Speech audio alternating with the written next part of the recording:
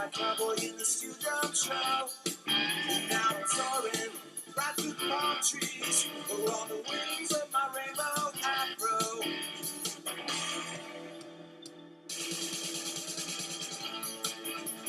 None lost my home. I would go with baby tango.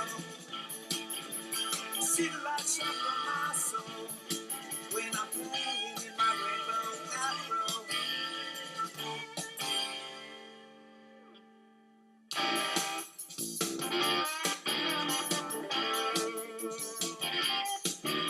Come on.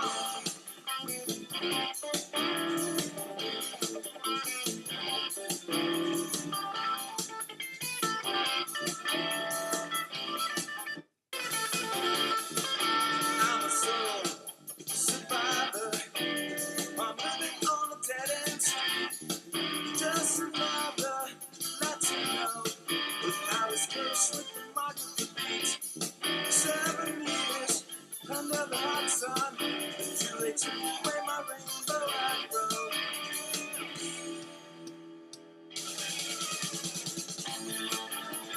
None lost my home. I'm a cobra baby glow. See the light shine from my soul when I'm playing in my rainbow afro.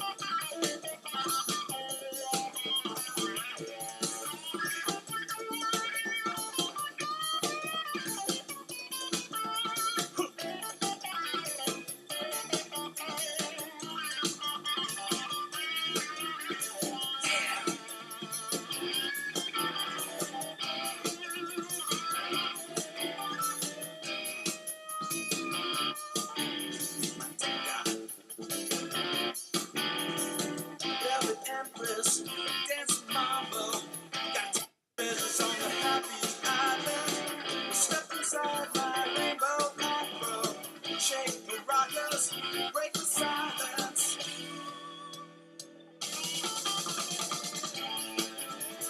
None lost my home. I'm a cobra baby glow. See the light shine from my soul when I'm playing in my rainbow afro.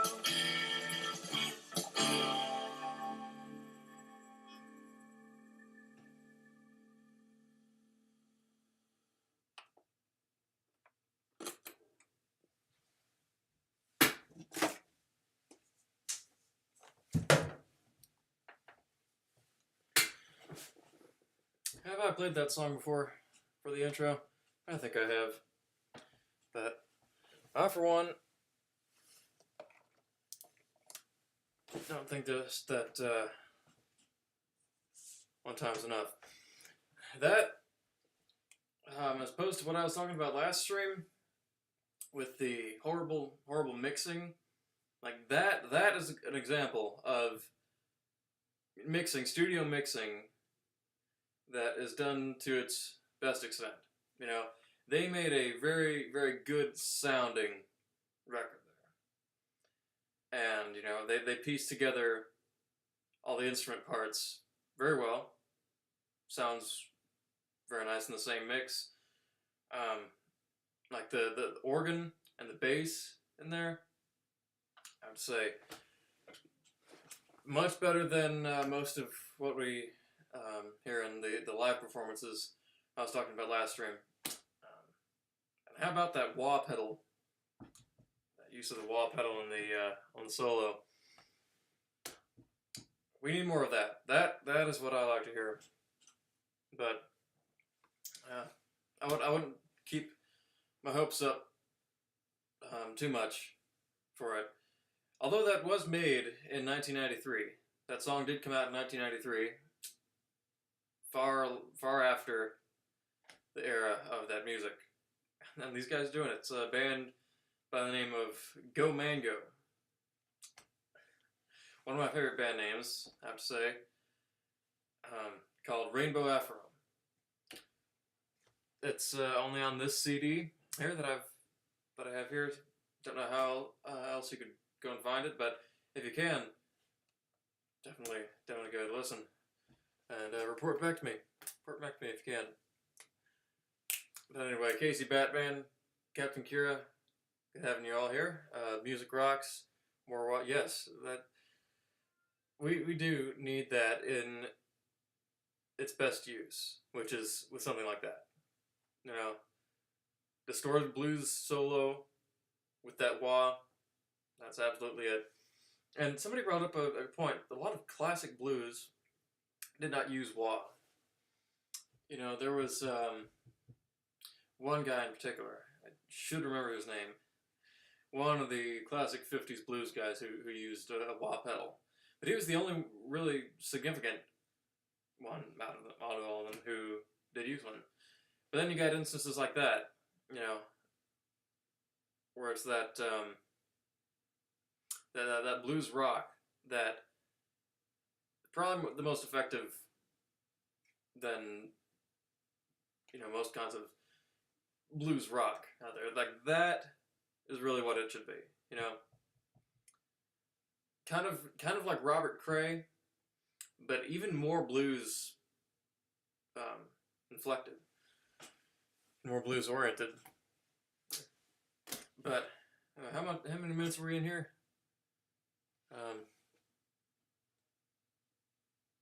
Can't see. I can't see it. But oh, one more thing though, audio wise, is that can you be hearing me in both ears? If you're out here wearing earbuds, can you be hearing me in both ears? Because that has been the main complaint of the past two streams, is that they can only be hearing me, or that their left ears are enjoying the sound of my voice. Can you all hear me well? Did that by, you know, I got rid of the problem by getting rid of what was being problematic in the first place, which was my microphone. I got rid of that because, you know what, I did not even care that much to find time to fix my audio. So we're just going to go with the old standby, this old trusty Mac microphone. But you can hear that pretty well. And really the only reason I did start using the microphone is so the boombox could be heard better, because I had it here. So, but I just moved it up here, closer to that microphone. So obviously I was not watching the stream while the intro was going, so hopefully you could hear the music better. You know, I was just trying to get rid of all chances of what happened when I was trying to do play the Nutcracker music for the intro that one time, and you could just barely hear it.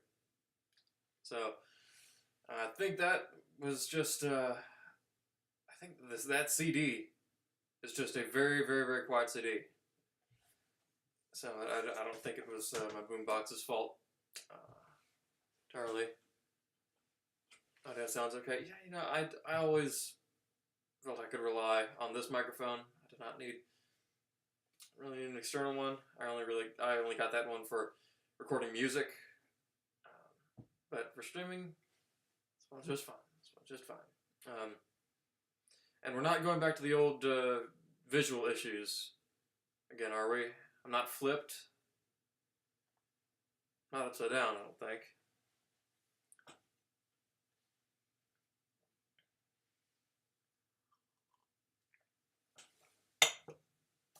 Nothing like some good apple cider tea in the months far past the apple cider season.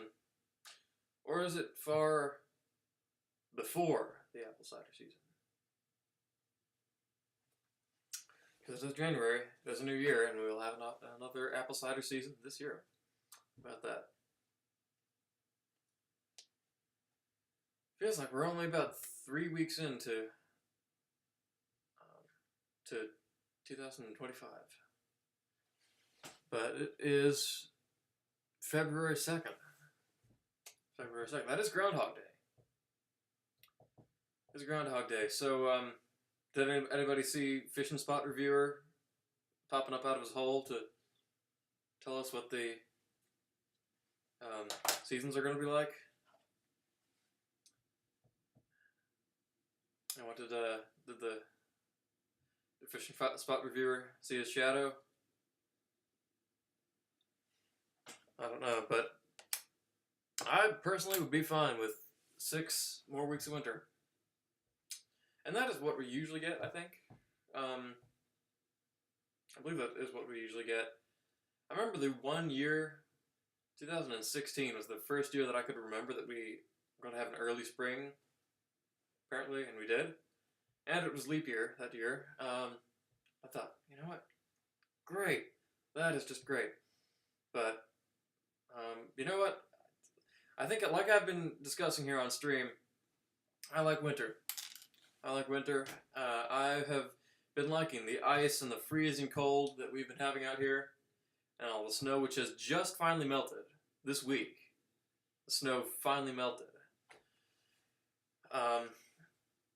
And, you know, it's something that I will miss.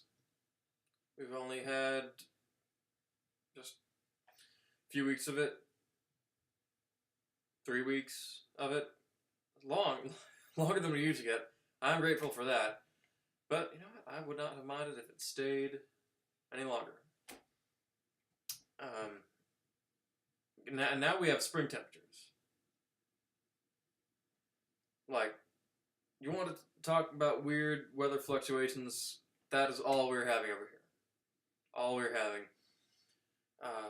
The below freezing temperatures, the negative temperatures here that we have not gotten much of anymore. And now we're into spring weather. In January. January does not really get too warm. Neither does it get too cold either. It's just midway. But it's been a long time since we have been getting below 20 temperatures, and much less below 0 temperatures, and then now spring temperatures in January. So who's to tell what the rest of the year is going to be holding? And it was actually starting last year. Last year, it was, you know, even evident by the, I guess I should be paying more attention to the chat here. I like seeing the sky and land with the low leaves on the trees and the beautiful sunsets and sunrises in the winter. Yeah, the leaves, the trees without the leaves, and, you know, the barren gray forest, not my favorite sight. It's okay, I don't dislike it, but I like it when it's all white. You know, I think we all could agree on that. We like it when it's all white. When it's predominantly white outside.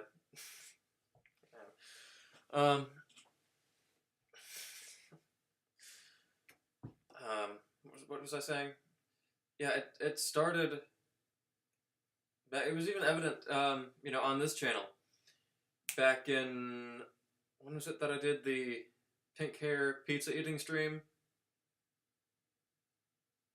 June, July, around then. I think it was June. Yeah, it had to be June. That day it was cold out. It was cool out. It was more cool than cold, but not anything like how it usually is here in June. June is like we get the heat. We get the heat brought on in June. You know that June is the hottest month here, as is when you know with most of the neighboring states. Like June is when you get those temperature reports of, you know, record-breaking temperatures. June is usually that. But then we got cool temperatures, like pre-spring temperatures in June. And it was for a short while, but that day it was cold. It was chilly enough out that I was wearing a warm shirt, and I did the ice bucket challenge out there, which I did not even have to put ice in that bucket. It was cold enough, especially at night. It's cold enough at night that that was unaffected. That was effective, and I had a justified opportunity to do the ice bucket challenge. With it being a worthy penalty for not finishing the pizza. But yeah, it was evident back then, the weird weather. Evident back then, and it just continued through the year, and was very, very significant in August, September. I don't know about August. It might have been starting in August, but I remember September, early September. And early September gets hot too. That's also hot. The two hottest periods of the month are June and then August into September. Has been with the most recent years. But early September, it was cold. It was winter weather in the morning. I had to put on warm gloves. I was wearing wool socks to get out in the morning comfortably. But then you get to about 11 a.m. In 11 a.m. in the morning, later in the day, and it's hot. It's hot, and you're regretting wearing the wool socks because they're way too hot.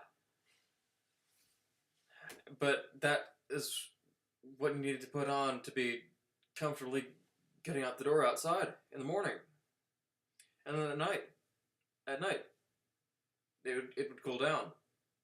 And you'd have these really freezing feeling temperatures for that time of the year. And then that came and went, and then it started finally correcting itself more in later September into October, which is when it should be getting colder. And then finally in December is very, very mid-range, not very cold, not warm, but not very cold at all. It was comfortable to go anywhere. But then as soon as January hits, we got the sub-zeros all at once. Came on all at once. I wasn't even believing it when I was hearing that we were going to get that kind of weather coming at the beginning of. I just updated here. Notification popped up in the beginning of like the second week of January. I could not believe it, and I thought, well, it'd be good if it does, but I don't think it will. And sure enough, on Monday, the start of the week, well, I guess it was technically Sunday night, but yeah, Monday, woke up to freezing temperatures, snow, deep snow, 14 inches of snow. We have not had anything like that in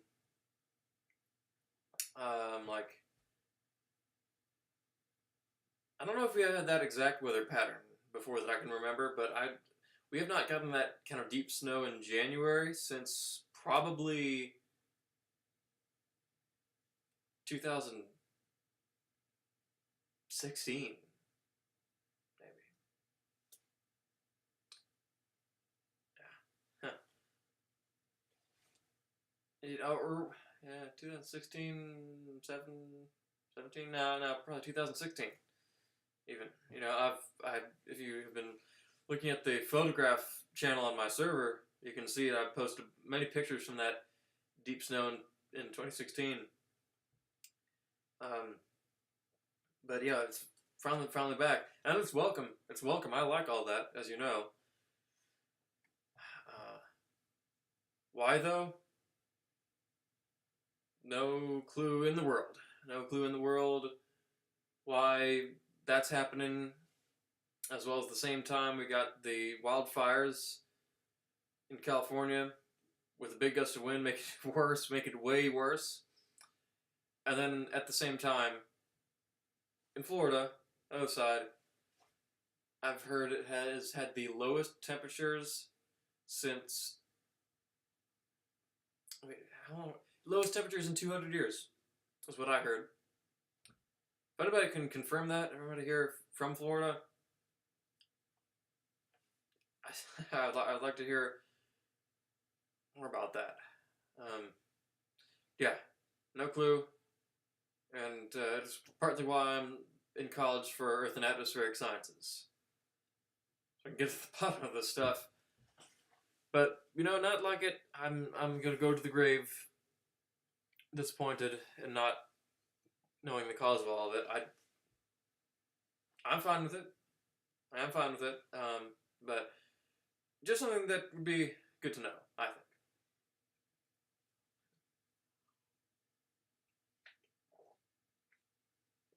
Kick drop. We all got kick dropped.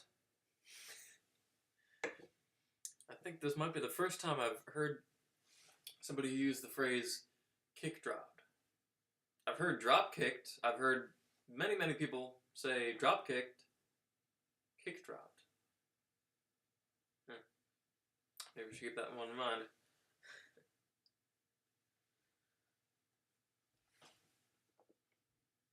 Yeah, Casey, how's your year been going? Is it going well for you, man? We haven't seen you around. All folks in the community, they miss you. They'd like to see you. But speaking of that, I don't know where they're all at. You're here and they're not, so.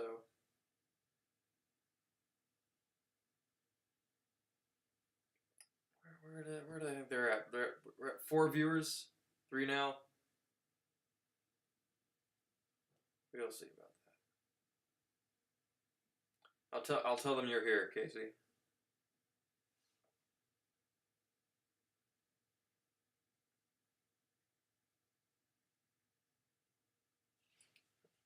Casey. Here.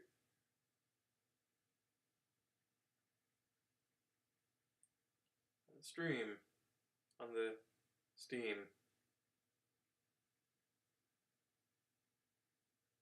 Come and say hi. I did post the right link to this.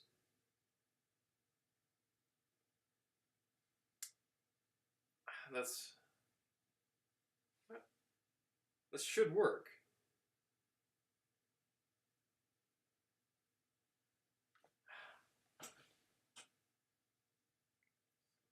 I posted this instead of the stream link. I posted it too early. But now it's the waiting for thing. Look, if you click on it, it just says waiting for some roster. So I thought that would be the same thing. I thought that would work, but here's the proper. There it is. Proper stream link.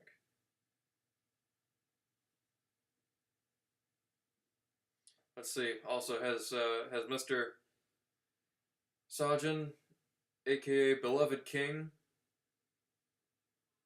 decided to leave his lovely emotes on my stream.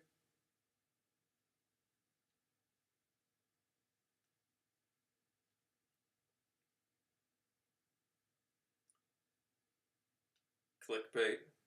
Use the one clicking stick spell.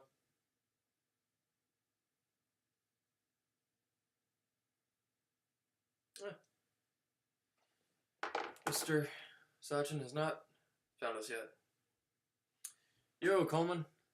There we go. Yeah, I told you everybody would come flooding in once I mentioned Casey. Yeah, the band's here. Say hi to him while you can. Yeah, I was explaining this earlier, Stickspell. I fixed the audio. I resolve the problem by taking out what was being problematic in the first place, which was the microphone. So I ain't using the microphone anymore. Just relying on the old trusty standby Mac, iMac, whatever the number was on my computer, built-in microphone. Bet you can hear that.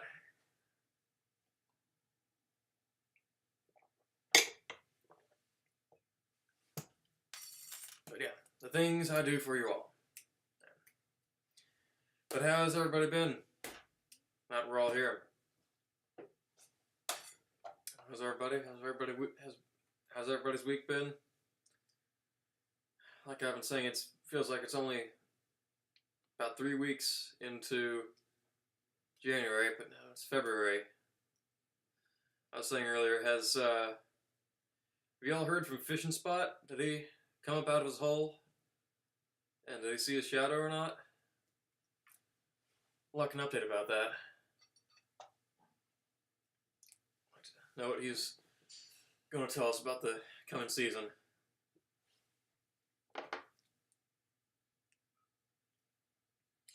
Come on, Casey. All your fans are here. They're all saying hi to you. Where you at? You're here. We know you're here.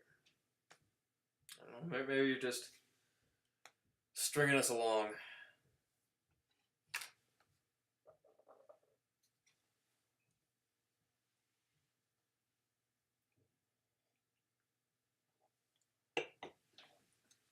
Lied about what? About what? The coming season? No, I ain't everybody's groundhog here. If that's what you're referring to.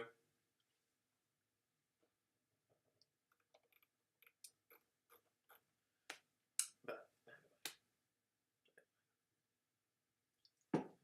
and I won't have so many moments of dead air if you all could perhaps type faster. You know, at least I've been able to master typing with one finger on the keyboard. But looks like we ain't gonna get a response, so we're gonna be moving on anyway. But I think you know what? Like, seeing two things at once. Wang Dang Dude and Sandy. Okay. You know, a 6-ball, I know. I know about that. And then you like Sandu. You were asking me to record an accordion version of one of his songs. You've been telling me about Sandu Kyoruba for a long time. Now it's coming up. Now you're coming up out here like I have not even heard of him. He's a legend. I'm surprised you even know about him. I mean, you like metal and dancehall and reggae. I would not. I would think that Mr. Kyoruba would only be a Ramirez thing. I would think Ramirez would be the only person we know who even would know about the guy. But in regards to Mr. Kyoruba, he does not that up to spec, I must say. Phases with every genre. You say every. When somebody says every, like, you know, one of those people who say I like all kinds of music. Really? Do you know what all means? Really, all kind? Every genre? Ain't sure I buy that, Mr. H. But I have to elaborate on that.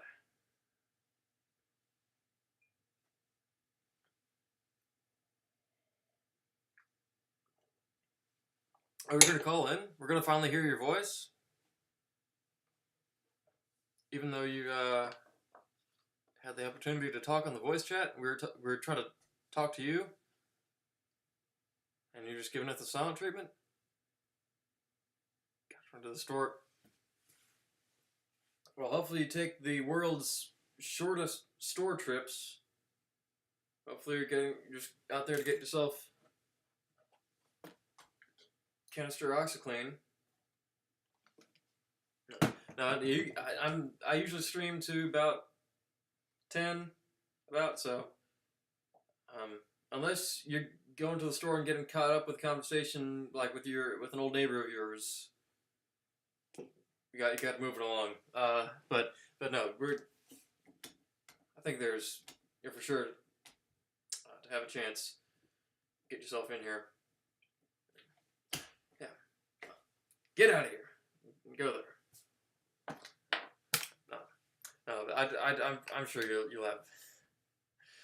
have every opportunity in the world to call in here. But anyway, now that we got everybody here, I think we should start on something that I've been meaning to do for a little while, but we just not had all the right opportunities to go and do it. You know, we just have enough fun on these streams as it is, but I think it is time we get back to the tier lists. I've done a tier list quite some while. So what do we say? What tier list? What tier list am I doing?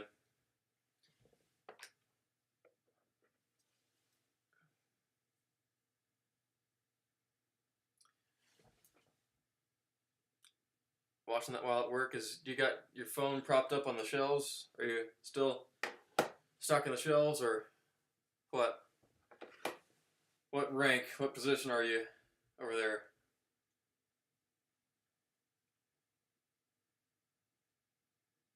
And you're still aware that your username is what it is. Hold on, Mighty Mike, I'm checking it out. Yeah, I hope you have no headphones in. I hope you have no earbuds, and everybody can hear it. And they'll be enticed.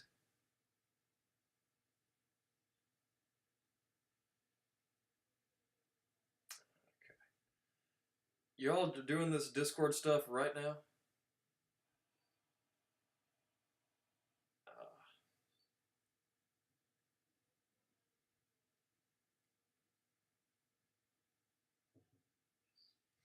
Okay, that's what's drawn all the viewers to the Discord away.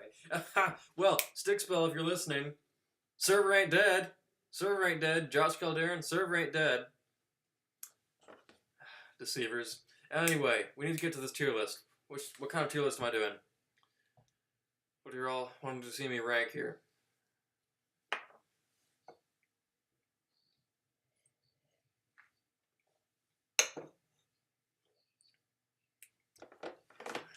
Like, I'm aware. It's not like I can't look at two things at the same time. Did my eyes just go in different directions? Maybe Saysak is right. I do have a lazy eye.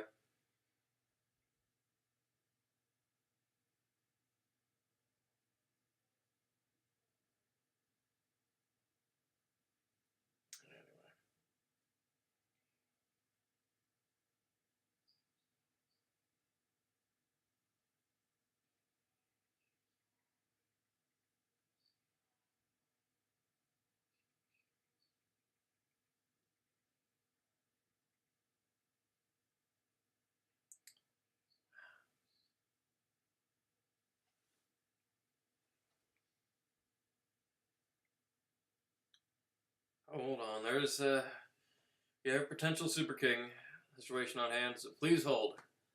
I always hate when this happens on the stream because it always happens on the stream. Why does he try and mess things up while I'm streaming? What these screenshots? What are the?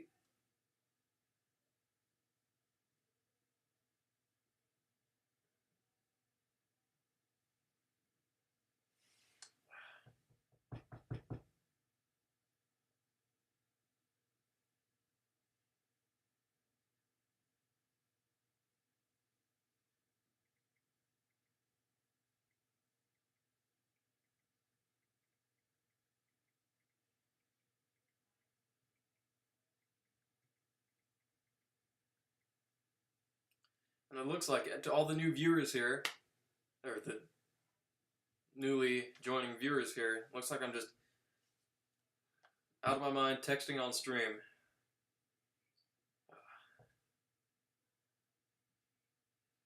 Yeah, hook slogan, Leopold. That is. But yeah, well, while we're getting that all sorted out, I need the tier list suggestion from you all. What are y'all wanting to see me do?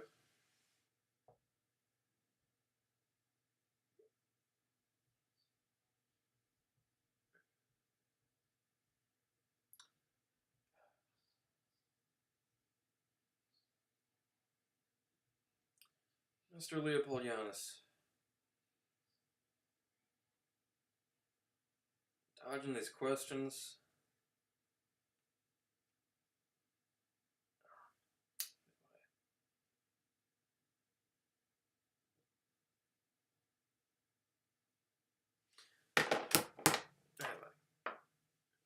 Yeah, yeah. I need the ideas. I need the ideas here.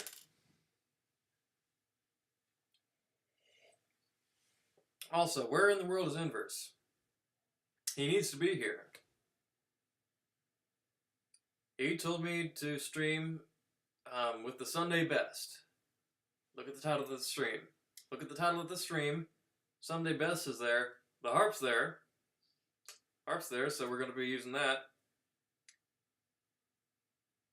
Where's he at?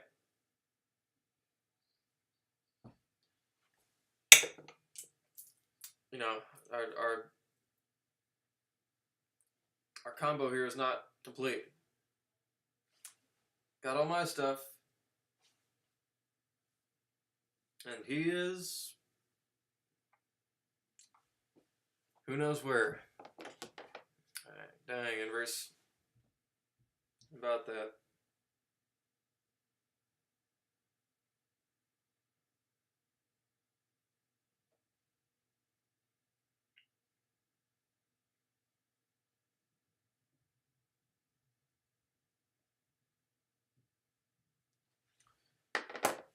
You miss him? He's only been gone a couple days.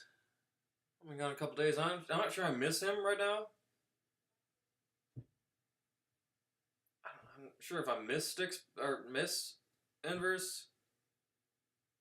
But, you know, I ain't gonna be waiting on him. I'm impatient with Inverse now. You know? Maybe that comes before missing somebody. Get impatient with them before you miss them. But this time I ain't waiting. I ain't waiting. And I don't know why you all are focusing on this guy in Discord and making up fanfic in my chat instead of giving me the tier list suggestions like I asked.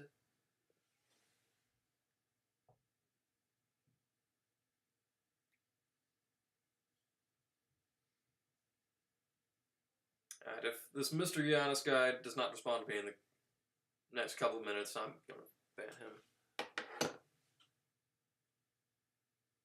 Or you could leave it to me, Mr. Mike. You... not like you could do anything about it.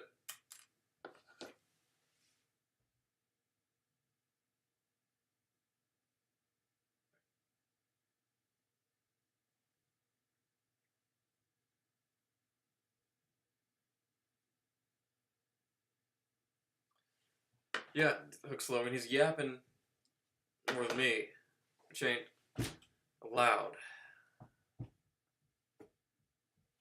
Anyway, but is he taking up your minds so much that you cannot just use a section of your brain to give me a tier list suggestion?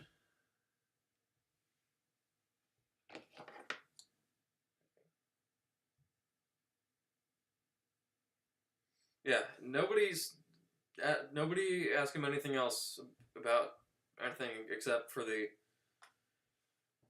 voice message that we need to hear from him. Are waiting.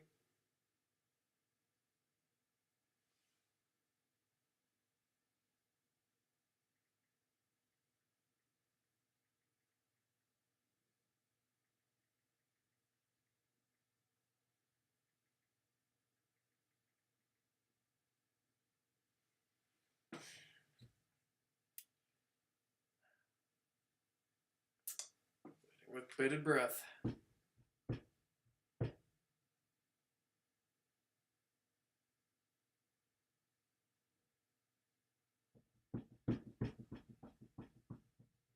What do we think? Would he make a voice message and try and put on a voice? What are we betting? Is that what he's going to do? Yeah, he just stopped. Maybe he's recording a voice message right now. Maybe he is. But we need to get this over with because the viewers who can't see all this stuff, then they're going to think I'm slacking on my own stream. Sir Munster, Jush Calderon. There you go. Have you been feeling any better since the last time you were here on this stream? Fixed your tendencies of going crazy and being fixated on Jace the Shock?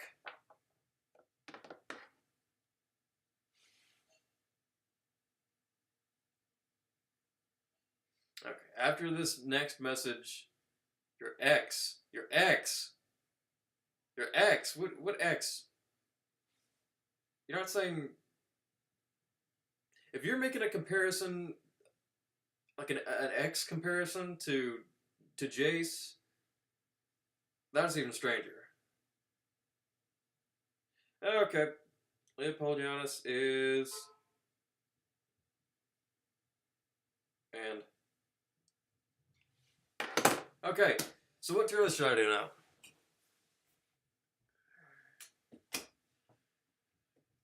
What will it be? Your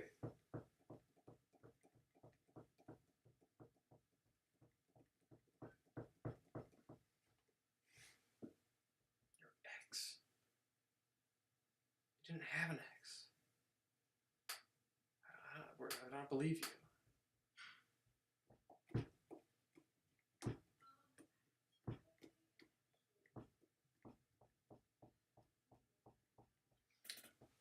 Why does every time I ask for a tier list suggestion, the chat either freezes up or changes the subject?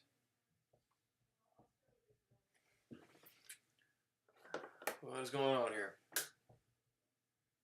And we're at 8 viewers. So now what's going on? You trying to get me off track here? Trying to get me to have one of those off days? Right. I don't know if my own chat can even hear me. Just saying, I've been saying, unless you got my stream on mute or something, I needed a suggestion for a tier list. What I'm going to be doing next.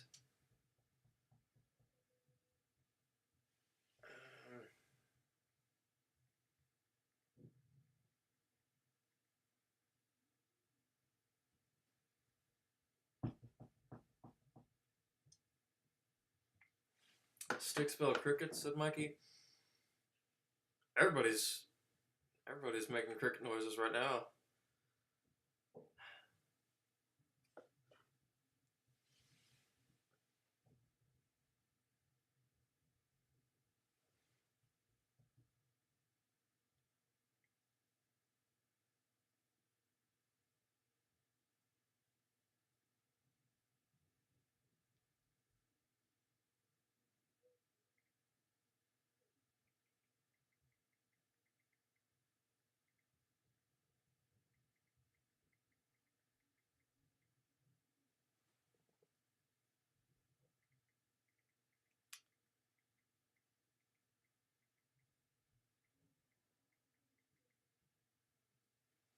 Anyway. Yeah, chirp chirp. That's what I'm saying. That is just what I was saying. I mean, are you all trying to tell me? Is this your way of telling me you didn't want me to do a tier list? You want me to do something else? Trying to figuratively tell me this?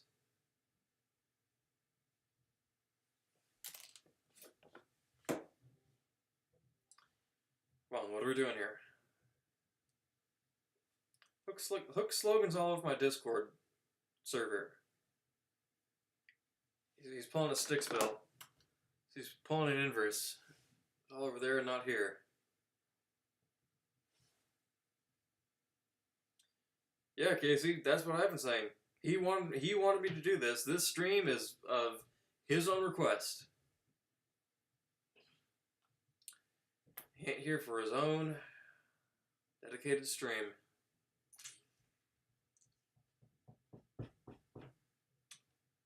I know he won't be allowed to say SMH anymore. It's one of his favorite phrases. He ain't gonna be allowed to say that anymore after this. We're recording the evidence.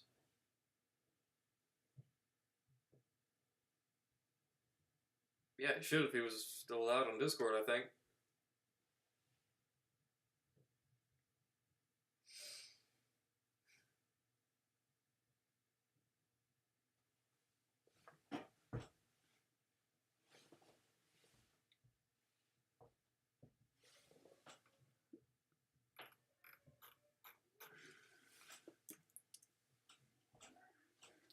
But still waiting out. What tier list should I be doing?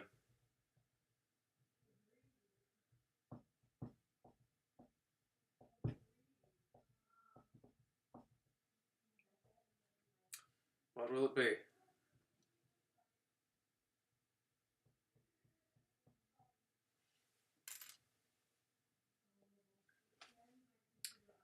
Yeah, Casey should call if he can. I know Coleman is going to be calling when he gets back later. But yeah, anybody else wants to call as well, you know, call in. Lounge is always open if you want to get on in there. But my ever so kind, lovely viewers are not being cooperative right now.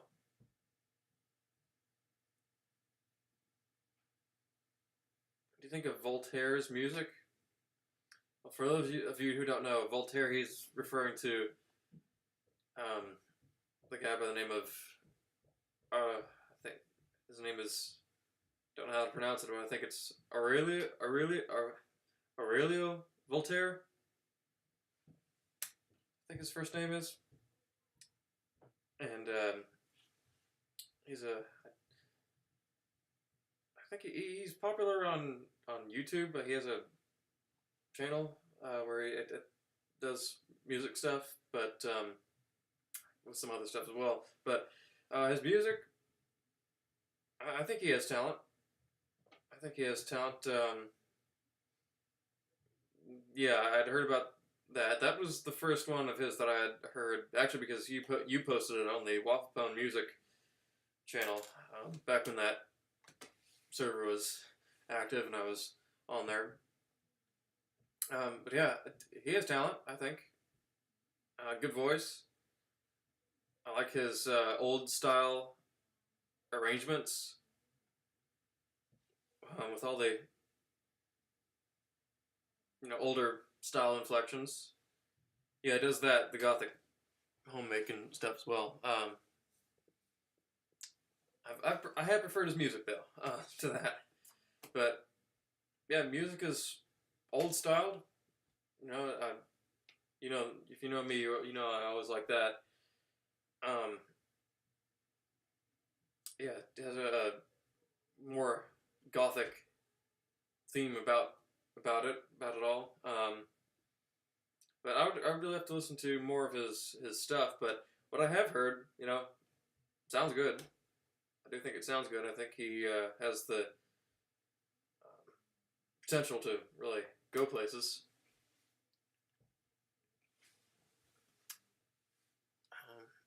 But that name, Voltaire, I think it's obvious at this point that he's trying to pull it from, the Voltaire which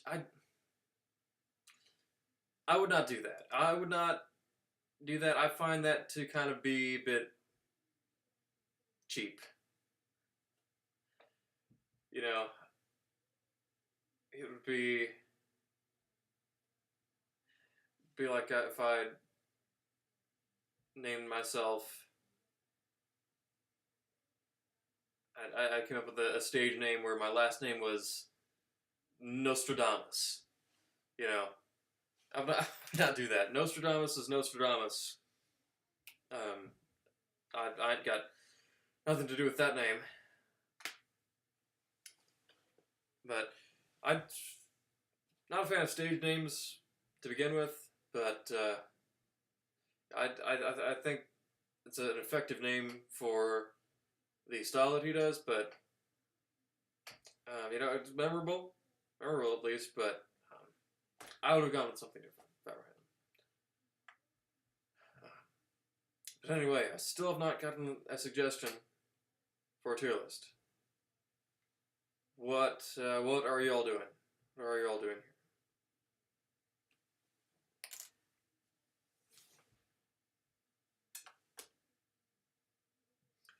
Every time I see Mikey post a message in the chat, I think, oh, he's probably going to suggest a tier list. Oh no, he's still trying to ship me and Stickspell. Right.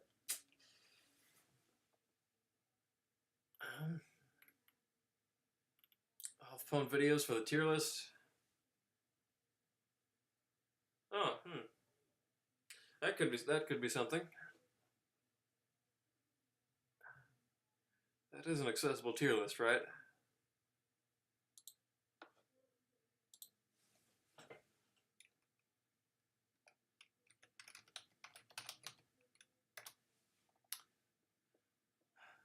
Do I just look up Waffle Pone?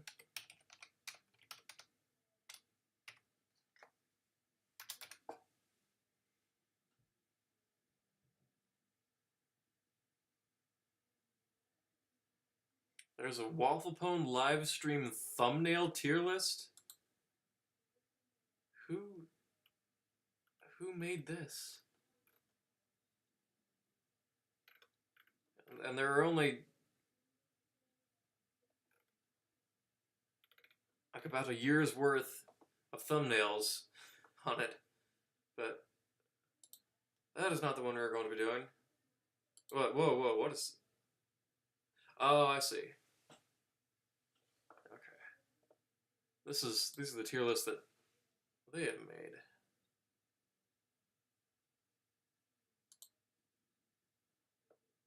Guys themselves have made.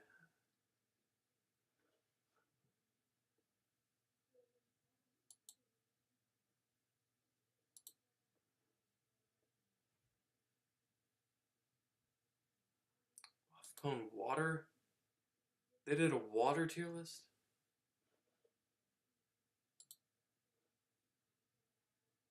Rocket Fizz? I have no idea what that even is. Okay. I think I found what you're looking for. The Waffle Pone Greatest Freakout 1 to 48 tier list maker. How about it?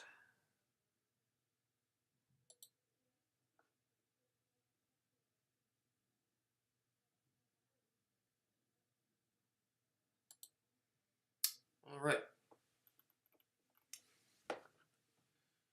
Pop up my phone to read the chat.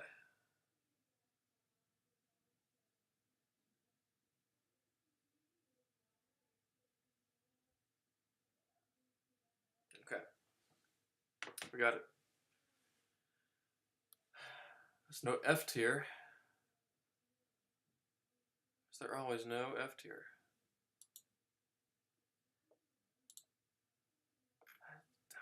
How do you do this?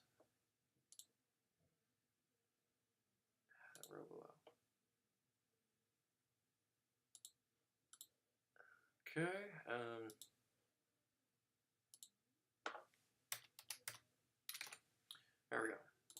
Okay.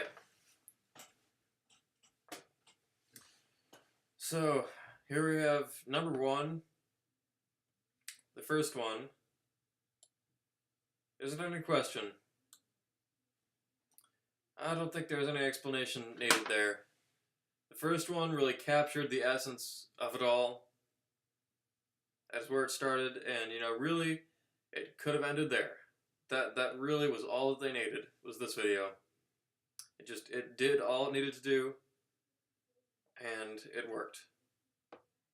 It worked for them. Classic, peak 2009 YouTube content. It sums that up quite well too.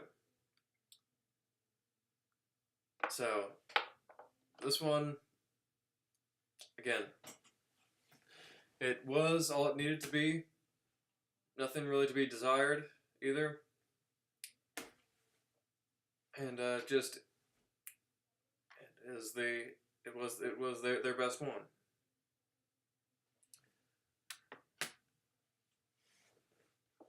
So there's no question that this one is S tier. Okay, now number two, which seems to be even more low resolution than number one. Number two.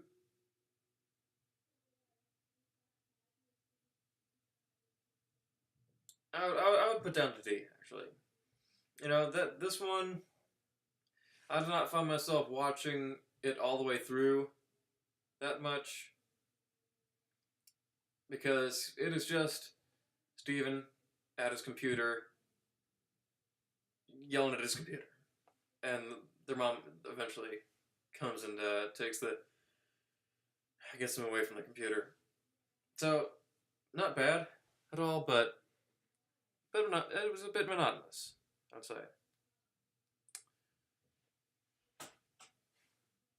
Is this the guy that gets all the waffle pone ladies? You tell me. You tell me.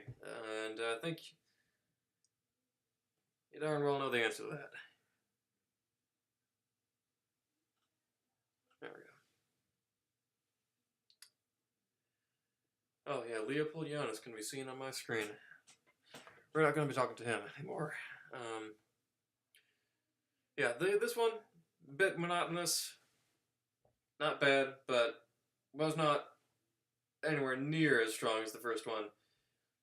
Just on the side of not very strong. At least it came out right after the first one, so it rode in that one in the wake of the first one. So that is why it got all the views and the love it has gotten, I think.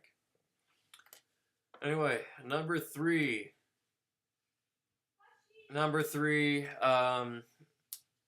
Which is, of course, the iconic truck video.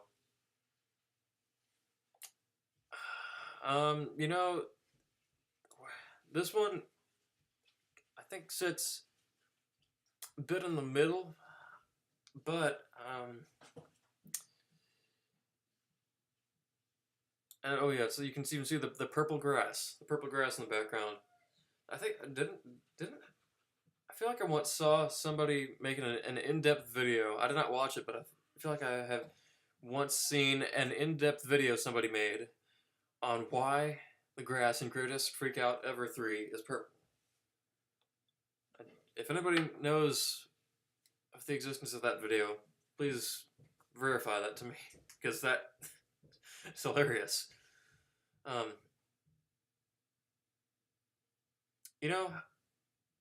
It has very good essence. It was not as strong as the first one. A massive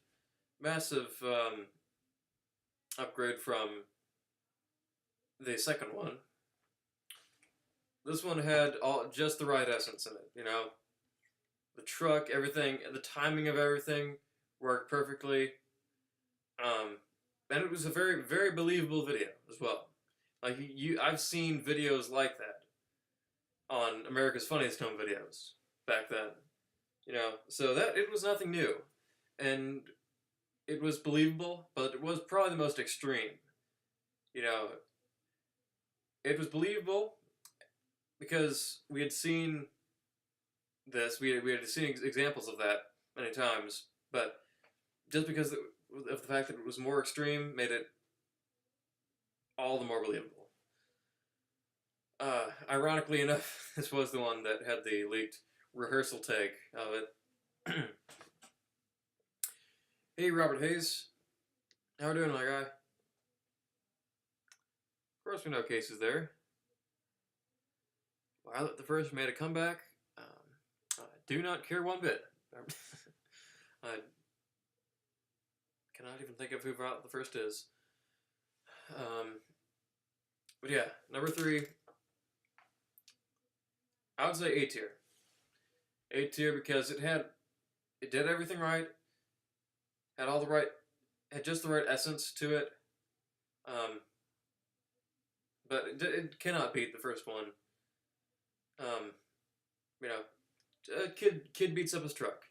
You know, it's just that, but still works.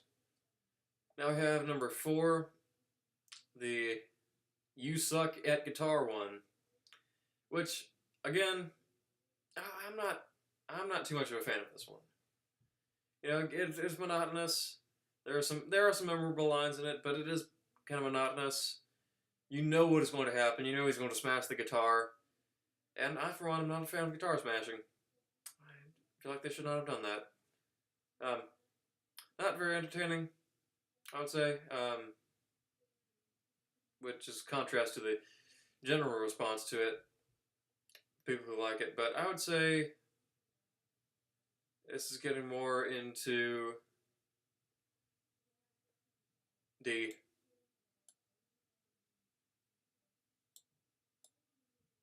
There we go. Ahead of that one.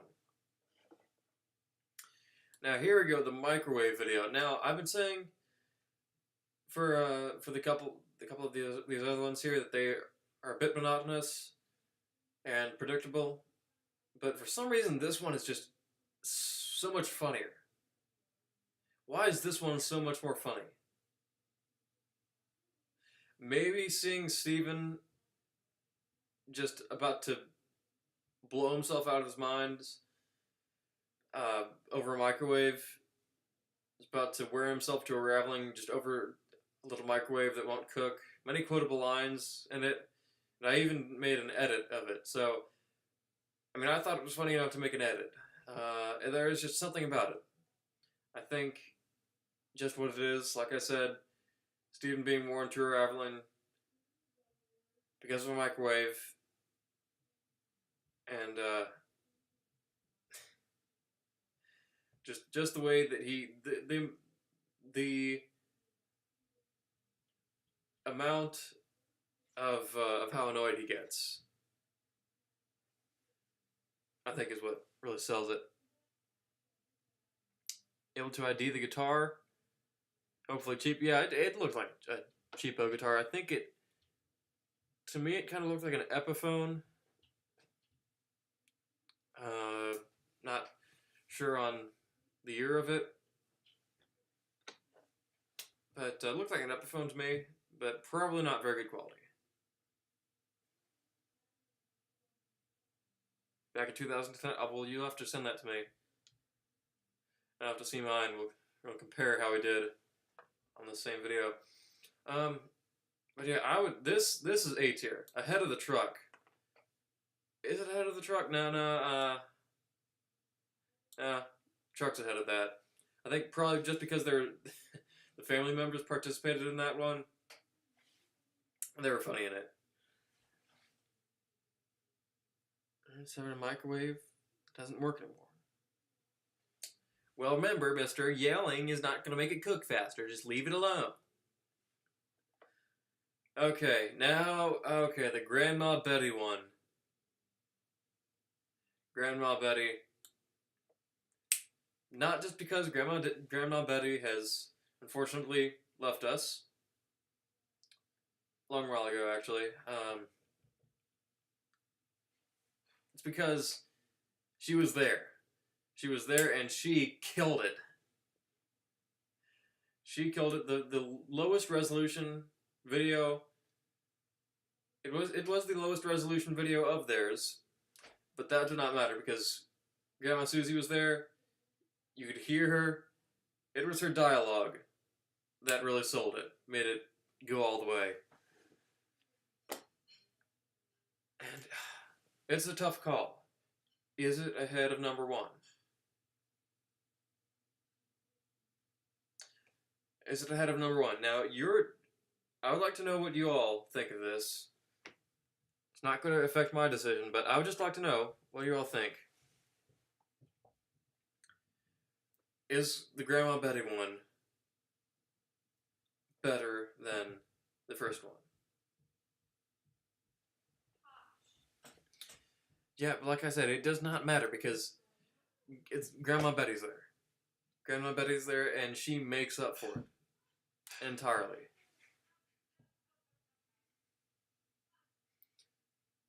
What do we think?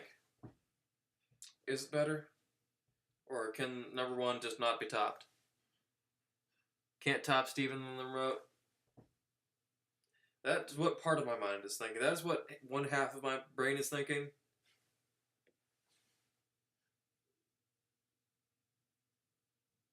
Yeah, yeah.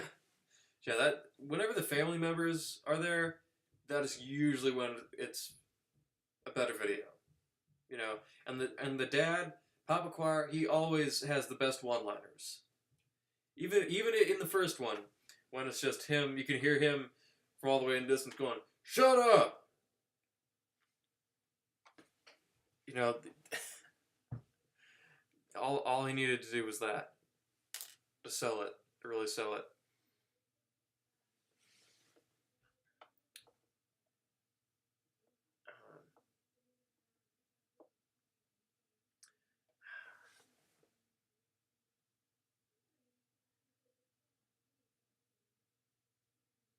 You know, hard call, but I think Grandma Betty cannot top the remote. Unfortunately, afraid it cannot be done. But I don't know how it's going to be going after this. But I think for what I can from what I can see and predict, the Grandma Betty video will be just behind number one. I think.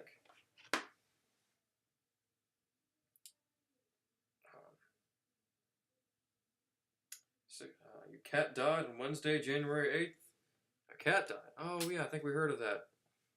Dang, man.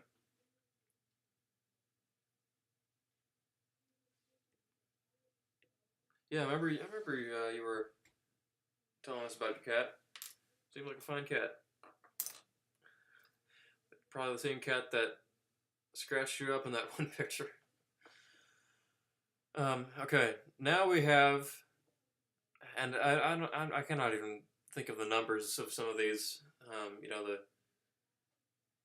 order number, the episode number of some of these videos, but here's the vacuum video. This one only got good. It became good only in the end. You know, the majority of it, it's just Steven whacking a vacuum around. You know, not the funniest. And for some reason, this one seems to be even more low resolution than the other ones, except for the Grandma Betty one. For some reason, this one just looks extra pixelated. But it only really starts to get good toward the end. Of course, we all know when Papa Choir comes in. There's the iconic line. We all know what that is. Come here, boy. I'm gonna rip your freaking face off. That's something we ain't never gonna be forgetting. Like I said, the Papa Choir, he really completes the videos he's in. He really sells it. Pushes it all the way. You know. So that is a big redeemer of this one. But other than that, it's just Steven whacking around a vacuum and his mom yelling at him. So I would say,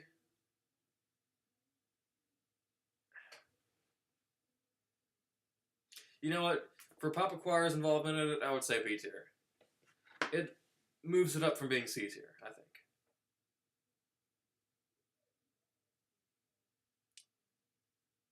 You remember when you got your first car at 16? It was 1994 Honda Accord. Okay.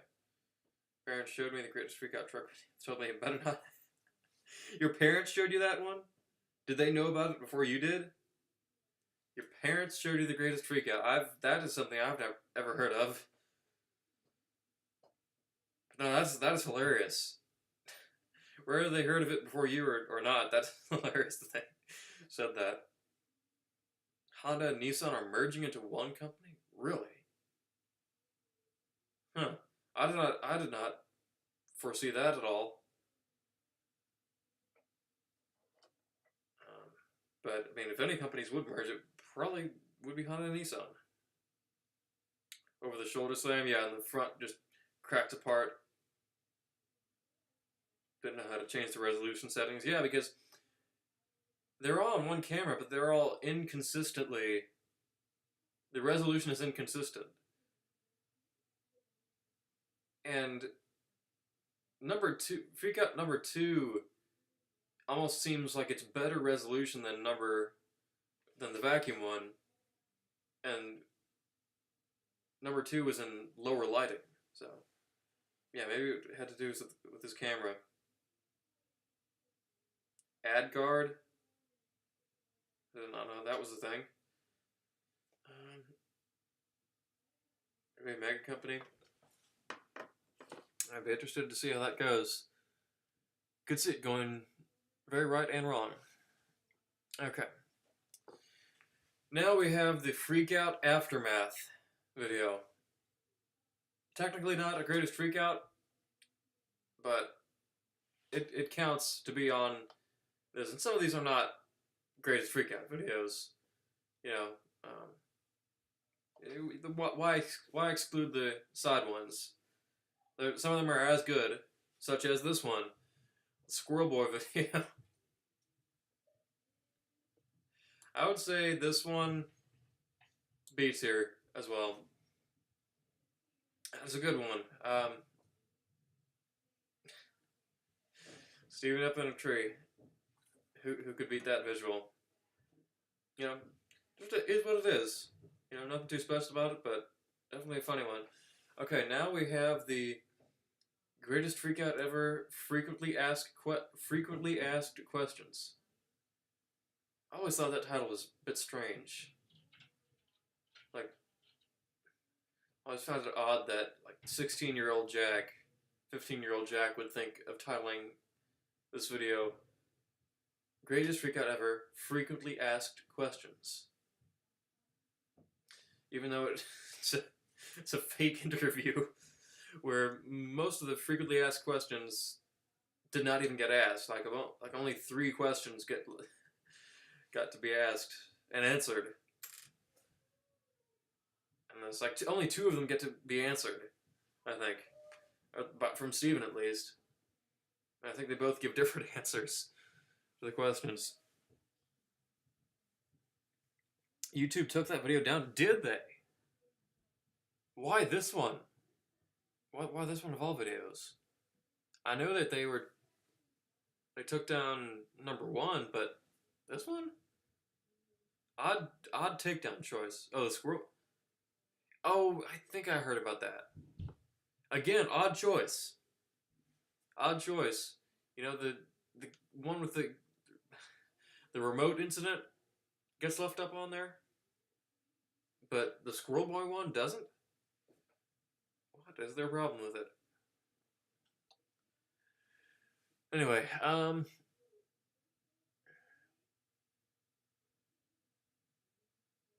okay.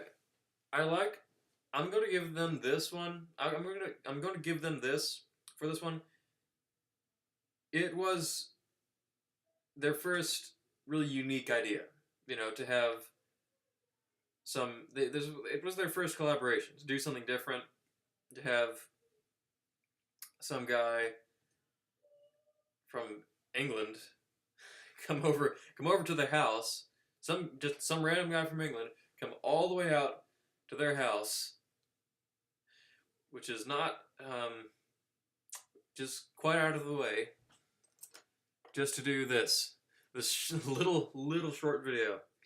So I appreciate that, and then also Steven coming in and showcasing a different side to himself, showcasing, for one, the Sid haircut, the Sid Phillips haircut, ever iconic. And, you know, Steven, we would not have had Bald Head Steve this year if it was not for this video. Think of that. If this video was not made when it was, and Steven did not have the Sid haircut, we would not have had Bald Head Steve. About that. Yeah, that aspect. And also at the end, Steven hitting his head with a platter dish. Hitting himself in the head with a platter dish is what it looked like. That gives that. You know what? A tier actually. I'm finding it more funny the more that I think of it. Okay, now we have how the Steven stole Christmas. I'm not too big of a fan of this one. It has what my gripe has been with many of the other ones, in that there wasn't much substance to it. You know, Steven gets no presents. He burns a Christmas tree. What else could you expect? You know, maybe for back then, it was more exciting. I never found it too exciting. And he burned a perfectly nice Christmas tree, too. So, I would say this goes bottom of the D tier. You know, that's probably one of my least watched ones. Okay, now we have the Guitar Hero one.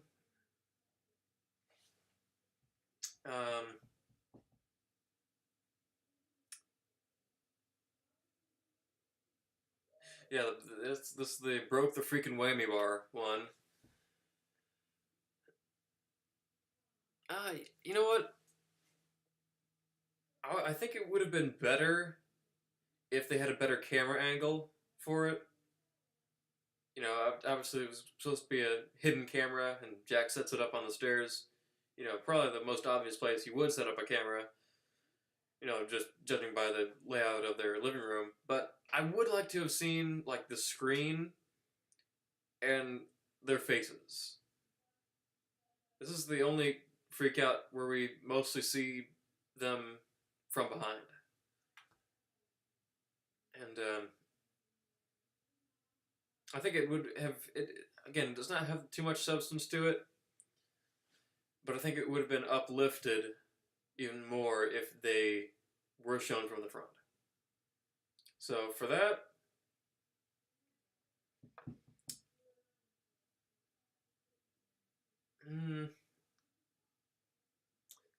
C tier. I would say C tier. You know, middle of the way. On this one, the wrestling one, this one was not too exciting either. You know, it's mostly Steven pacing around in his room, mad over a wrestling match. This is definitely on my more least watched list. Punches a hole in the door, doesn't let Jack leave. I'd say C tier. You know. But they are, to see the screen, and who really was at the game. I didn't mean to do that. Here we go. They're going to start getting much better after our little bout of C tiers here.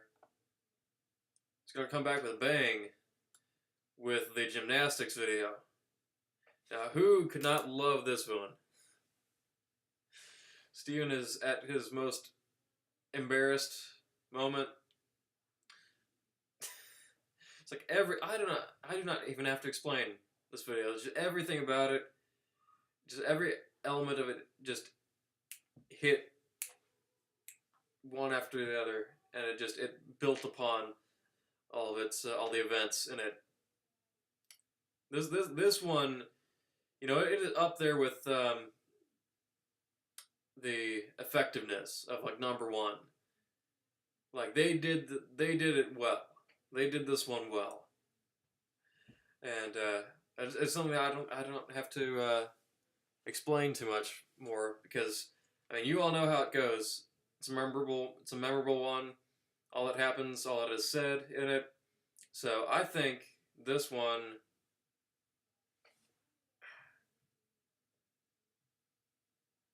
You know, for things like the spider up the wall and the Stephen being eaten by the Pac-Man looking thing, S tier. I like that one, S tier. And you know what else? You know what else? I'll go out and say it.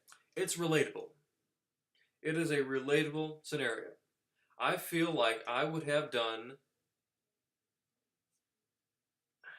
not the same, the similar. How about I would have done if I was in that situation? If I had to take a gymnastics class, especially one that I did not want to take, because I'm not flexible enough for MMA, I would probably have done and said some of these same things. I'll admit. Okay. Now we have the police video. I, to this day, still do not know how they were able to pull this off. And how they knew an actual police officer. Because I don't think they had somebody dress up as a cop. I think they got a real cop in this video.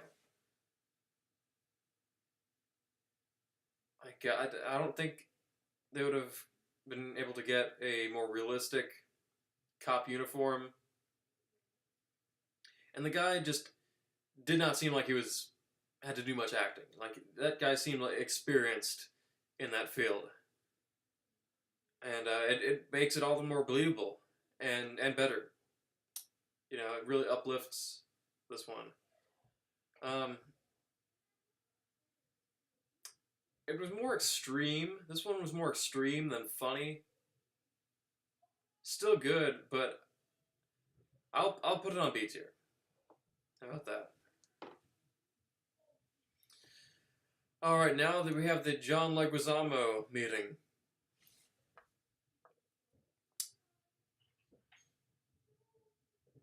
You know what? It's short, does not have much to it, but I think much of the dialogue that's exchanged between Stephen and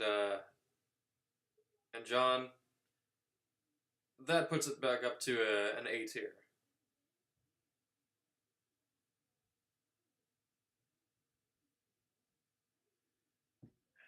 I think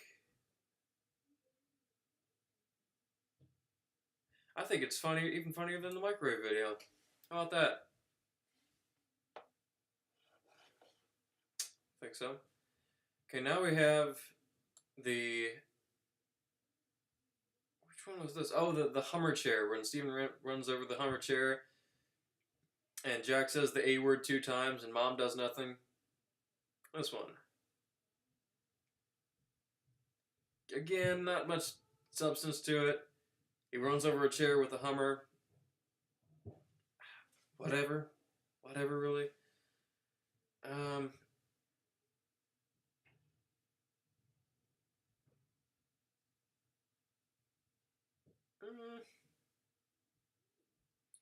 More entertaining than the wrestling one, I think. Yeah, it's not too much for me. Now we're getting better. Now we have thehappiestcompany.com.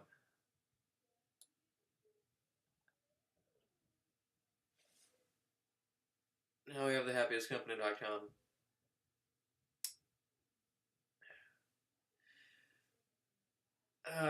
This will. My feelings about this have just kind of changed suddenly because I remember what was found out about the Happiest Company, and if that is true, them just being in this really drags it down. You know, you could say, yeah, they got what they deserved, but you know, obviously they were in on this. They were in it to begin with. So,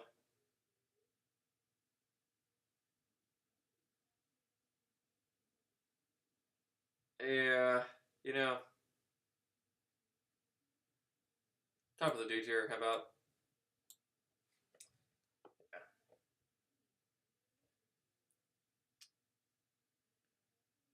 You got go see. Oh, yeah, I already read that. Okay. Now we have the pool one.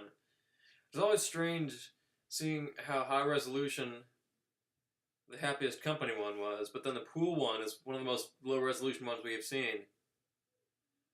Um, it looks like the resolution of the first couple of videos. Obviously Jack borrowed a camera when they're out doing the Happiest Company one, but okay, let's see. This one again does not do too much for me. Steven doesn't want to swim. He gets pushed in the pool. Whatever. C tier. Back of the C tier. Okay, the tattoo one. Now this one was more extreme. They actually got an outsider to participate in it. You know, showing Steven actually getting a tattoo of his, and he's yelling and saying the guy's nasty and you're a freaking weirdo. Again, it's just that. It does not do too much for me. Not very exciting or entertaining.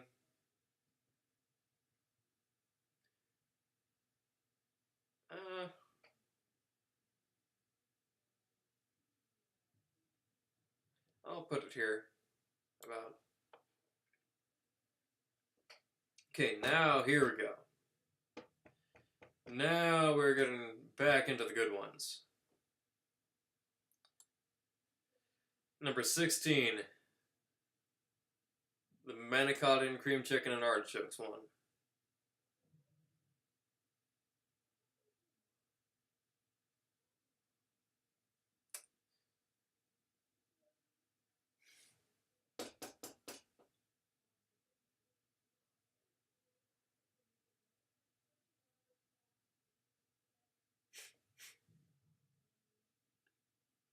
Okay, I'm about to make a bold move right here.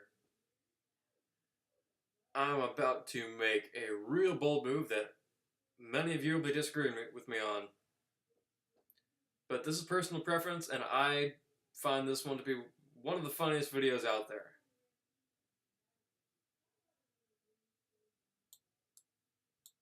How about that? What do we think of that? Y'all wanted to come over here and take a swing at me?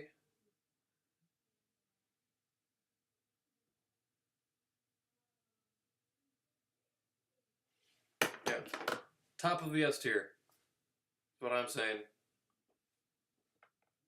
This one was just so well done.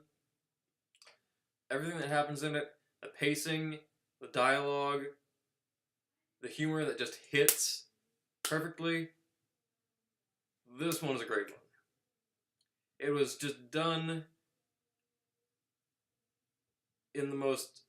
This one is probably the most. Feels weird using this word, but this is probably the smartest out of all of them. None of these are smart. They're all dumb. Well, yeah, there was some effort that went into a lot of these actually. So they're not all 100% dumb. They mostly are.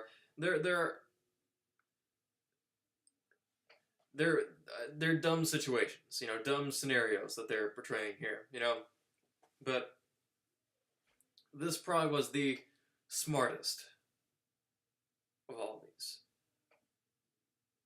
Like they did what they did in a most clever way. It was effective. So that's the top of the S tier for me.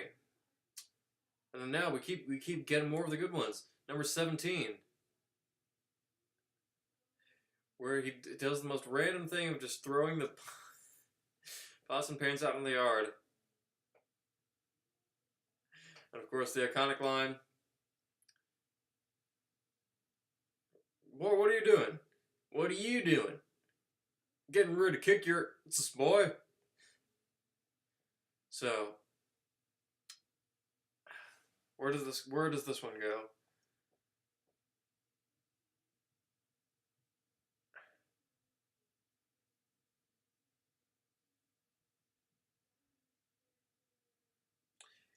It's up. You know what? It is right in line with the truck video in terms of its content. It's even better than the truck video. I think this one is better than the truck one. And this one is actually Jack's favorite freak out. Of course, you got to love his shirt. I think this was the best shirt of Steven's that he has worn. Right here. It's like a negative tone Ernie and Bert. I need to know where he got that shirt. I need to ask him about it next time I can. I need to know where he got it, where I can get one. Okay, now we have the kitten video.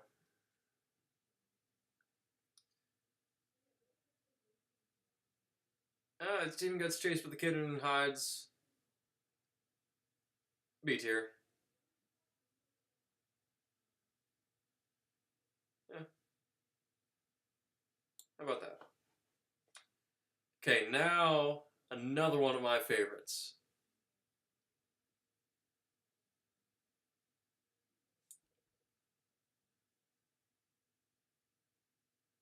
Another one of my favorites for a couple of reasons. Because of the saga that unfolds in it.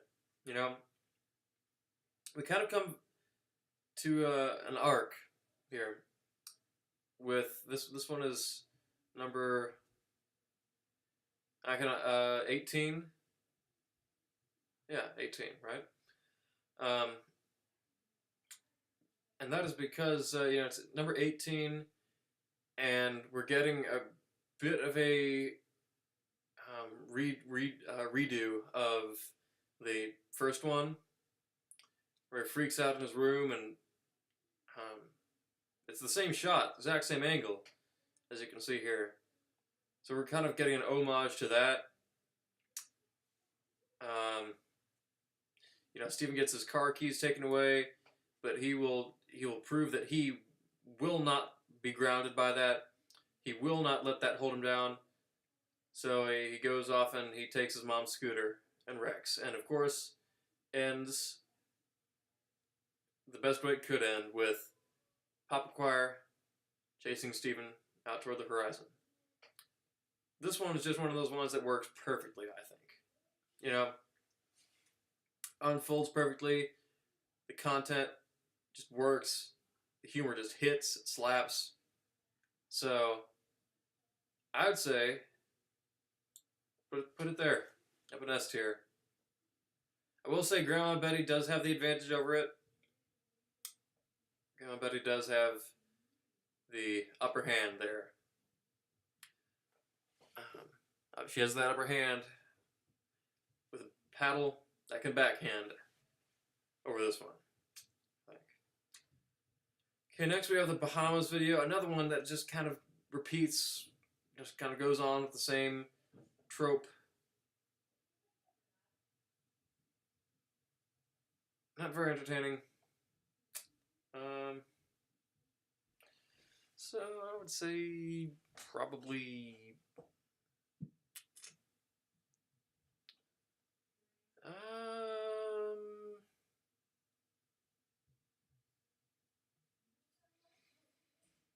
How about there?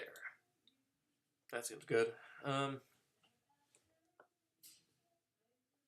Let's see now.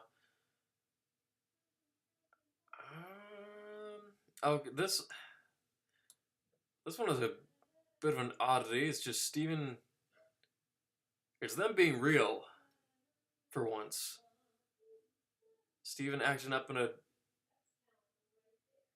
Where are they? Are they in a cruise ship or a hotel? I mean, it's not really trying to be anything. It's just them. A video their mom took that I assume Jack thought was funny enough to upload. They're not trying to have it be anything, so I guess B tier because it just kind of exists. It is what it is. They're not trying to make anything. It's the footage. So yeah, back to the B tier. Okay, now the other one is with. This one is with the one with their sister and her family staying over, and they're taking over Steven's room. And he climbs over the balcony, and Papa Choir tries to pinch him with a metal grabber thing for some reason. He throws their luggage off the off the balcony. It's okay.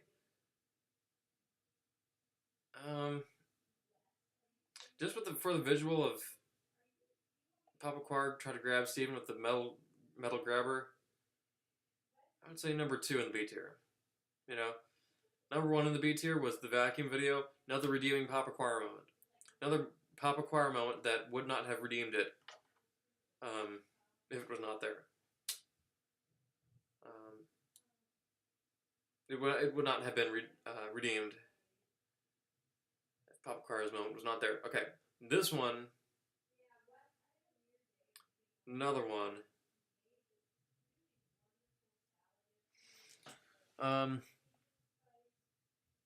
This one, iconic. Steven getting into that argument with his sister and her family, the kids. I'm Annie and you're the person that shoved the remote up your butt. Dang, iconic. And then my favorite part, of course, when Steven gets into that altercation with Derek, is that what his name is?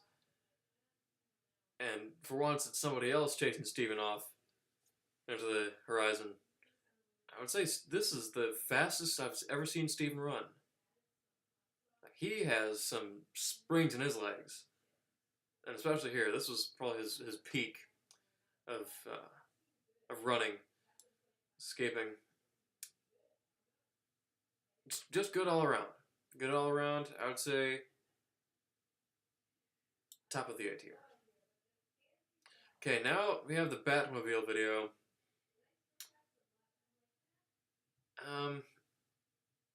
This was just really an excuse to show off the Batmobile, really.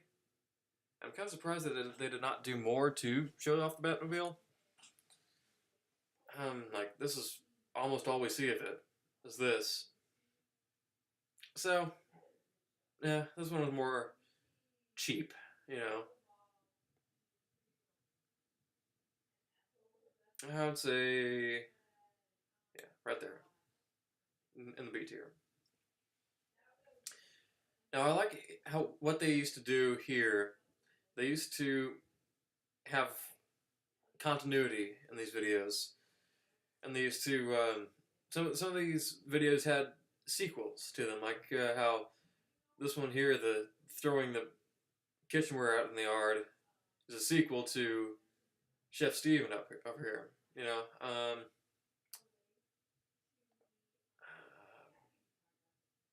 this one, the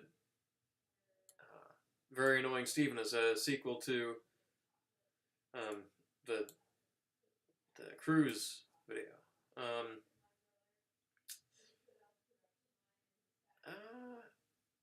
Oh, and the one where Steven gets chased off by Derek is the same as a sequel to the one where Steven or their sister and her family first arrive.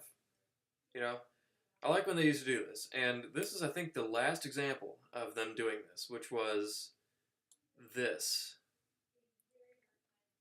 This one, where Steven's trying to get his dad to drive him to get the seats for the Batmobile, and he needs to take to Cavacon. This one, really good. I think this one has really good content to it. Very nice execution. The dialogue and everything about it is just on point. Just very effective. Works. It's short. Some of the shorter ones are some of the better ones, actually. Short, to the point, and the action and the banter never stops.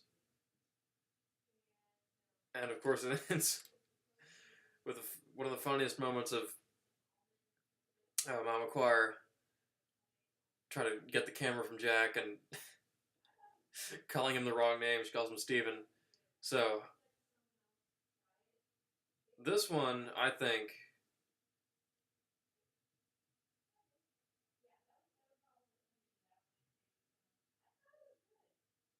you know what?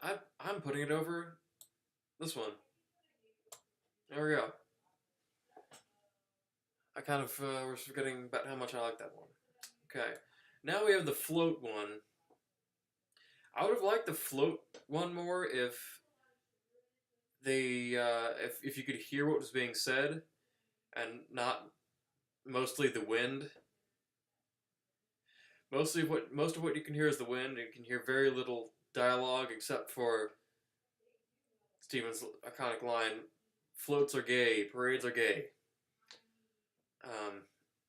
Other than that, it's more of a visual experience.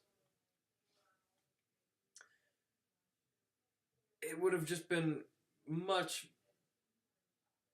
better if it was complemented by its dialogue, which I think would have complemented it well.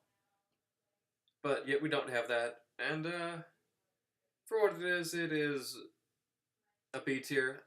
I'm keeping it out of C tier, mostly because of Chase's mom. What would we be without Chase's mom? Would we be anything? I don't know. But Chase's mom puts us about there. Or no, there. Okay, there we go. That's good. Okay, now we have the one where Steven gets locked out. The one where Steven gets locked out. This one was, again, kind of plotting, but it was funny enough that its plottingness was forgiven. Seeing Steven out there and then pounding on the windows, yelling for his mom, and of course how when she lets him in, he bursts in the door like a dog, goes straight for Jack, and Jack makes this shrieking noise that he's not ever made in any of the other videos, except for on the streams. I mean, he does we all know that Jack does a whole lot of shrieking on the streams, to our amusement or not. But this was the first time he did it. It was effective, right on beat, right on cue. I would say A tier. How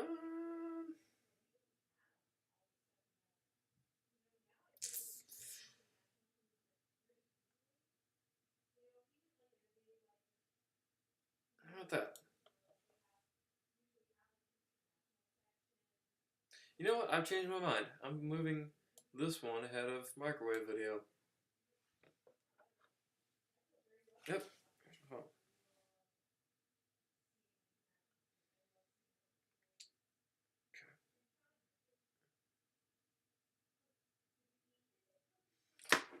phone. Next we have the Gangnam Style video.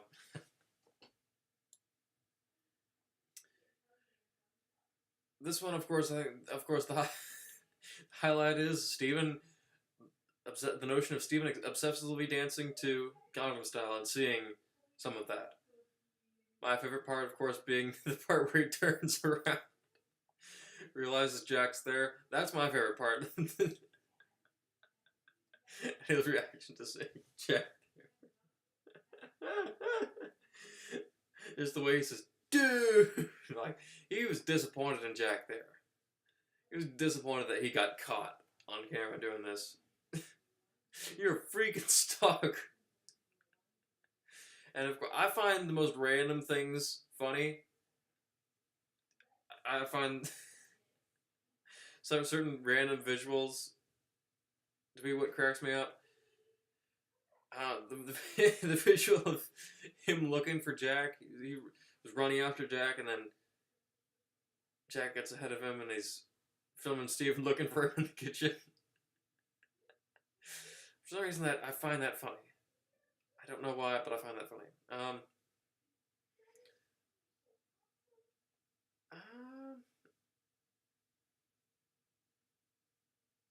Even so, I do think it is B tier. There. Out there. Okay, now we have the one where Steven throws Jack's TV. Not very entertaining, I would say. Not too exciting. Except for the stop playing with me on the stairs. That is definitely the best part of it.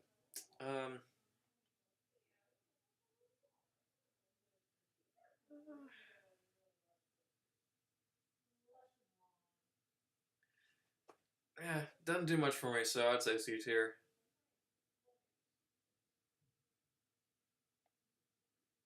About that. Okay, now we have the Uncle Philip one. Now we first get introduced to this character of Uncle Philip and the ranch and the dread of being sent to the ranch. Um,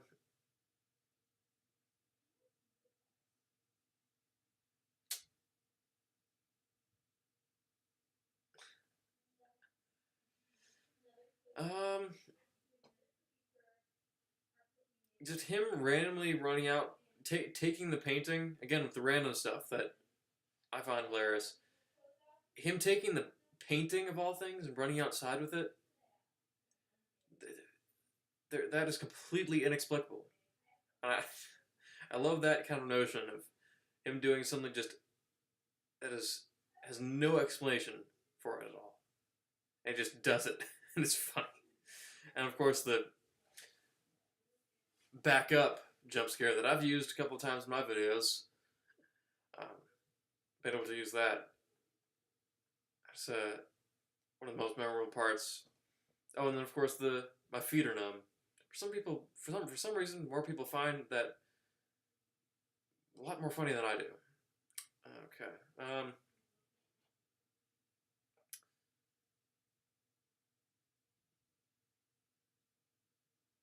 Where do we put it?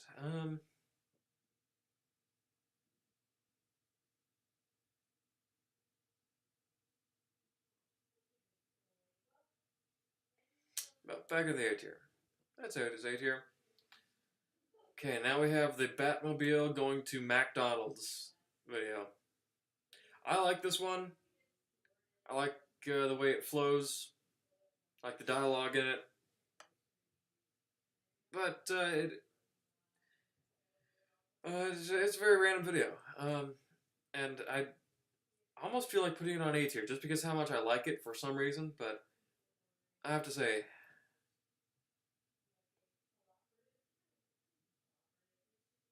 it is a B tier. I don't care. I'm going to McDonald's. That sells it. Okay, this is the one where Steven pulls out his niece's tooth.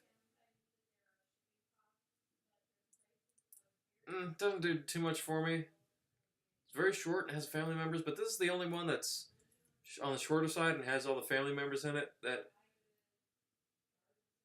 is not as strong. Definitely is not as strong. It just kind of all happens at once, and not too effective. So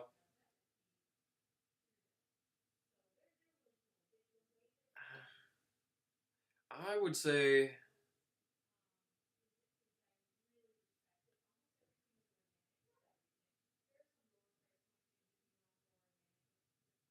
D tier.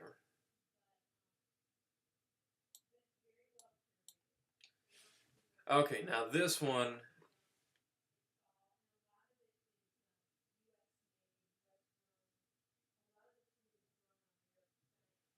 This one is one that I have made my own version of, a UK version of.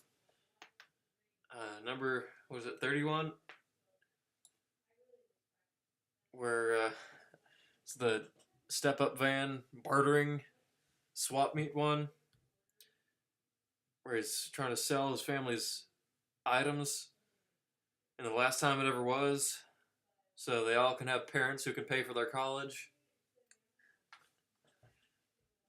Um,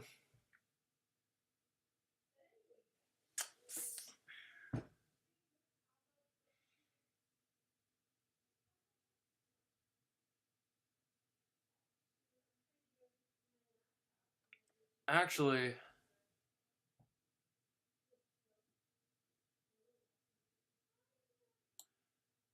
how about that? I just really like this one. Again, it's one of the ones that is later in the game, and just all the jokes and all the humor just hit one after the other. Perfect pacing, the line delivery, right on the bat, right on the ball, and just the whole concept of it, and the visuals of seeing all that stuff in the van, and Steven just freaking out after being over being questioned about it. Um,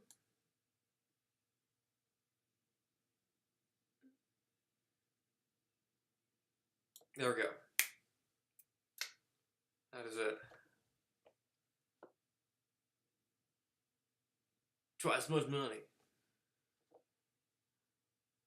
Um, okay, this one is a really random one. It's the one where Jack comes home to the house being trashed. The outside being trashed, and Steven running out in the wood line. I give that A tier for how much it does not tell us and does not show us. It's one of the most random ideas. Don't know if we'll ever get the explanation about why they did this one. But again, it's that randomness that I live for. So, yeah, there we go. Okay, now we have Sergeant Pepper the Chicken attacking Steven. I'd say the only really redeemable thing about it is Steven being scared of a chicken, and and then chicken attacking him. Oh, and then of course the first time we see Jack with facial hair, with any kind of facial hair, is this, and eye bags. This is where Jack finally hit puberty. With the facial hair and eyebrows, is this one. Quite a milestone. So I would say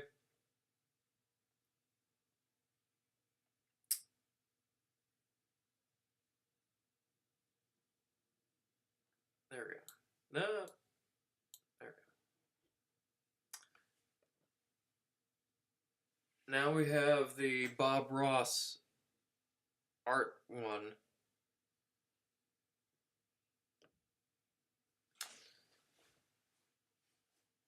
I like this one because of how out of character we see Steven here. He's doing the painting thing, he's in this completely different state that, as of back then, we never had seen him in before. Never seen him in before. And that it's not too jarring. It is jarring, but it's not too jarring to take you out of the experience. It works. Like it keeps you amazed. Why are there Puff Daddy videos popping up on my ads here? Anyway, seeing Steven in this with a completely new personality, thinking he might have changed, but also being scared by it at the same time. And then, of course, the complete and total 180 at the end. The fact that Steven grew out that afro. This is going to be... Can we please have this be Steven's next stake? Can we please have this be the next... be one of the stakes for him losing a game? Is that he has to grow out the Bob Ross afro again? We need this again. We need a return of this. It's been too long. What was this? What was that, 2016 this came out? Been a while since 2016. We need more of this. So,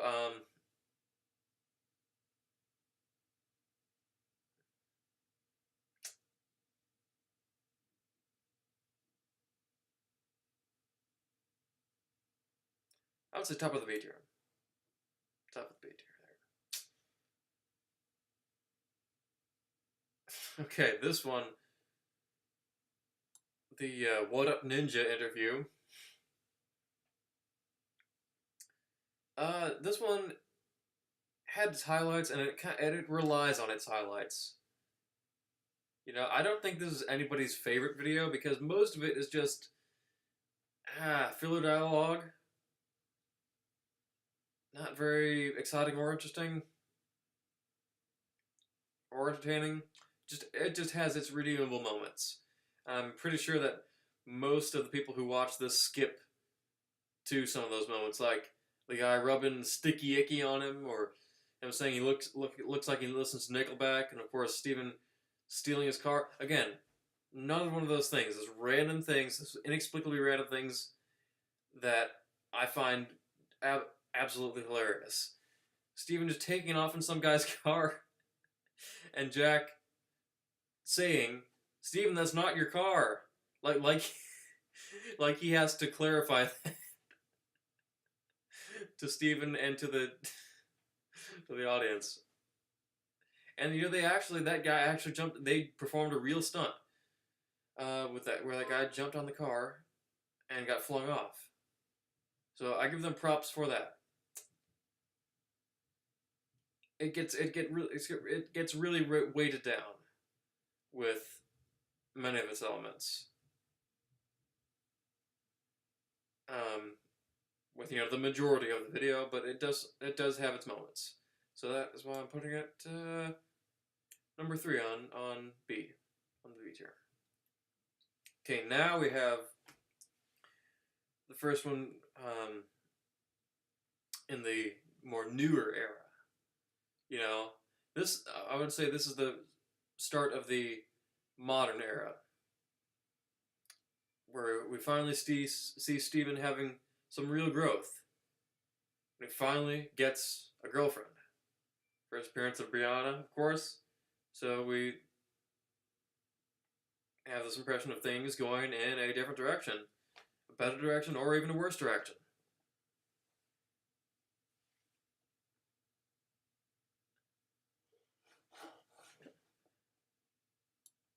Let's see. Yeah, you're trying to take my stuff and you broke my celery. Yeah, believe it or not, I can do both. Even for being in the later years, this one definitely has lines that I think of from time to time. And of course at the end, the end sequence of Steven out there, just seeing his eyes, and then seeing him with whatever that stuff was on his face, which nobody can agree on. Nobody here can agree on what that stuff was that he had on his face. And we even got that question asked in the video. Jack going, "Dude, what's that stuff all over your face?" "Yeah, stuff that she threw." Like, this is the start of Steven's his pronunciations, of his Stevenisms, the way he pronounces words, like his accent is growing here. Yeah. Oh, and then she don't say nothing. She don't say nothing when she the one who put the and that it was start. That's the start of his stutter as well. His stuttering started here. This one really was a landmark for many tropes, new tropes going forward. It set the stage for it. Set the stage quite well, and it was well received. This one got a lot of views, and it was one of their last really strong videos, I think. So, I really like this one.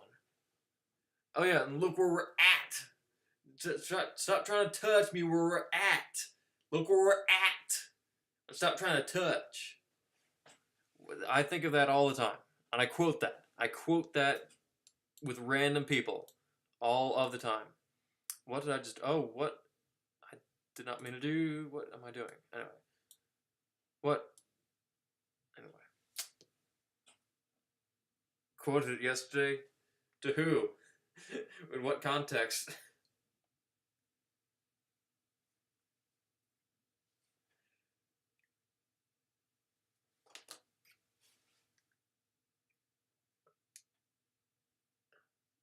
What moment deserved that quoting of that?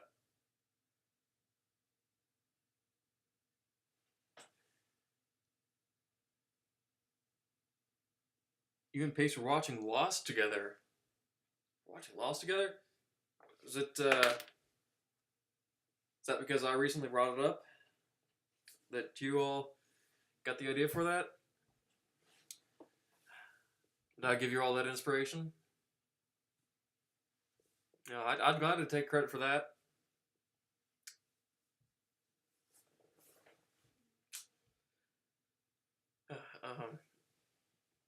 Started watching it from the beginning of last year. What? How does this work? I started watching it from the beginning of last year. How did? And I had no idea about that you and Pace were watching it. But then I started watching it. I started watching it early last year. How does this work? This I can't believe this. Like, how can that timing be possible? And then to add to that, and I did not know about this back then, but to add to that, back in March, I was on voice chat, and Tori was there. Tori Boo was there, and she asked me if I had heard of Lost, and I said, "Well, that's quite a coincidence. I just started watching that." And I think she said that was her favorite show. It's like, well, that's funny because that's one that I just started watching, and you're bringing it up out of nowhere. So I thought that was kind of funny. And then, of course, then there was that event in LA that that just happened to be going on, and that I went to when I found out about it. And as some of you know, I did have an extra ticket, and I invited Tori to come along, and she was going to come, but that she did not. She ended up not eventually being able to make it, unfortunately. But like the timing of all of that, all those events, just all in the same year, and now I know about this. What is going on here? What is this lost paradigm that we're experiencing?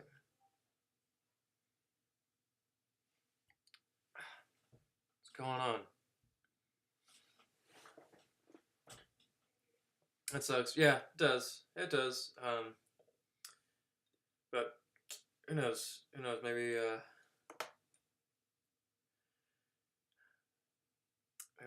maybe that's not the end of that. Season 3 started season 3. Yeah, I lost track of the seasons. You know, this different seasons are not very distinct. Like all of it happens, you know, in one continuous timeline. There's no big time jump in the season, so I can't really differentiate what season 3 is. Maybe, but I've seen it all. I've seen the whole series, so yeah, I'm ahead of you two. Should have caught up there. You and Pace got beat by the Dirt Man. The Dirt Man beat you to watching the entirety of Lost. Man, how about that? Watch Lost when it aired on TV. I only got season this time. What made you give up? What made you give up on Lost?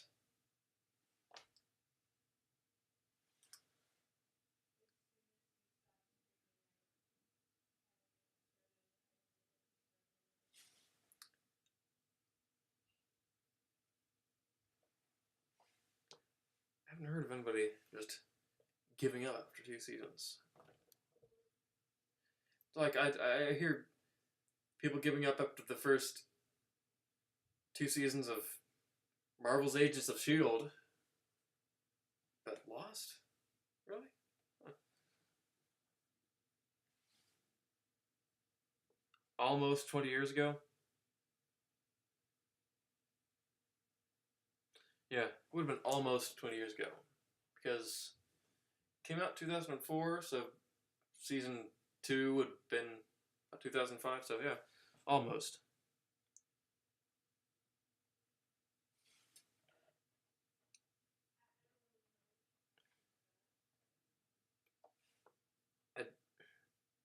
Yeah, Sticks, you did not have to correct you did not have to correct your blasphemy.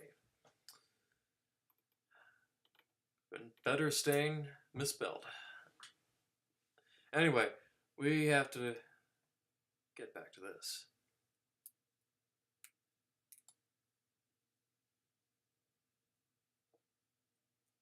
Okay. Yeah, I would say this one definitely A tier.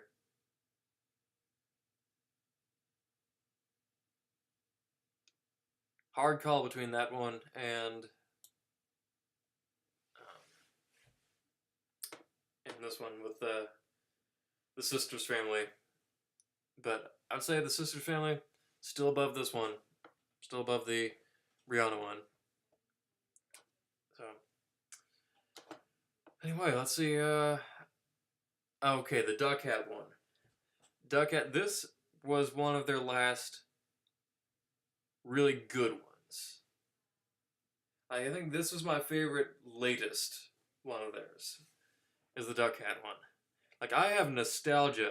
This was 2021 this came out, but I already have nostalgia for it. Remember, this was one of the first videos, yeah, it was the first video that I had seen in my rediscovering of them back in 2021 when I started watching the streams as well. This was the first one I saw.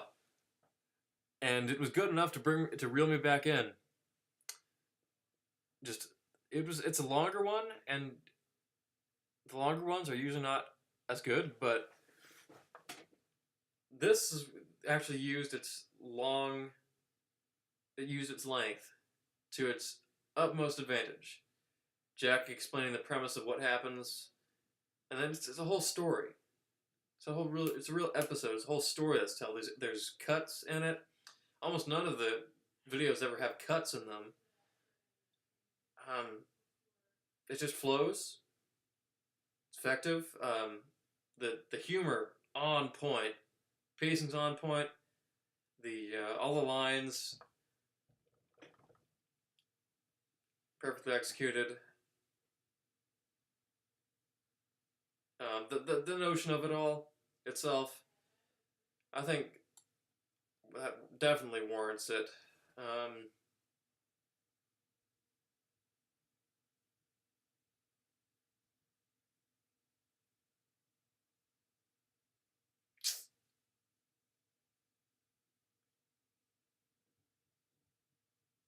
S tier. Actually, I was going to say it definitely warrants it an A tier, and it does, but I think of it even higher.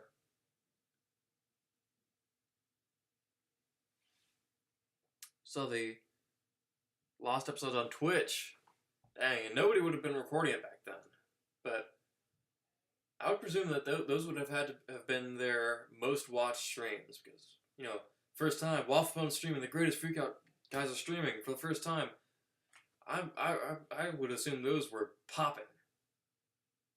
Am I right? Were there the most viewers of all the streams on those old Twitch streams?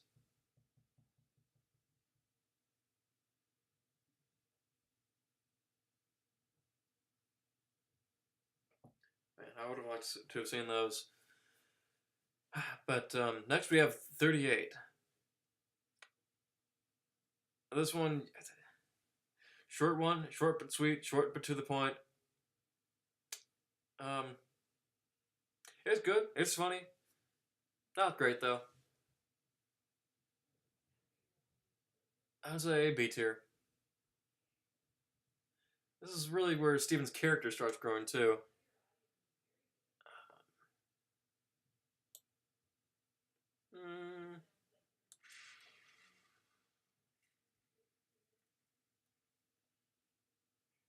There we go.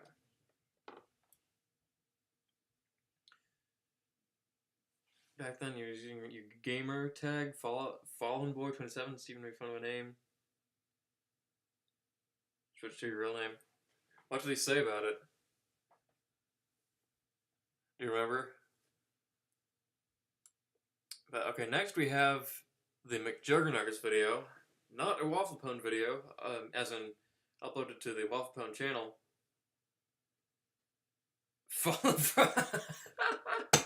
Oh man, even at the start of the streams, he had that quick-wittedness. That is hilarious. That's hilarious. You know what? You should wear that as a badge of honor. One of the first users, Steven, that was insulted by Steven on the first streams. You know, that is an achievement there. Okay, but the McJuggernuggets video,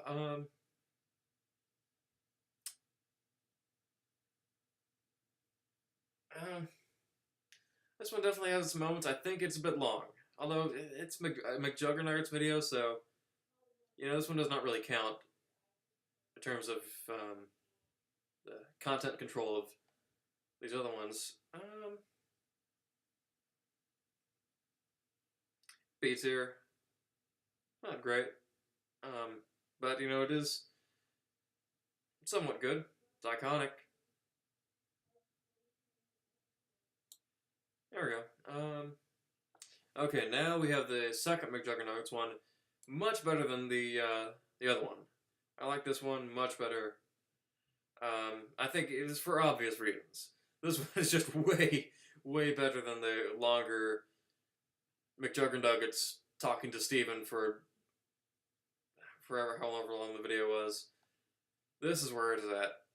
This is where it is at. This was solidifying their attempt at internet comeback.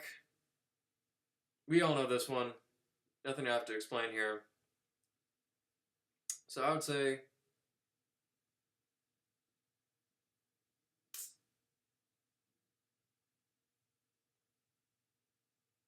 you know, much better than the McJuggernuggets one, but I do not really like it that much. I do not have that much of a liking for it. So, there we go.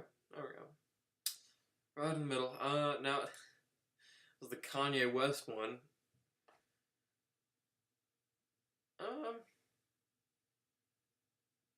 Funny, but B tier, I think.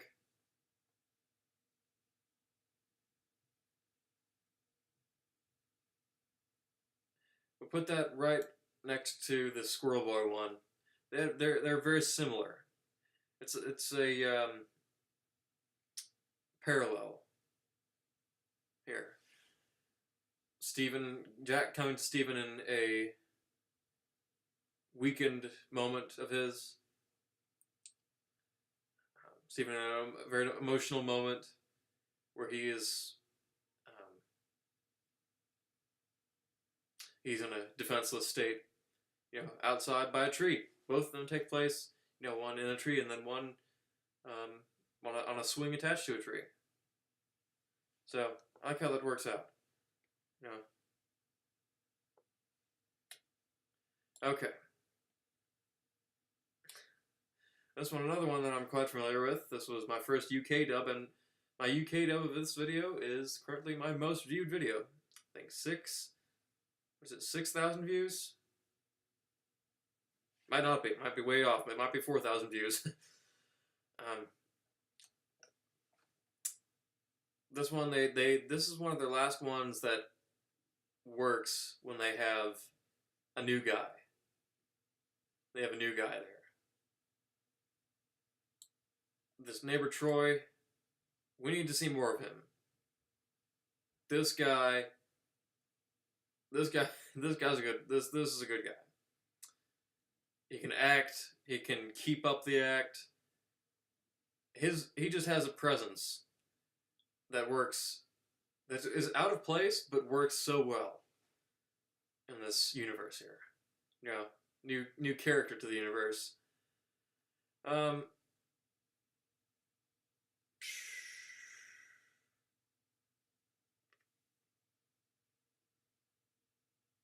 I think A tier.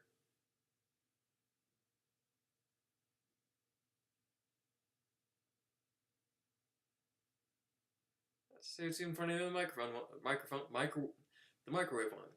All right. Okay, now here is the election results video.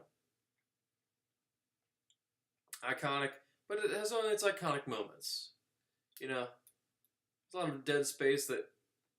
I wouldn't call it dead space, but a lot of fluff in it.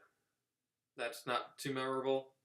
But, we all know Steven pulling out the chainsaw, loading up chainsaw and gas cans in his car for an unknown reason before he goes for a side project before he goes to City Hall.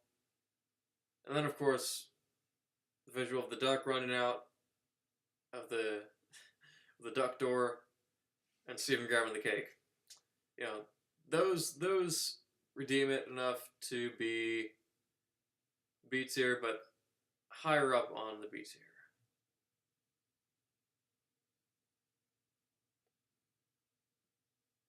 Yeah. Right above the McDonald's one.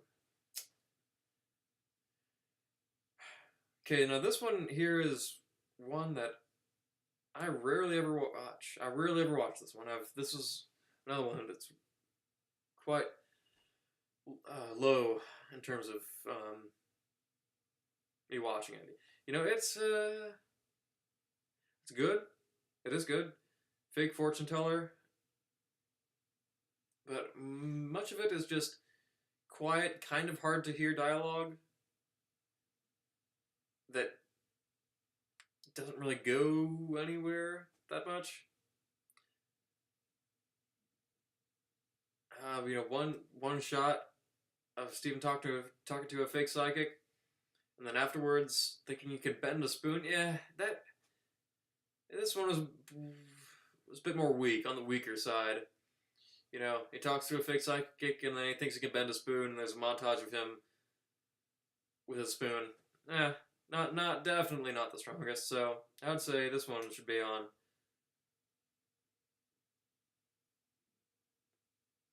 C tier, about there. Okay, this is the Monster at the Woodline one, the Munster at the Woodline.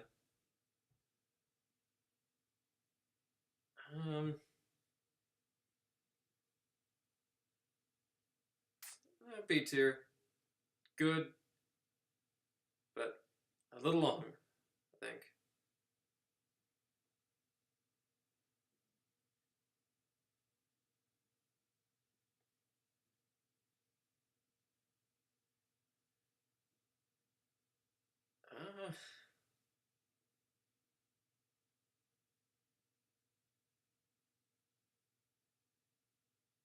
About there.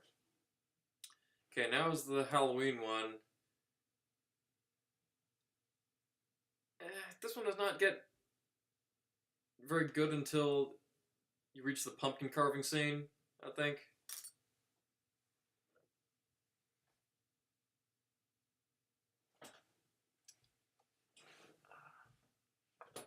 Learning Dalai Bamba on the melodica since Dirtman won't. Can't wait to hear it, man. Yo, Kyle Garnica. I think this is your second appearance in this chat here. Well, welcome back, man.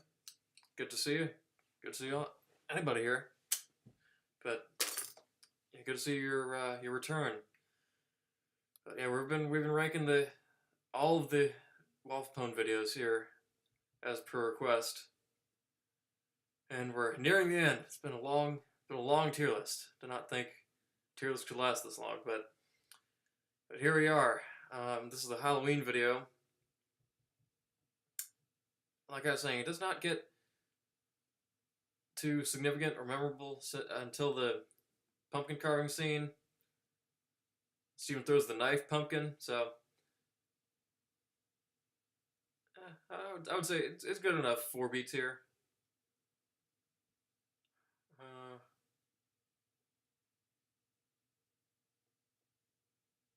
There we go. Okay, now we have the snowboarding video. Looks about right. Yeah, do you agree with my S tier? I found it a bold move to put the Chef Steven before the original Freak Out video.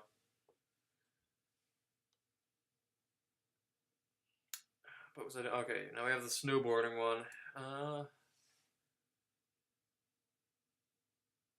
Snowboarding, not. This is when Jack tried to experiment with doing vlogs. They were not made for vlogs. Their channel and what they do, not made for vlogs. This is a bit on their weaker side. Has some memorable moments to it. Steven with his out of nowhere, like, surfer dude character. That I was talking about, out of nowhere character changes in Steven with the Picasso painting Freak Out video. Which worked. That actually kind of worked because we'd not seen Steven in a while. And we thought maybe, he's growing up, maybe he's maturing, he's having some personal growth. But this one just was out of nowhere and it was just weird. So, back of the C tier, I must say. It's funny because the whole Red Bull drinking. Maybe you find it funny. It made me uncomfortable, all the Red Bull drinking. Feel my... Yeah. There's subtleties like that made the painting one work. But yeah, the snowboarding one was just weird. His jacket disappears out of nowhere. And he has glasses with the glasses. Yeah, that one kind of fell flat. I was not really sure exactly what they were trying to do there. But it was alright. Just alright. Better luck next time, but they've not done any vlogs since then, and I think that's for the better. Okay, now this one has been their last, in my opinion, their last good one. Is the grass-fed butter one. This is the last time that they really were able to strike success with what they do. They were able to do what they do and do it right, do it well. With the butter video. Effective, classic, believable, wacky, with all of its needed shenanigans. I'll put this on A tier.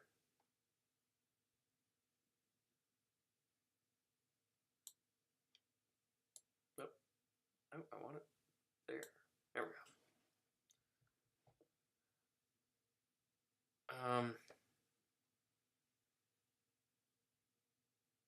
He fell off the snowboard. But the thing is, Jack, the expert vlogging cameraman, experienced cameraman since 2009. He didn't get that in the shot.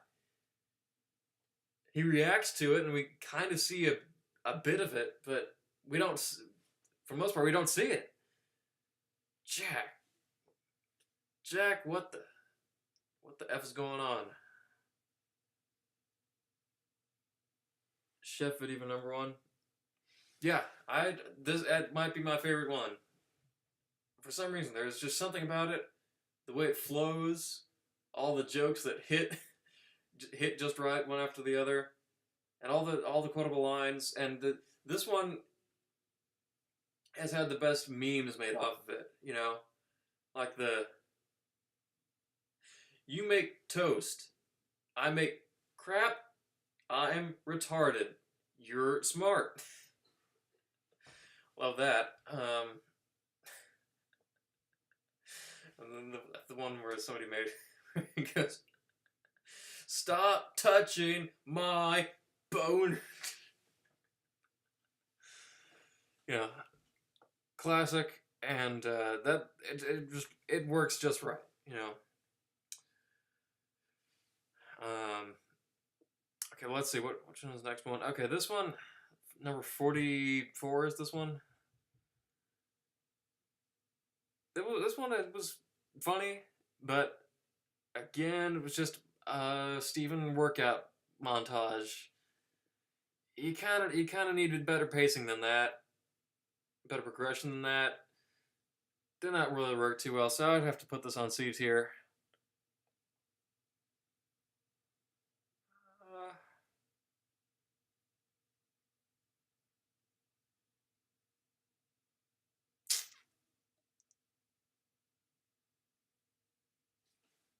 You know, the one where Steven gets pushed in the pool, I find more entertaining than that one. You know, I'm moving snowboarding vlog down to D tier, I have to say.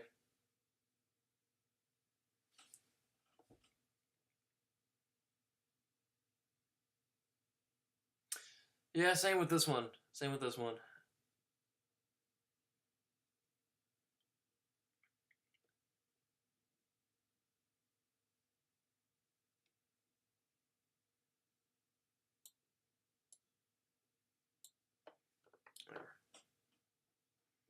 Okay, 4 more left. Okay, the waffle contest.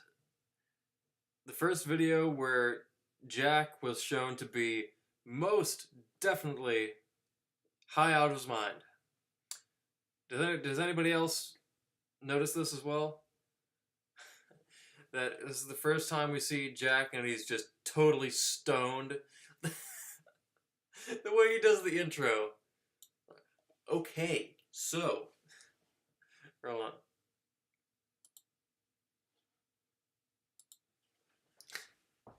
Okay, so. Today is the day. It's finally time for the Waffle Cook-Off Challenge, suggested to us by our loyal live stream donator, Mr. J, who donated these waffle irons to us and demanded that we go head to head in the Waffle Cook-Off Challenge. Like, he was so, you could tell he was really proud of this video. And you remember how he like how much he talked it up, like before he uploaded it. He talked it up so much. He was like, "Oh, you got to see this video. Like, wait till you see this video." I did so much editing on it. I spent 12 hours editing this thing. You just wait. This is gonna be it.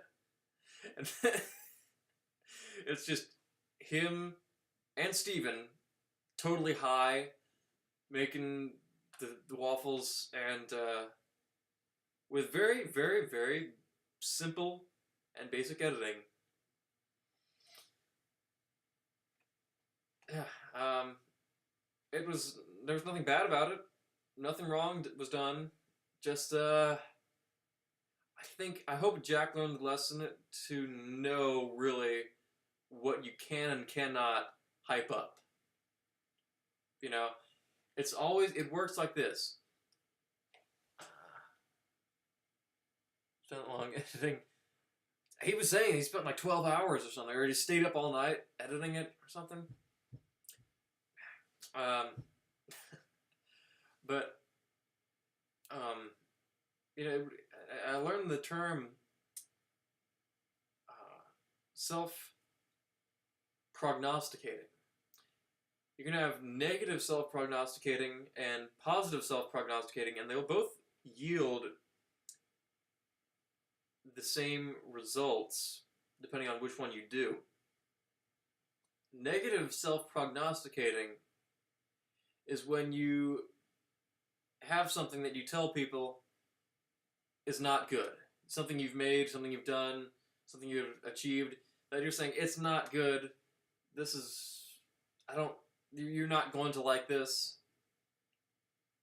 But that then, when people eventually see what it is, you know, whatever it may be, then they do take a liking to it. Just because you were saying that it was bad, and it's not as bad as you were saying, and they say, oh, this is not bad, you know? You were just being hard on yourself.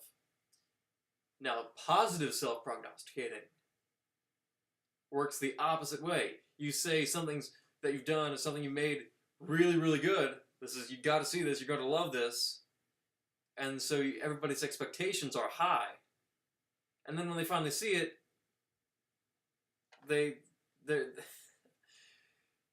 expectations are not entirely met, and it's not as good as you have been hyping up. It's not as good as you've been saying. It's been telling everybody it is. So, self-prognosticating. If you negative self-prognosticate, most likely people are going to think whatever it is good. But if you positive prognosticate yourself, it's going to be the opposite. People are going to think it's bad. Learn some slight marketing tactics while learning a YouTube channel. Yeah, you do, but that's beyond marketing. You know, it's just kind of common sense. You have to know if your videos are good enough to hype up or not. Yeah, and I just hope he learned his lesson. Good evening, Prestonian. Good to see you background here.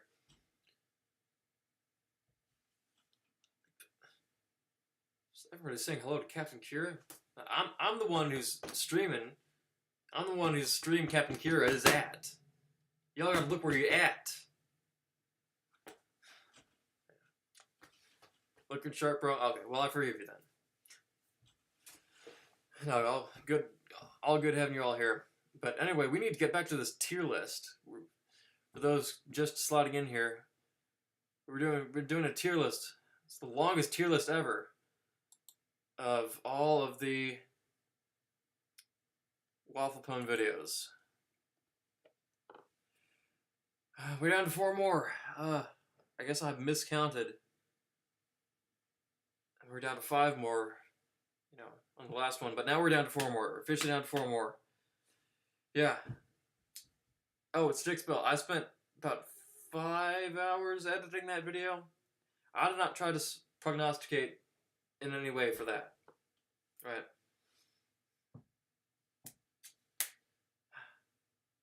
I'm still not over that, Stickspell. Hope you're aware. Anyway, cook some chicken. I already did. I cooked the last chicken I had today. I made buffalo wings for lunch, and that was good. I have to make those on stream sometime. I'm better at making buffalo wings than I am at frying chicken. I will say. I will admit. You would do the orange chicken? Yeah, well, I'm going to do that before. Yeah, that's in my list of requests. I still have to make the burgers for Robert. That's going to be my next cooking stream. Hopefully next stream is going to be my cooking stream. But the unfortunate thing is that Inverse requested I do this stream where I'm in my Sunday best and I have the harp that I have the song that he requested, but he ain't here. So, you know what? Next stream I ain't even making an exception. He missed out on this, on his requested stream. I'm doing this for not nothing, but half of something. All because he's decided to be a no-show. Spider up the wall, S tier? Yeah. Yeah, you can see it right here. Back there. Anyway, yeah. It's going to be Robert's Burgers, and the next cooking stream is going to be the orange chicken. A lot of requests I got to process. Yeah, it is S tier. Also, like I was explaining before, it's S tier, I think, because if I was in that scenario, I would have probably done and said much of the same. You know, I relate to Steven. I highly relate to Steven there. I feel like at least his internal reaction was 100% justified. You know? I don't know about you all, but I would have not been happy with that. Don't want some middle-aged lady bending me over.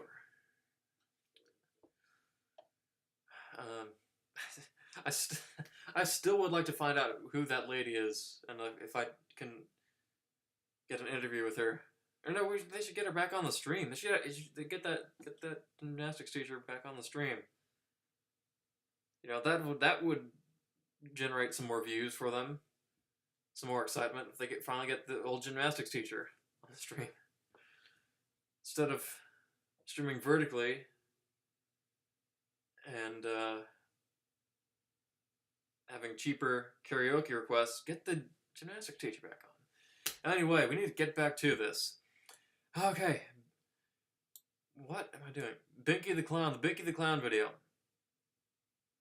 This one...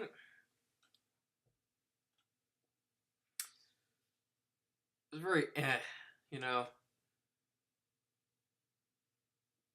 I like it, but at the same time, my enjoyment of it does get dragged down.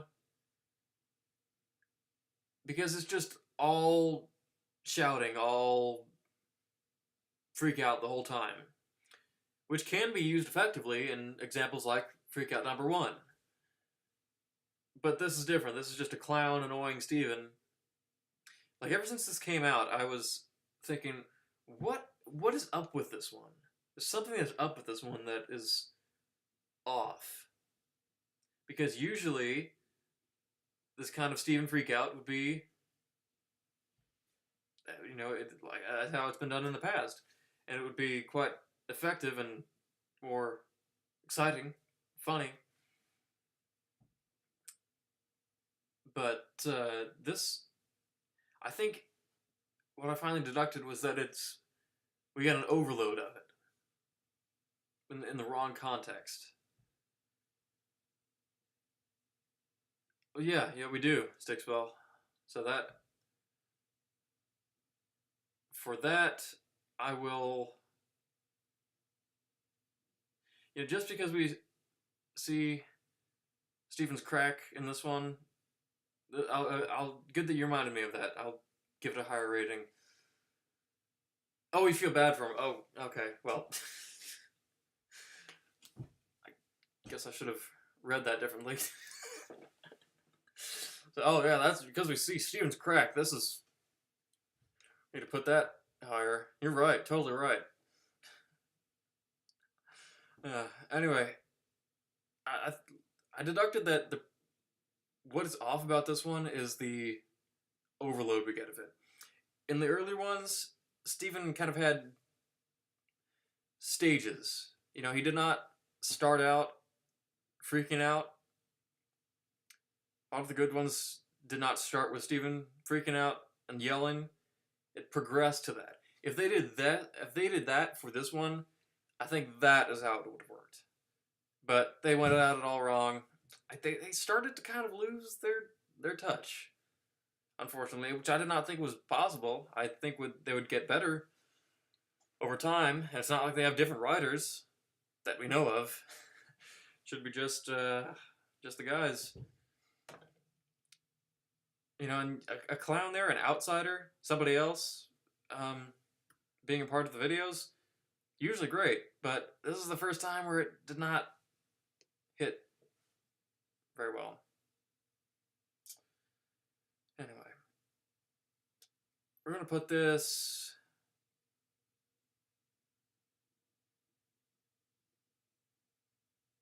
I wanted to put it on B tier, but that's a C. That's a C for me. Yeah. I feel like half the vids are like, we bought this new table, so we should smash this other one for Vidic. Perhaps. You might be onto something there. Just stack things onto the... 3 more. We're down to 3 more. Okay. This one is the Steven rapping. Not much to this one. I mean, the most exciting moment of this is when he chases Jack and Jack can't get out and he's yelling, "Mom!" All the rest of it, I feel like I should like more, but this does not hit. They keep getting downgraded in quality, which is unfortunate, but I don't know. Well, yeah, like Coleman said, we bought a new table. We need to smash it. At least they tried to have this be relevant, you know, and timely to the streams.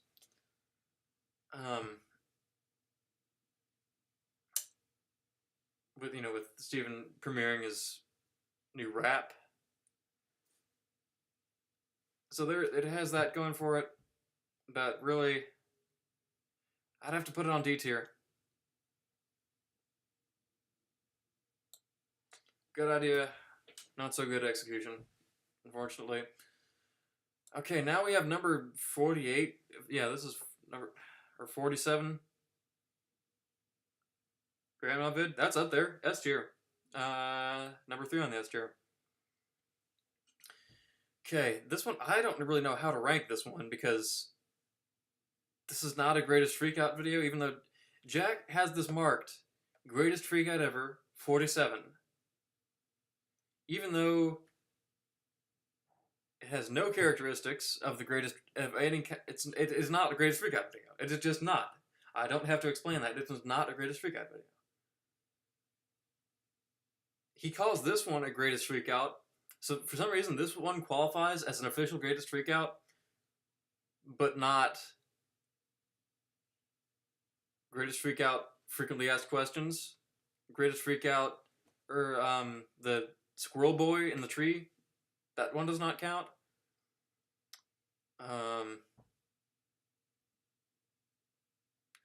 The Steven driving to McDonald's in the Batmobile, that does not count as one either. That's because the videos were getting considerably less views, less and less views, and they needed to market this one. They wanted, obviously they were planning on making a video for,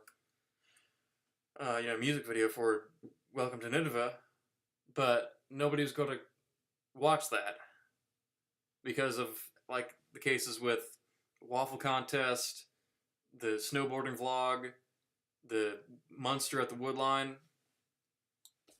You know, nobody, those videos get half the views they would usually get, and the views kept decreasing. So if they put official greatest freakout on it, then they think they have a chance of getting views. I think it was probably, well, it was all Jack's idea, and Steven probably did not have that idea. That was probably 100% Jack. Kind of reeks of Jack. So that's odd choice, and I don't really know how to rank this. I'll just rank it in a completely different vein than the other videos here, kind of like I had to do with the McJuggernuggets video. As video on its own, as I had, I don't think I have said this before. Not a fan of Welcome to Nineveh, the song. Definitely not a fan of it. The video is much better than the song, actually.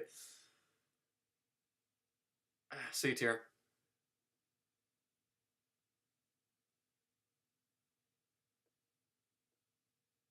Right there.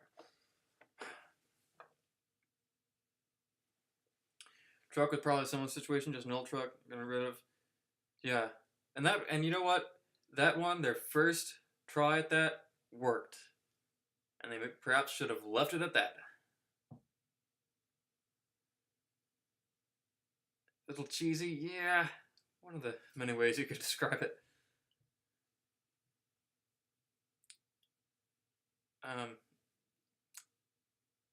Sorry you missed one of this. That was fun, man. It's fine. You always can rewind. But yeah, the most important part is the where I put everything so far. It's all here. Yeah, no problem, man. Will Greatest Freakout Ever 50 come out? Like I would know that. If you're just asking a rhetorical question, that is a. I don't know. Wouldn't know. Okay. Finally, the last one, which is not even the last Freakout video. This is number 48. Even though there's 49, which whoever the creator of this did not put out. Did not put on here. So this is the last one that we're going to get to do. Even though it's not the last one. This is the Dinky video. Steven tries to frame Dinky and he almost burns the house down with the flamethrower. This one I have to say was actually better than the Nukem one, the Clown one, and all the other ones post McJuggernuggets video.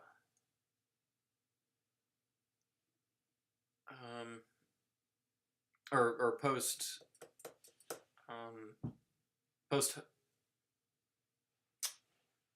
Angry Neighbor video. Post the one with Troy. But this one, yeah, it was on the better side. Getting better. Definitely not as exciting. Does not have a lot of the same charm to it. The plot is kind of ridiculous, but, Steven getting locked out again, having a flamethrower, it was nice. This one was a nice one. So I would have to put it...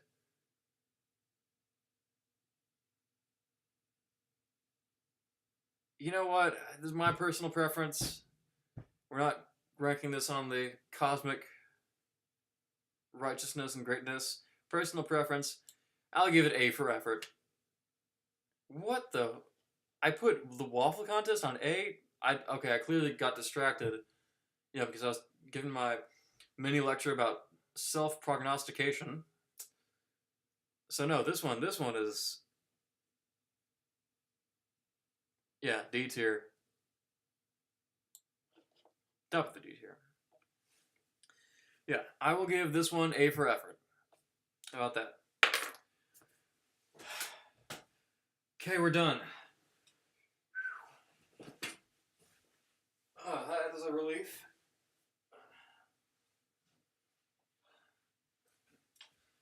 Afraid I was going to get stuck to my chair there. Anyway, what do we think? Do we all agree? Disagreeable? Any of you gonna come take a swing at me for ranking disagreements?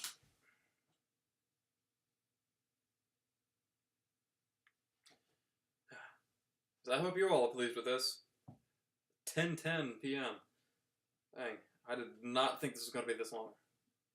But all these videos that we have to get through, and my yapping, of course, my yapping. So, does make sense.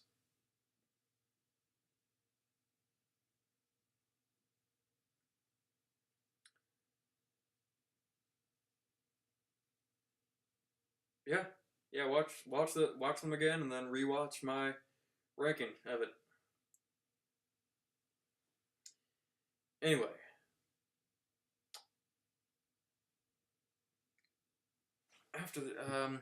after all this, I need a little something. I need a little something.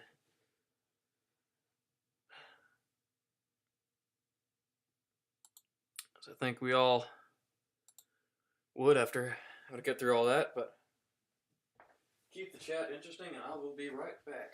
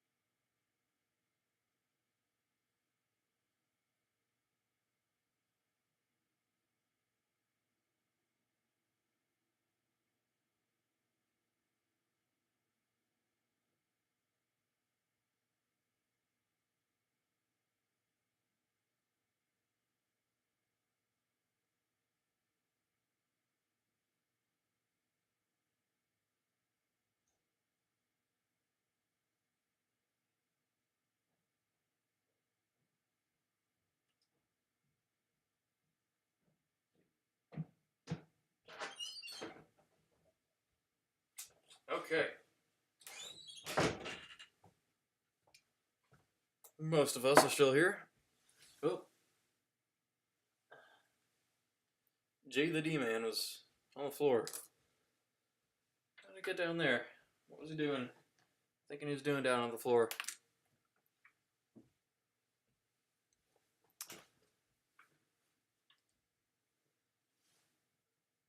Posted up like he's selling dope on the corner. No, he's preventing you from having dope.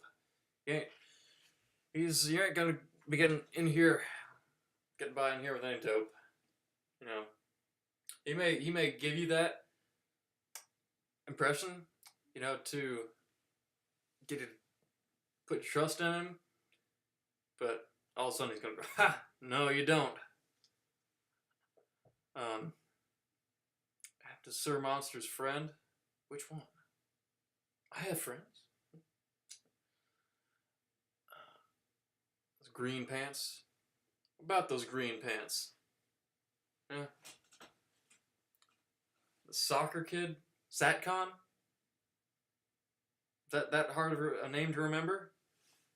It was here in the chat earlier, but you just so happened to decide to not get yourself over here.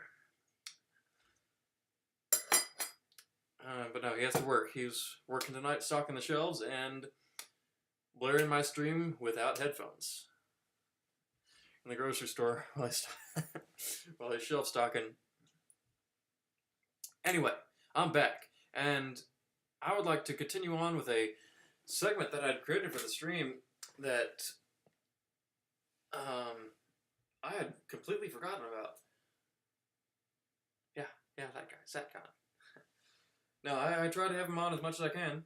I was telling him about the stream, but there's gonna be a matter of waiting for the next time he's off Kroger duty, off shelf stocking duty. You know, gonna all depend. I used to wait to stream for I used to wait for him to stream, to be able to stream. Because I started streaming 2 years ago. Well, almost 2 years ago. 2025 now. 2023 is when I started streaming, and I did very few streams that year because I waiting on him. I was waiting on him to get over here, but after a while, it was evident that I did not need him. I had no need for him anymore, so he's become lower on my payroll. All on him. Anyway, I'm back because I'm going to revive a segment of the stream that I'd created and I completely forgot about. I completely forgotten about this. Did it one stream and I wanted it to be a recurring stream, a recurring thing on my stream, and that is my dessert review. Just an idea, a random idea I had when I picked up some new desserts, and now I found something that just begs to be shown on here because it's something I'd not ever seen before. Saw this. There's one of these in the store, just by itself, and it's this. This is Jenny's Ice Cream Powdered Jelly Donut, vanilla custard, raspberry jelly, and a brown sugar donut crumble.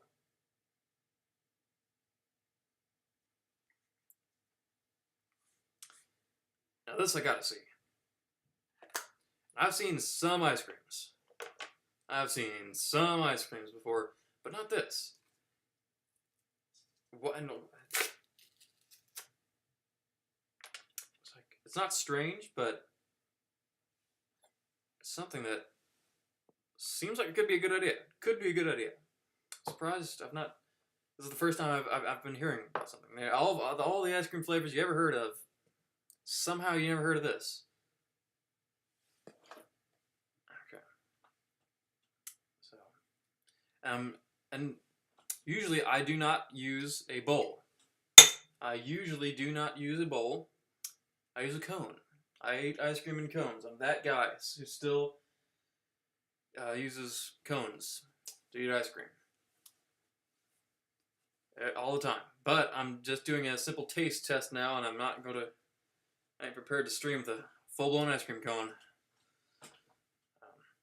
It would be quite distracting, so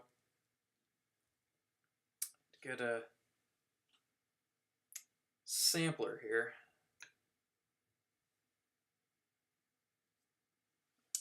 It's enough for a sampler.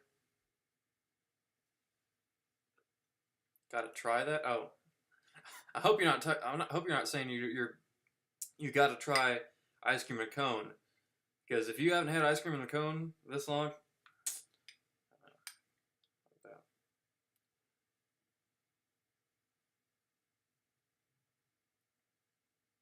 it's good. All the contents in here. So yeah.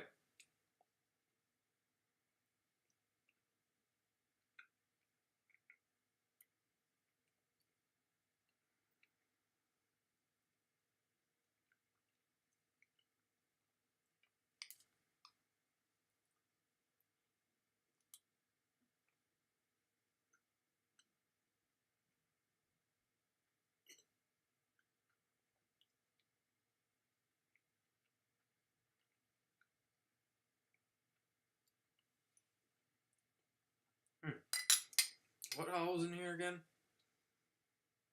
raspberry jelly. Also, this is a custard. This is a frozen custard, actually. I like that too. Big fan of frozen custard. Yeah, I taste everything, and it's good. Yeah. Oh yeah. The raspberry with the brown sugar and the donut, and the fact that it's custard, that makes a great one.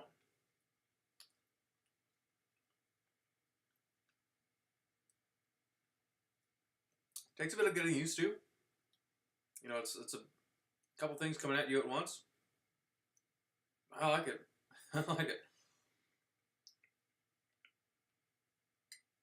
I could see how somebody might not like it, but you know, they could maybe say it's too much. Donuts too much for it, too thick. But brown sugar donut, raspberry jelly, vanilla custard. That's where it's at, and it works. The doughiness, oh yeah, yeah. The doughiness is all there. Yep.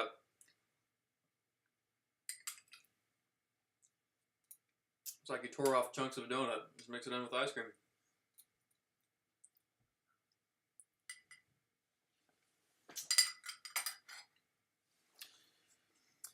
You ate a whole thing of Ben and Jerry's after my breakup. Oh. Oh, honey. What? Josh. Oh, honey. Mm.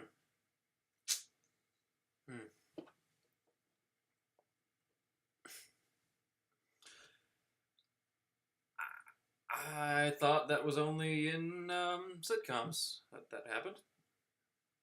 I stand corrected.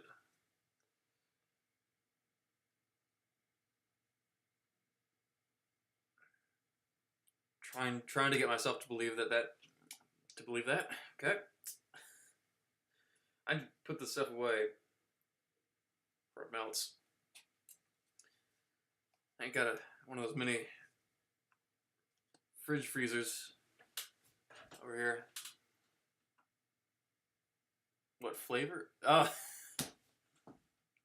Tonight dough? You keep even talking about. Yeah, I do. I do need a shrink fridge and freezer. That's actually a quite good idea. I actually like that. I might see about what I can do about that.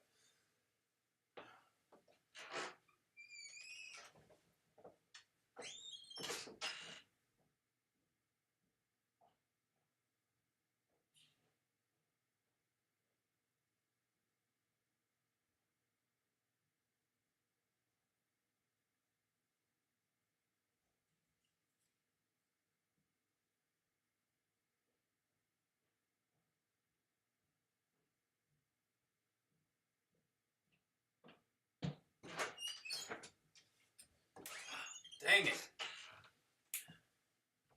It's my dessert review, and I had the perfect opportunity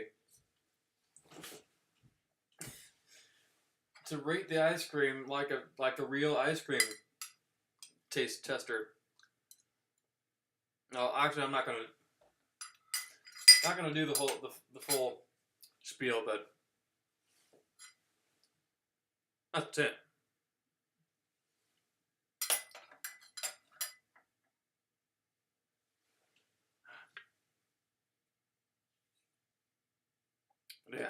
Yeah, that did me well. I needed something after that tier list, you know.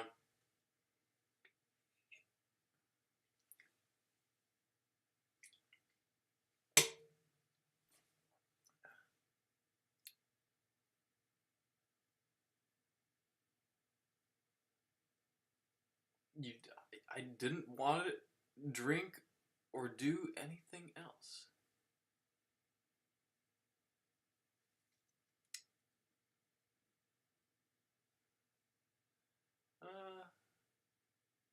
Ben and Jerry. What's the Ben and Jerry flavor? Oh, I thought you were meant to say something completely different. No, there's actually Ben and Jerry's flavor Yeah, don't get me started. Last year I was on Discord talking about all those Ben and Jerry flavors, the sponsored ones, the brand partnership ones, oh, the fish food. Oh, and the worst one of all. The worst one of all. Netflix and chilled. Chilled apostrophe D. No, I'm boycotting Ben and Jerry's just for that. No, no. Cherry Garcia. I was fine when they just did Cherry Garcia. That's a horrible name for it. It's a horrible name to do, but that was the only there was the first strike.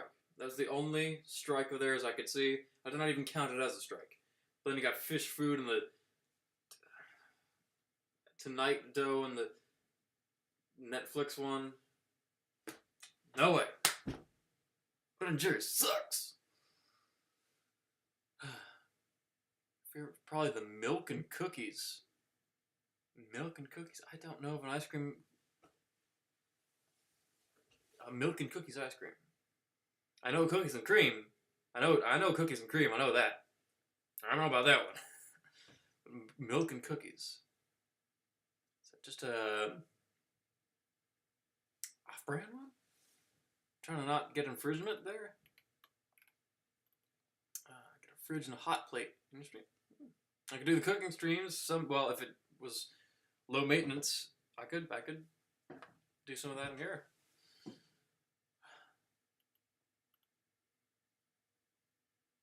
Could have been like Jacob Goldie and never got over my. Well, yeah. Well, there's a lot of comparisons you can make to Jacob Goldie, and it'd be better than Jacob Goldie. So, you know.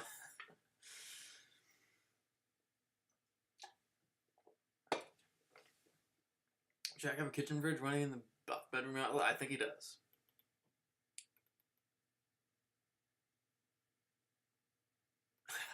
Yeah. Give it so overpriced. I have not bought Ben & Jerry's in so long, I cannot even remember what the price is.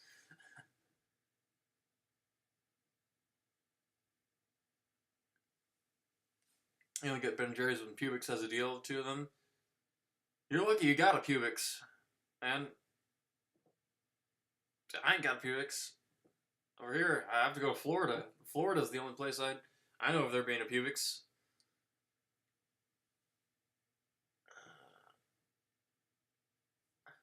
$5 a pint, baby.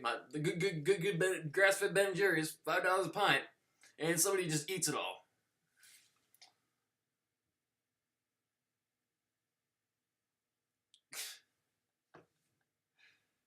I thought this was a known thing that. Do other people besides me and my dad call it Publix?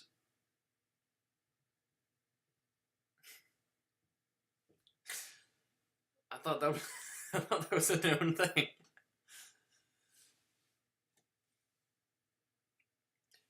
Okay, well, I did not say that. You now ruined it. Congratulations. Here's to you.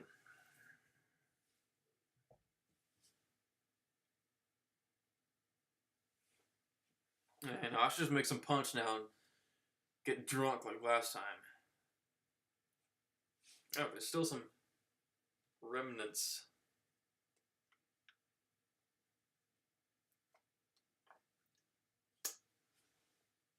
Oh. I got that residuals. Vanilla extract. Where's my vanilla extract at? I'm going nuts if I can't find that. But it's actually been used. And I've recently brought into the house something that I've recently been coming to acquisition of, which is some vanilla bean paste. I don't know. I'm not that familiar with vanilla bean paste, but let's see that. We're gonna see how how that treats me. How we're gonna see how that vanilla bean paste treats us here. We're gonna try that one out next stream, perhaps. Next stream, because we got to get through the next segment. That's the only dessert I have. I think so. I'm not very dessert oriented. I don't eat a lot of desserts. I have not. The last time I bought ice cream was like maybe 6 months or so ago or so. I just happened to notice that, and I had to get it. But I don't eat a lot of dessert. Got vanilla pods. Oh, I did. I used to. I need to get some more though. I've just been so into that extract, man. Oh yeah, they are. They're worth it though. They are. And you don't use them every day. You know, they're not something that you're gonna run out of quickly and then have to get some more immediately.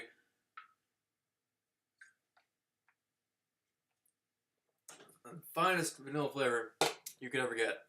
So, definitely worth it. But anyway, we need to get through the next segment here, which is Quiz Coleman. Coleman calls and then gets the quiz of if he's really gone through a phase of every genre there is. Oh, what? The store, going to the grocery store, was that some kind of excuse? You're banking on me not remembering afterwards? Got the brain of an elephant, my guy. Voice reveal. We've heard his voice on his streams. I have, at least.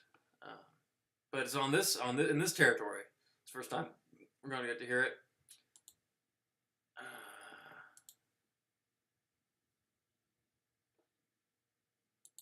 Man, you on Discord? You ready?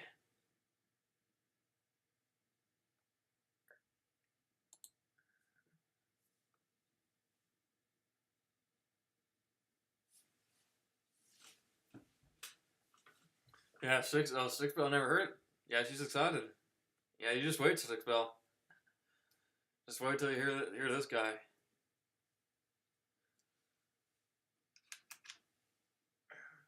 You make Pace envious.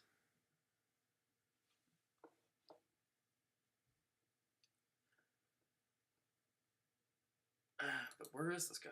Oh, there he is. Let's get into iVoice chat. Good evening. Are you there, Coleman? You. Yo, man, welcome to the stream. You're on air. How do I... Does my mic sound okay? Yeah, I mean, it sounds like junk, but it sounds okay. Yeah, it's a junk mic, but you're audible. Okay. So. Let me mute this shit. Oh, what? Can I be heard twice or something? Yeah, I was doing that. Okay. Anyway, I think we can hear you loud and it's clear. Good now. Yeah. We hear you loud and clear. So. What's up, bro?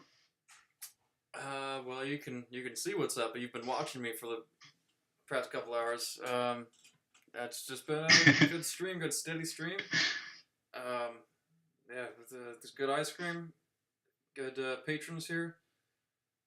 But yeah, we're ready to hear what you have to say about, because you early in the chat were saying that you had been gone through phases of every genre there is. So we're gonna put that to the test, because when I hear every, that of course reminds me of those folks who say they're into all kinds of music, when they're only into about 5 different genres. Bristonian says, "Who's on the phone?" It's Coleman, Mr. King Kong Coleman, that guy. And okay, so we're gonna give him the quiz here. So we know you've gone and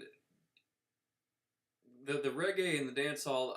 I wouldn't say that's a phase, right? That's current, but you don't see that as a phase, right?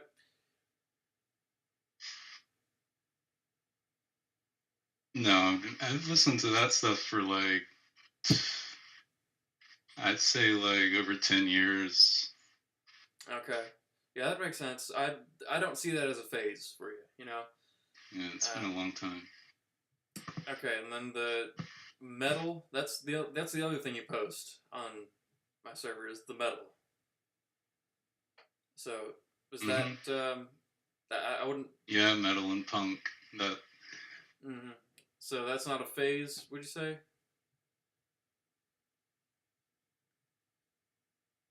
No, that's another thing that I really love. Like Okay. mainly in high school, I was listening to that a lot. Yeah, I could tell. It's okay, so that's 2 out of 3 things that I've seen you post, and the third being the Sandu Chorba. What? So I don't know what genre he would fit into. Is that like Bulgarian pop? They call it Manale. Okay. Well, I'm not familiar about And that. it's Romanian. Okay. He's from Transylvania. Oh, okay. Nice. Um, so But is that Ramirez dude, he will be posting like the Bulgarian guys. yeah, I say yeah he will. And he has posted. He's a fan of that guy as well. For some reason I've not gotten the appeal yet. Those are the ones that are like really heavy on the clarinet. Oh, but if it's a clarinet, an accordion, you know, I'm all for that. But I've seen some of Mr. Chorba's videos, and there are something. But I was going to say, so Yeah, they're fucked up. do you think that is that a phase of yours?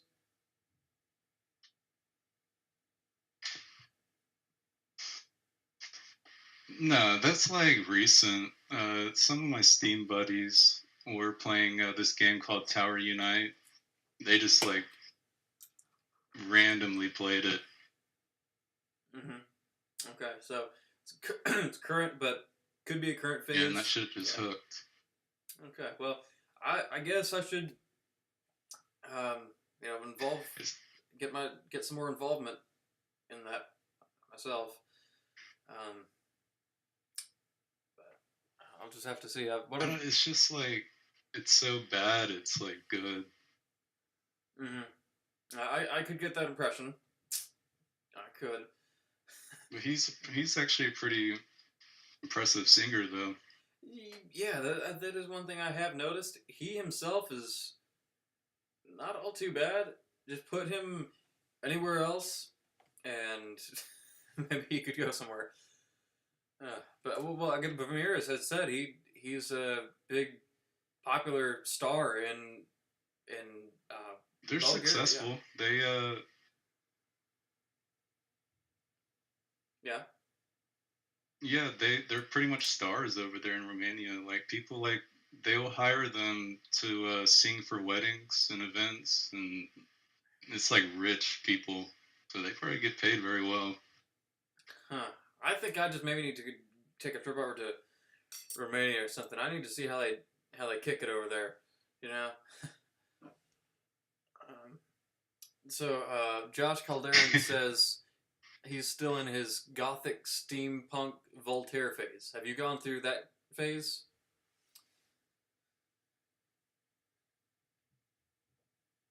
Gothic steampunk? What? I don't know. That's what he just commented. I was trying to see if that relates. That's like a fashion. Well, he's relating that to the music with his Voltaire music that he's. That's his favorite. Yeah, that's like his lifestyle. That's not a genre. Okay. Yeah, well, let's start getting to the other genres. We're getting to the real quiz here. So, have you ever been in a jazz phase? Have you gone through a jazz phase?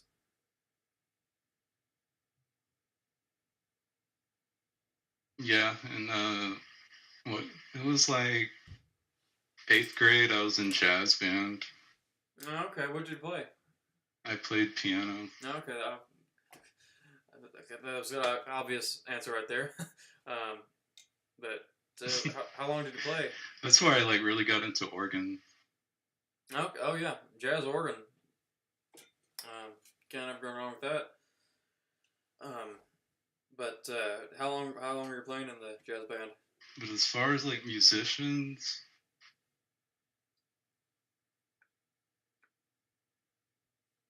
Hmm. I'm not like too well versed on like a lot of jazz musicians. I got really into like Herbie Hancock. Hmm. Yeah, that's a good answer. Um, yeah, I've always been well acquainted with the ones I hear on the radio because we have quite a good jazz program on the radio here. But yeah, so you have been in a jazz phase. That was something that I was expecting would be one I of like the some one. of the Yeah, big band stuff like Tony Bennett, of course. Yeah, man. Um, yeah, just you just need to. where it's like more emphasis on like horns. Yeah, yeah. You just need to start pinpointing um, the composers, jazz composers that I've listened to. So that was one thing I thought was going to be something you hadn't gone through a phase with. I was surprised that I was thinking I was gonna get you there. But okay, have you gone through a classical No, phase? I mean I think you did kind of get me with jazz because when I say like well versed, I mean like listening to most of their entire discography. Oh yeah, okay. But Like, of course, I know like some jazz names, but I haven't listened to. Sorry, I keep cutting you off, bro. I think there might be a lag on either of our ends. Are you sure you've muted the stream and not me on Discord? Well, it's because I'm hearing my own voice. How are you hearing your own voice? Are you still watching the stream? Oh shit! I'm listening to the video playback. That's what I thought. That's what I My bad. You mute the wrong thing. Hang on, let me change it. Yeah, All right, now I'm on the Discord stream. Yeah, Stickspell's laughing at you right now. She can't call me a boomer anymore. She can't single me out now. I've never like did like a YouTube/Discord call. Well, it's the same as a Discord call. The audio's My just bad. going to YouTube. Well, yeah. Well, next time we'll know how to do it. But I was going to say, have you ever been through a classical music phase? Yeah, that was actually one of the first ones when I was like a kid in like my 6th grade. I weirdly got into classical music. My mom probably thought I was like the weirdest fucking kid. Really? Huh. What? But yeah, like listen to that's where I got into boogie woogie too. Okay. So that led you into boogie woogie. Classical led you into boogie woogie, huh? Or just piano in general, Yeah. because Okay. that was around the time my dad bought me my first keyboard, which was a Yamaha. Okay. Do you kind of teach yourself the boogie woogie? Yeah, I would. That was YouTube was around, so I would like look up some videos Hmm. and like after listening to like Jerry Lee Lewis and stuff like that, that aggressive style of piano playing. And you're able to just kind of pick that out and try and play it. Yeah, it was like because when I learned like some basic scales in school too, like the jazz scales, Okay. or not the jazz scales, the blues Yeah, scales. pentatonic scales. Yeah, Right. Um, yeah, that definitely can help you knowing where you got to be at. But which you could hear in that song. I don't know if anybody else heard that song I played, or me and my friend made that you played on the stream, but you could see I was just doing like just messing around on the B flat blues scale. hmm yeah, man. I think that you had hit potential with that song. I really do. It's like some with the refinements that I had mentioned last time. I think it could go somewhere. I think. Um, okay, so I was expecting that the classical would get you. I did not. I wasn't expecting the classical thing. But here we are. Um, now I seem to remember that you had mentioned or something about Zappa and Beefheart one time. Frank Zappa. Yeah. Yeah, I listened to him a little bit. I mainly found him through the Jay Dilla, the hip hop guy, because he sampled him I don't in know one about of his that. songs. What did he sample? Well, you know about Jay Dilla? No. Oh man, he's like a really popular hip hop artist that he died a while ago. Okay. What He did samples Frank Zappa in this song called "Mash." which Frank Zappa song did he sample? It wasn't really a song. It was like some kind of like a live recording called "Dance Contest." And Frank Zappa was just like just hosting a dance contest at one of his shows. It's a pretty interesting sample. Huh. You'll have to put that in the music channel. I need to check that out. Yeah, I'm sure Hook Mm, Slogan and them they all know about it. okay. Yeah. Um, yeah. That is something I'd expected because I'd mentioned something in one of the back long while ago and about Zappa and Captain Beefheart and you seem to know what I was talking about. So okay, that was something I expected. Okay. Let's see. Have you gone through a country phase? Oh yeah, that's one of my top favorites. Really? Huh. Like old country. I'm Yeah. not too into like the modern one. It's mainly like I'd Yeah. say mid 50s to the 80s or so. Yeah. Yeah, I could see that. Anything past 1990 for me is, in terms of the popular stuff, kind of out of my range for what's good. Yeah, especially when it comes to country. It's Well, just like terrible nowadays. yeah, yeah. I mean, there are obviously people who are still doing the real stuff, but they ain't the ones you're hearing on Yeah, the radio. you'd have to really scrape to find some good modern artists. Yeah, I mean, you wouldn't have to really scrape that much. You would just have to listen to something other than the popular stuff, you know. Yeah, the radio stuff. Yeah, hmm Yeah, I but there's two guys who I would recommend that you should check out. Uh, One is Bill Wilson. You ever heard of him? Bill Wilson Yeah, you is a need to. country artist. Yeah, yeah. Got his start in 1969 and was active until 1993. Um, But yeah, I definitely Bill recommend. Wilson? Yeah, definitely recommend you. Can't find him. Where you're looking? Are you sure that's his name? Bill Wilson? Where are you looking? I'm just Googling his name.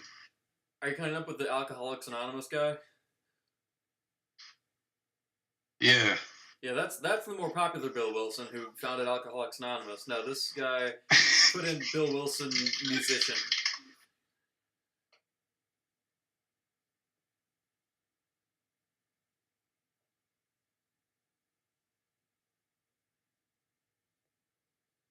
The guy from Indiana? Yep. Oh, Sonabeat Records? Mm-hmm.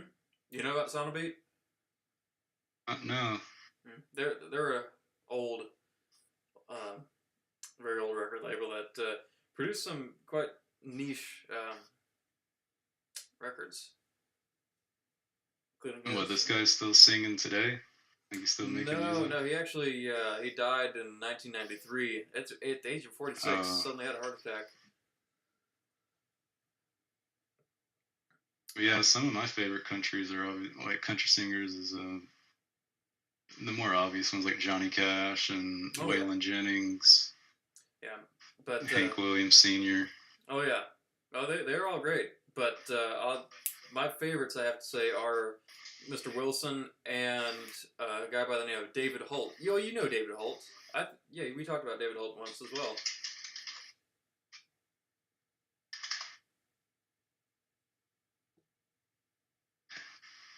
Was that guy you played like at the beginning of one of your streams? Yeah, that song "The Cat Came Back." Yeah.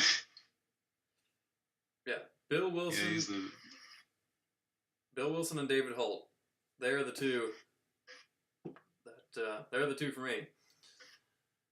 And all of them. There's. Yeah, that's like that mountain music. Yeah, and Josh Coldern said, "What about Alan Jackson?" Yeah, Alan Jackson and the other guys that Coleman just named. Yeah, those guys they make great music as well. But for favorites of mine, it's those two guys. But yeah, really anything that is the classic stuff, I have a very high tendency of taking a liking to. It's just the further you get into the 80s and 90s, the more unlikely it is I would like it. Dwight Yoakam was a good one too. That was not quite old, like it was like late 80s, early 90s. Yeah. I have to say my favorite like popular, like well-known country guy is probably Marty Robbins. Oh, okay. Big Iron, El Paso, Devil. Oh, yeah. Yeah, hell yeah. Yeah, that voice alone. It's like... Yeah, everybody, like, has heard that from Fallout New Vegas. It's like, why can't country singers of the 90s onwards, like, why can't country singers today, like, take a look at that and go, oh, that actually sounded good. Like, he actually could sing. He actually sung well. And it had a distinct voice. But, like... Yeah, who was that one guy that was a yodeler? Yodeler. Shit. It was in the Devil's Rejects. Well, not Hank Williams, right? No, hang on.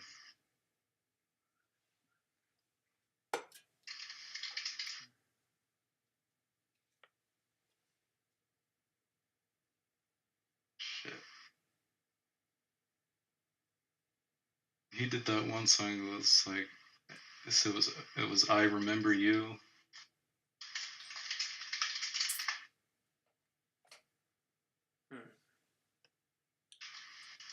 Slim Whitman.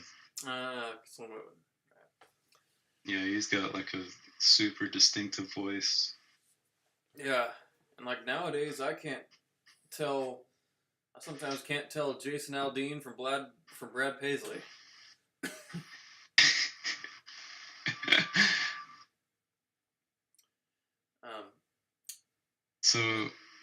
Did you ever get into like electronic music?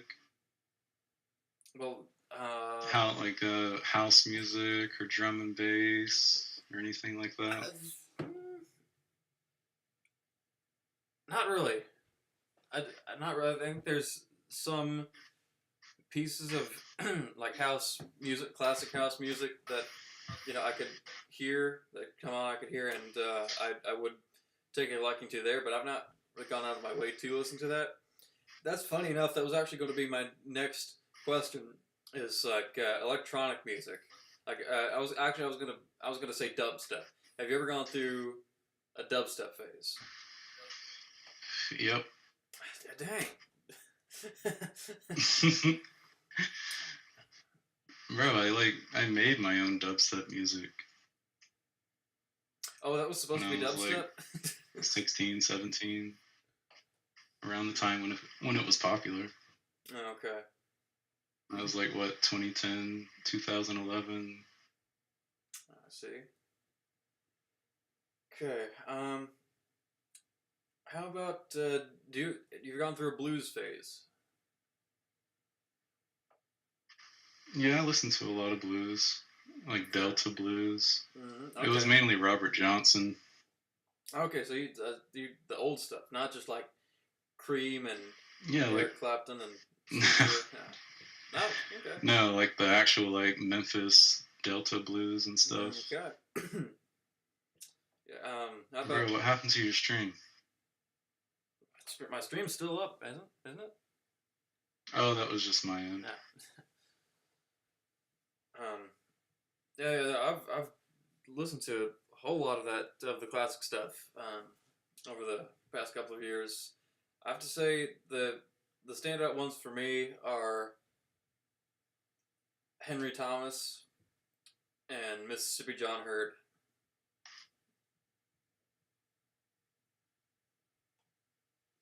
And they were even before Robert John Johnson's. Hurd. And they were even before Robert Johnson's time. Oh wow.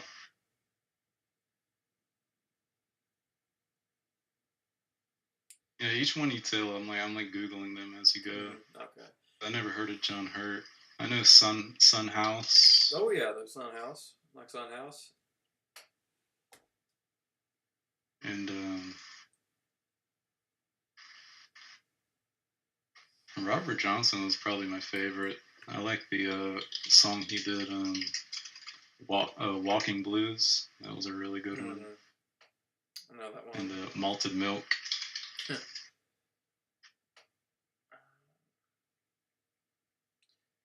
There's one guy whose first name always escapes my mind. Oh, Washington Phillips. That's another guy. He played the Dulciola, and was probably the only blues guy out there who played the Dulciola. What the fuck is that? It's kind of like the instrument that one table harp instrument that I have. But it's actually played with a keyboard. So it's almost like a mini portable harpsichord.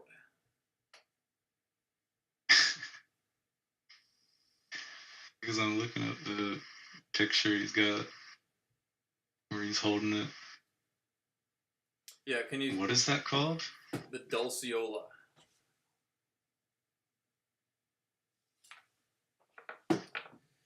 And can you see me?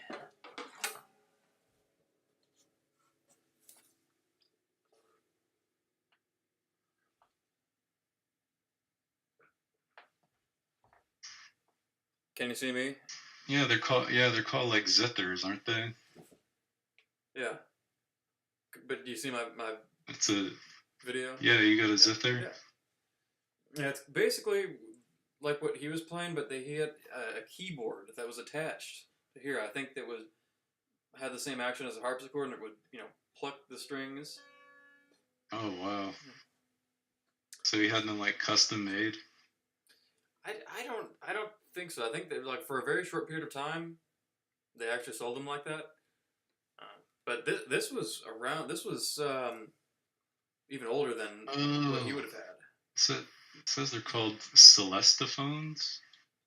I haven't heard that term, but for like these type of instruments, there are a bunch of different terms and names for them. Yeah, but that one that I have is would even have been older than the one he had, probably. Yeah, the ones where you can like actually pluck the strings were called celestophones. That's interesting. Yeah, it's creates quite a distinctive sound for blues. You wouldn't expect to hear that kind of sound there. Yeah, that's an interesting approach. Okay, so you like you've Like gone a glockenspiel. Mm-hmm. So you've gone through the blues phase, right? Let's see. You're gone through a mariachi phase.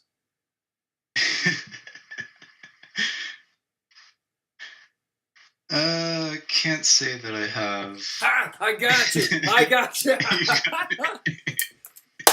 Told you. You got me. That A was, mariachi phase. I was like in my mind was darting around all the states, and then I thought, I just went down and I went Mexico mariachi, yeah. No. I told you. See, I used to say that I liked all kinds of music until I started hearing other people say that. Well, hold on. I have listened to some South American people like Caetano Veloso, the Portuguese singer. Mm-hmm. But that's not mariachi though. Mm-hmm. Dang. So yeah. There's... The only thing I can say is I've listened to the most popular Portuguese singer. So yeah, man. Well, be careful what you go around saying. Be careful what words you go strutting around. Because and I only found him because of Nacho Libre. I don't know that's even who that was. Bro, the movie. What? Oh, I know with Nacho Libre. I know with the Nacho Libre. I didn't know that was him doing the songs. Oh, it was just like this like little tiny bit. Oh. They played his song, and I was like, that sounds really good. It was Caetano Veloso. Well, you know what? At least we got some good recommendations out of this. Yeah, you should link some of the people you were talking about here, and check out some of the ones I was telling you about. Yeah, some of those blues artists I never heard of.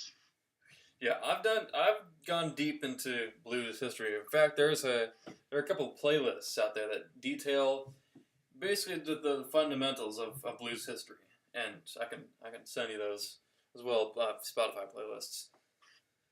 I'm not a Spotify listener, but those are helpful, for categorizing and collecting and detailing. Yeah.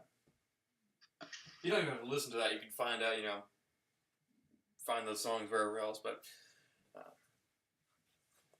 yeah, she'll send you some of those, and because those are mighty detailed. Yeah, I've got my own Spotify playlist too that I made up during high school. Dang, Spotify was around when you were in high school? Come on, bro. I Not that old. I seem to remember. I found out relatively recently that Spotify was around, I think, since 2011 or so, and I had not even heard of Spotify until about 2017 or so. And I was one of those people that would just download full albums off the internet. Mm-hmm. And like download it to my phone, not stream music. Well, I was one of those guys who still listened to effing CDs and tapes. Oh my god. You were pulling up the school listening to physical media. Oh yep.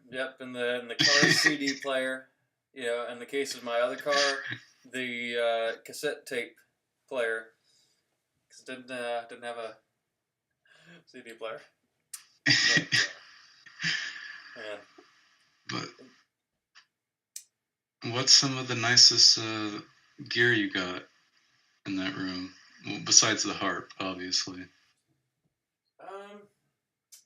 Yeah, well, there's the zither harp that I got found at a pawn shop, and it ended up being from the turn of the century. Yeah, that's like an antique. Like, oh you gotta take care of that thing.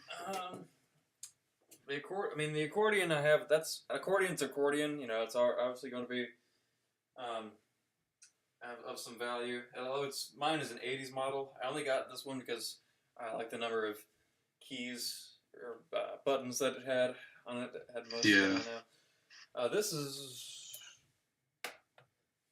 old. Very very old music box. Plays 4 tunes on it. Real nice sounding. Oh, that's cool. And then, of course, there's the piano, which is a Washburn, Lyon & Healy, which Lyon & Healy is the brand that's known for making harps. They're known as the harp brand. But this one, for a short period of time, they were making pianos with this brand subsidiary Washburn. And very short-lived. They were very short-lived. I've not ever seen a Lyon & Healy piano in person besides this one. I looked on eBay, and on Google Images, and there were a few others that I found, but none that are the exact same model as this one. It's a square piano. It's a baby grand. You can. Oh, it's a baby grand. Yeah. Here, I'll try to turn my thing around. Damn, dude! I thought it was like an upright. There's a second there. Oh shit! I got some stuff on top of it now, but that's it. Oh, it's pretty compact too, isn't it? Yeah, it is a baby grand, but yeah, it fits right in the corner. Very convenient to play and access. Not to move though. No piano is ever easy to move, and this thing. No, dude, it was like.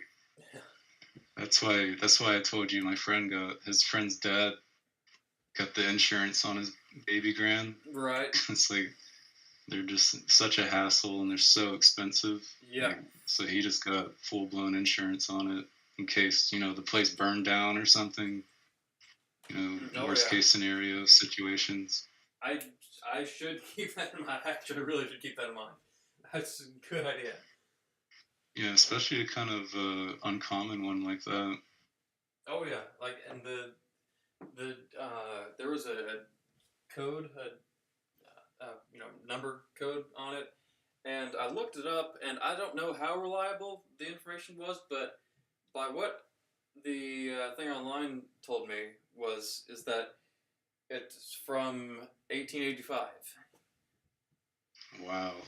It does look pretty old. That design of it. Yeah, I don't know exactly if that's accurate or not, because I know 1885 pianos did not tend to look like that, but that's what the thing online said. That's what this thing online told me the code date. Yeah. Be surprised. But it's not really very visible, but you could see. And is that a keytar back there? Yeah, it is. Yeah, it's a. I thought that was. It's not anything too special. It's just a. Yeah, it's just a digital little one that's just. So quality digital keyboard that you can play like this. Yeah, I've always wanted to get one. They look fun. Yeah, I really Wow, it's a Yamaha too. yeah, I really super wanted one of these when I was 13. I just want that's the instrument that I wanted just more than any other thing. And It's just fun. I back then I did not know back then that there was a difference between digital, synth, and MIDI, and I did not know what it was that I wanted. So when I finally got one, I got Mm. this, and it was a digital, and that was not what I wanted. What I did not know that I did want, what I did not know that I wanted was a MIDI. MIDI controller. Yeah, and so I Wait, was you just, can convert it, right? yeah, With that focus, right? perhaps, but for the longest time, I thought, dang, why does this thing just not sound like any of the ones I hear? But what I really, what I still want another guitar, but the kind that I want is one of the old kinds that is its own synthesizer. Like you can see those in Yeah, you plug it into an amp. yeah, and you can see those in the like old like funk and disco videos where somebody will just be out there up front, playing with the guitarist, and they'll have this big, just boxy synthesizer attached. Well, to they the wouldn't keyboard. make them themselves, right? Like the early ones. I remember looking up guitars and like they would literally just get a keyboard and just make it to where they could play it standing up live. It wasn't really. It was like the company Alesis. Okay. Like, you know those the cheaper keyboards, Alesis. They made like the first brand name guitar. Okay. Like it was actually marketed as a guitar. Really? But what's that silver one behind it? I've always like looked at that. This one, this one is actually just basically a toy. This is my first digital one. It's a Casio. This is nothing to write home about.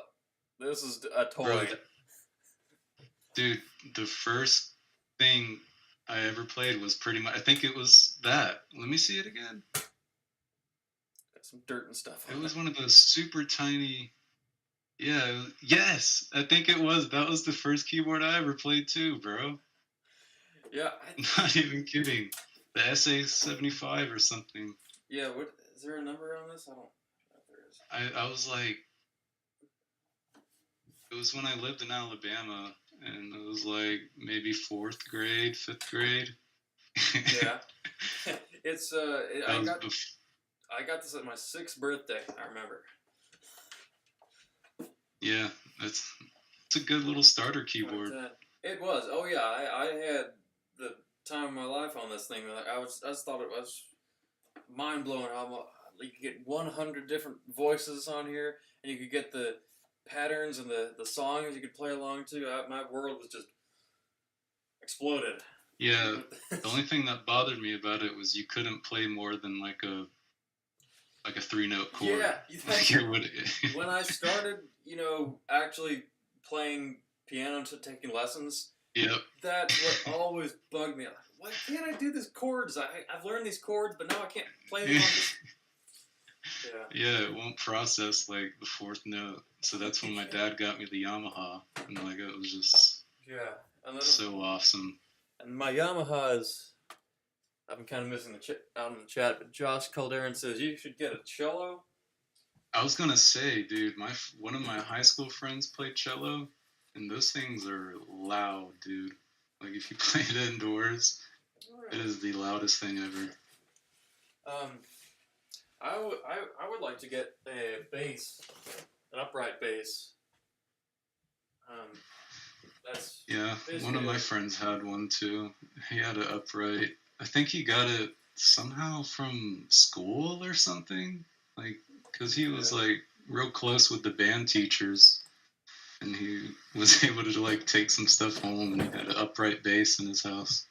It's like, what the fuck? Yeah, I would really like to get one and learn that. I don't Damn, think it'd dude, be what's the that? You hardest. got a workstation over there? This one is a Yamaha YPG 535.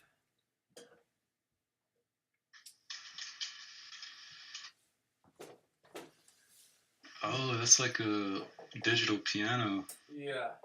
Um, this Nice. is my dad got me this one for my 10th birthday when I needed a digital piano that was not the other one. And yeah, I had the time of my life on this one, but it has all these functions that you can.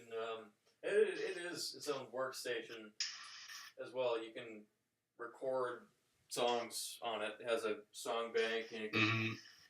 But it's all compacted into the one instrument.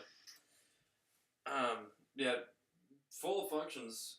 But the one thing is that as I got older and could had a better sense of sound and could pick out sounds more proficiently, I started becoming more and more dissatisfied with this one because its sounds are not very good. Its sounds are not Yeah, bad. The sounds I are see not, what you mean. yeah. The sounds are not bad for the most part. There are some really good ones on there, like their electric pianos. Great. You can tell it's just a little dated. Their electric pianos are great. They're actually a very, very good harpsichord sound on there. Like I was surprised at how well the harpsichord sounded. The organs, they have a couple of really good organs on that one. But other than that, everything, even the piano sounds too soft. Does not sound real enough, and that's kind of the unfortunate thing because that thing was probably a lot of money, and you got all these different functions on there, but with so sound, and that's why I really prefer MIDI because with that you got everything compacted on there, which does kind of sacrifice you having good sounds on there. With MIDI, you could plug it into anything and plug that into any workstation, Yeah, any VST. You can get like the nicest sounding piano VST and then just plug it in. Yeah, you can make your own sounds and plug them into there. Or that, yeah. But yeah, with this one, it's got everything on one thing, and I could get the appeal of that, but I'll go with good sound over anything. That I used to use that a whole lot, not too much anymore. Only if I need to do some organ practicing, and I need to have it sound like organ, I'll use it. But I was gonna say it's got like the semi-weighted keys on it. Yeah. I mean, good quality instrument overall, just lacking in the sound. But actually, what I was meaning to show you was these two cases right here. There are two bass guitars in there, and there's actually 3 back there behind the foosball table. Bass guitars? Yeah, I have 5. You got 5 bass guitars? I do, yeah. Damn. And the most significant ones, one of them's right here. I've pulled it on stream before.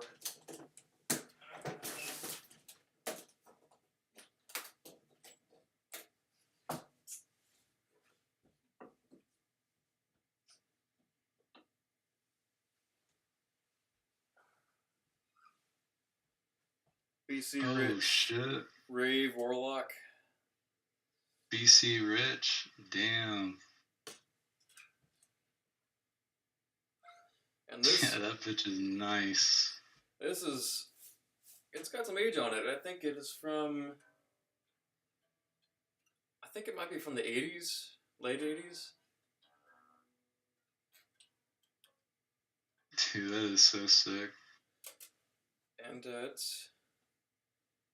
think it's definitely seen some action. Got its fair share of marks.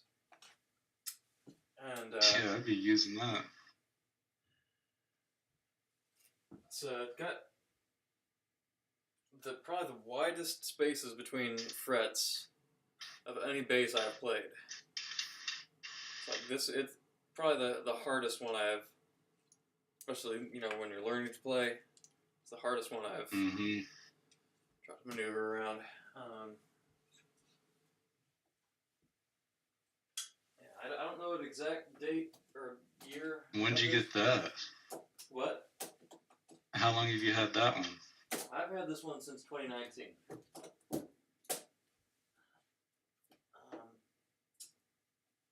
Let's see. I'm playing bass now more than ever, though. Do you have like a Fender Precision? Nope. I don't have any. None of these are Fender. None of these are Fender at all. Mm. But the other one, the other really significant one Rickenbacker? is nope.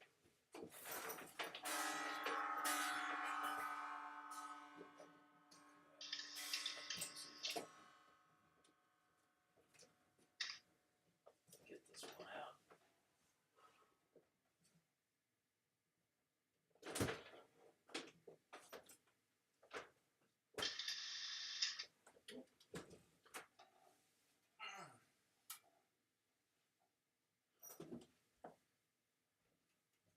God damn. This is the Gibson RD Artist bass.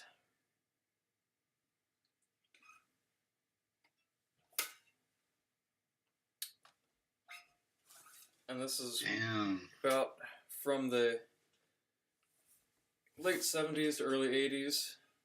That's a cool design. Yeah, that's not something that you see. Yeah, it's very man. unique. Like, especially you would not see this, That shape. section of it, but then with this, so if you'd see this end, it'd have something different than this. And if you see this, you'd have a different front end than that. But yeah, it's definitely the most obvious old model. The number dials and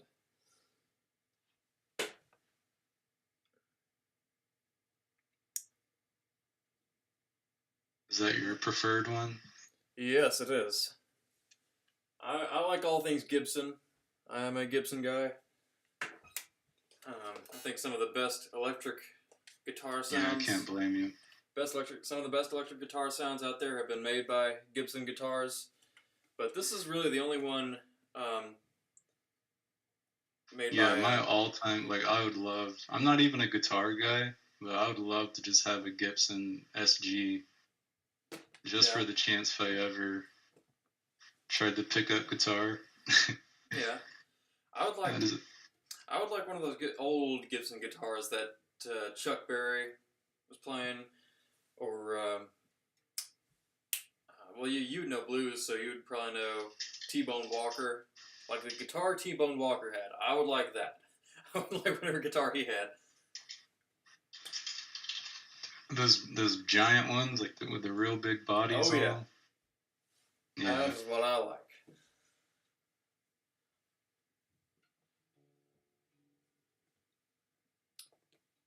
But yeah, this is my only bass that's. Oh, those are acoustic electric, wasn't it? T-Bone Walkers. But this is really my only bass that is from a well-known brand. All the other ones are from all different ones that I guarantee nobody else would know about, except for the Warlock one that I just pulled out. Earlier. Yeah, I've seen the Warlock before. I was trying to remember who played it. I think so many people play it, but still.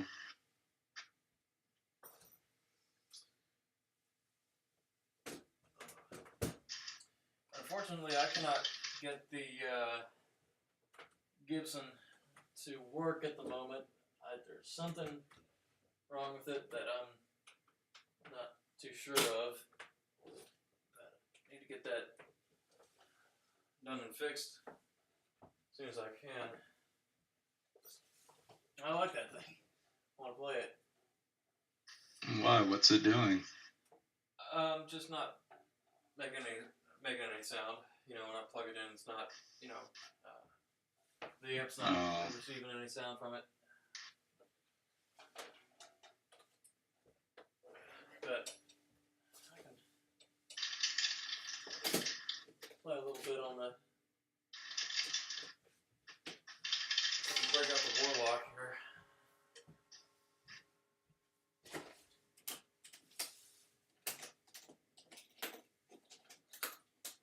Did you try different cables and stuff? I only have one, and it works. It could just be the cable. It works for all my other ones. Oh. And it had some repairs needed. Does it have active pickups?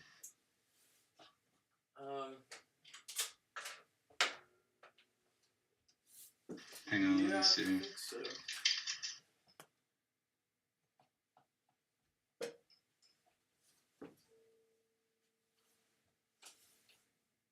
What was that Gibson called? The RD Artist.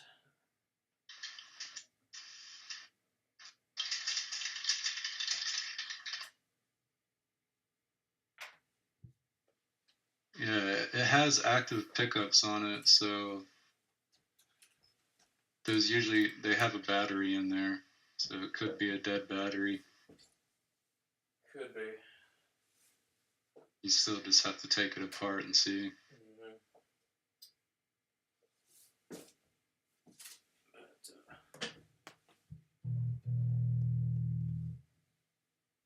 Hear that all right? Yeah. Yeah, that sounds good.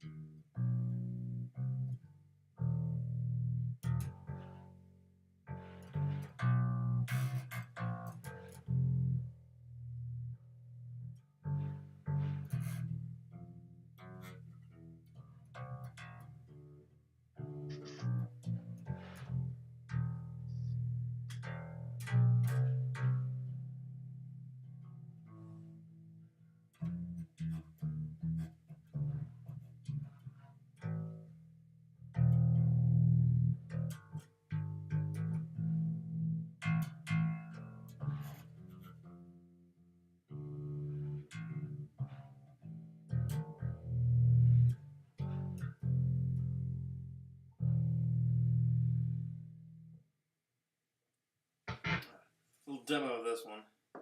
Nice, but,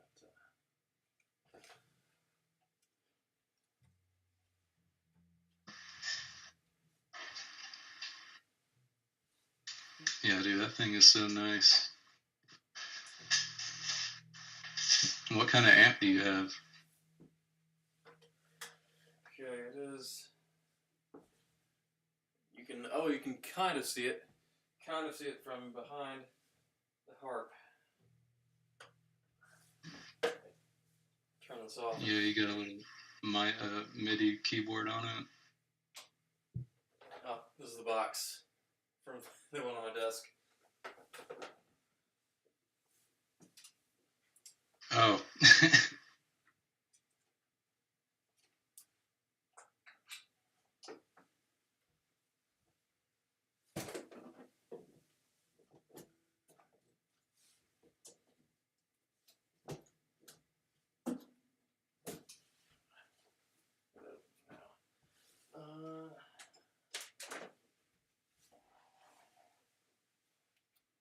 Yeah, you can kind of see it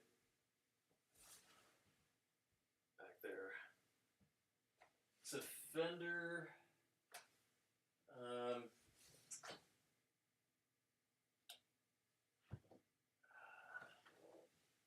What is it?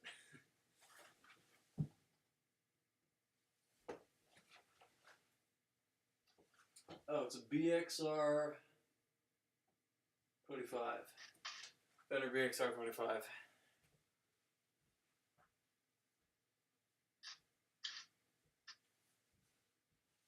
Is it like a bass amp? Yeah. Oh, okay.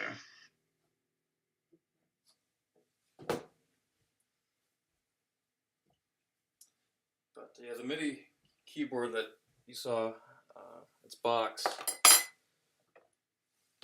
That's this. Novation Launch Key Mini.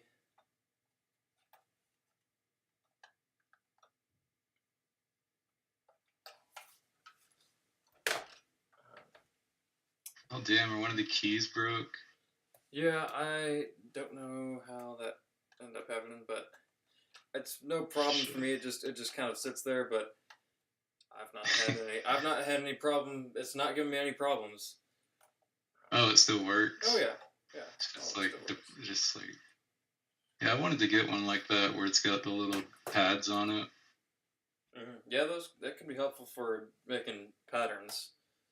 Yeah. You can, I've not found out how to really work it yet, but you can kind of using some of the buttons on the side, you can almost shift and hold like you can on a computer keyboard, and put the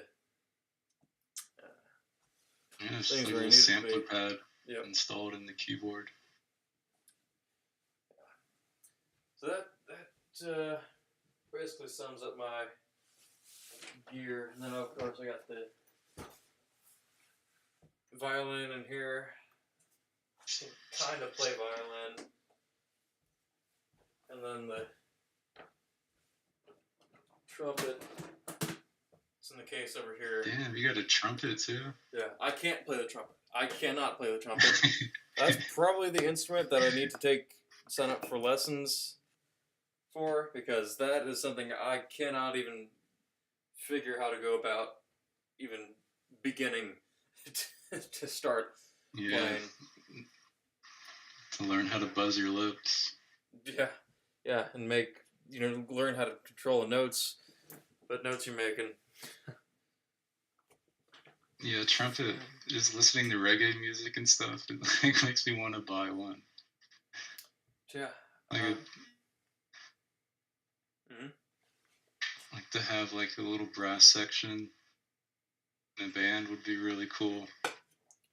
Yep. Like have one person on a trumpet and one on a trombone or something. That'd be cool. Yeah, that is the dream of many bands. You really just need to know where to look, and you need to make sure that these people that you might be hiring know that you're going to be doing good music. It's a band that's worth being part of. They're going to get good feature in it, and they're going to get good feature. They're playing good parts, and they'll be standing out. They're in there. They're in there for something, you know.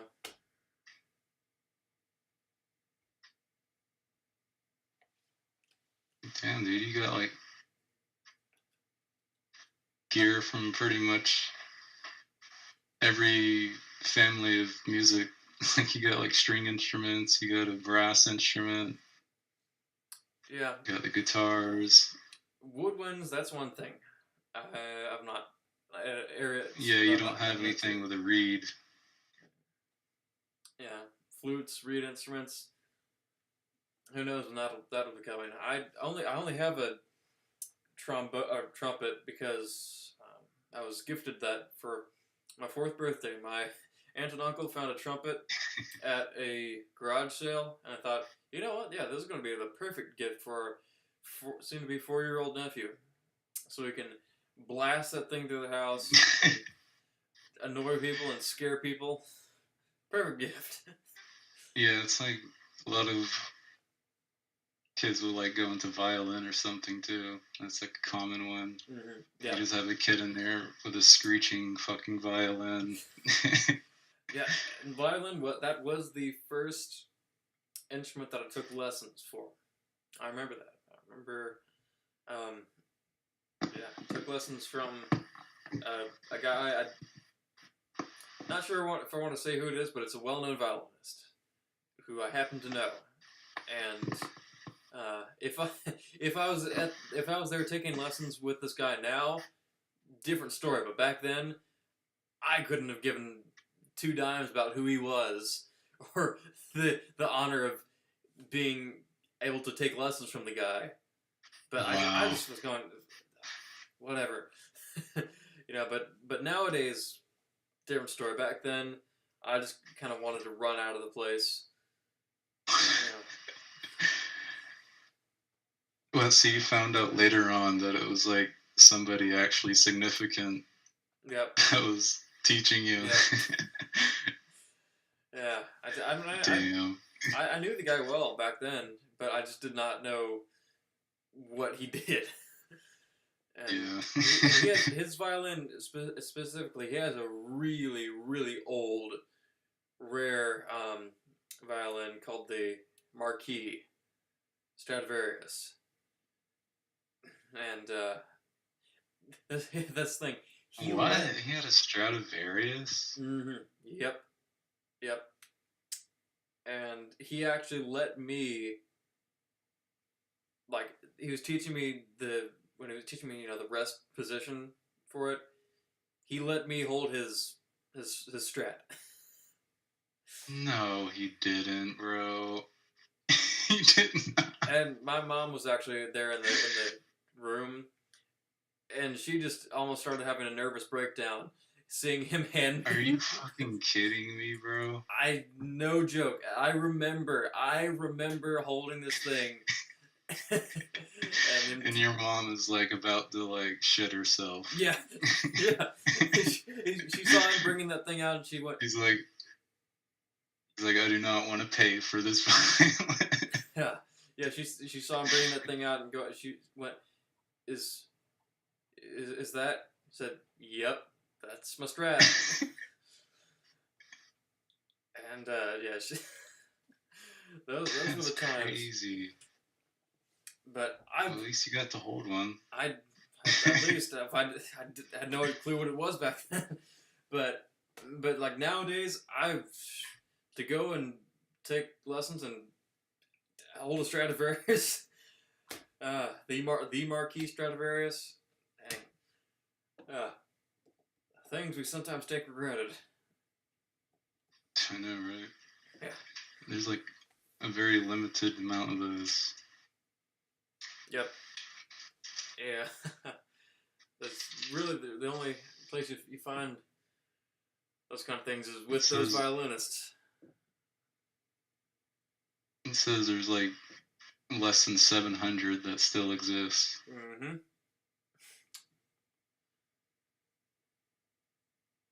There was another violin maker that kind of rivaled the Stradivarius. Yeah, there's Guarneri or something. Yeah, how do you pronounce that? Giuseppe Guarneri. Yeah. Yep. Yeah, I haven't been. I've encountered any of those ones, but the Strads are the ones you hear more commonly about. How old were you when he did that? You were like 5? I don't know if I had already turned 3 yet. Oh my god. That's just like it's like on his part. Like, why would you let a kid hold a priceless thing like that? Yeah, I guess he was drawing from his own experience because, back then, when he was a kid, if you're a kid going into violin, the last thing you're thinking of is dropping this thing.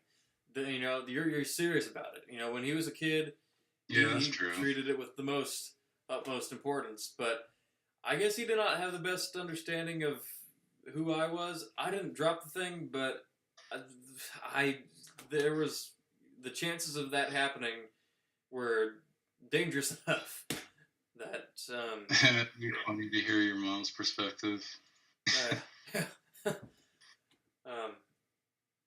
yeah, but he assumed he's going into violin lessons with me, of course. So he's fine. He's not gonna do anything weird. But no, I did not cooperate or anything at all, and he was just going, "What is wrong with this child? Kids these days, what has happened?" But he somehow was under the impression that I was passionate about learning the violin and becoming a professional violinist. Hence why he taught me. But no, he told my mother that he could give me lessons, and knowing who he was, both my parents said, "Yeah, that'd be great honor." But there was kind of a misunderstanding, bit of a misunderstanding. Got lost in the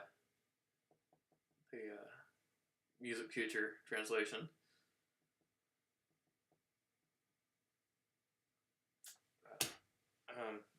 So what's the music, the instrument you're more like into? Is it piano or guitar? The most into, yeah, I think I would have to say. Or are you the most well versed with? yeah, both actually.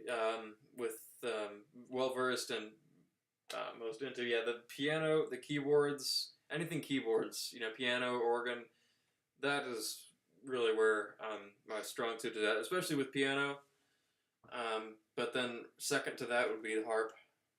The harp is the first instrument that I took lessons for an extended period of time, not just one or two lessons. Yeah. Harp is I've been playing harp for like, dang, how long would that have been?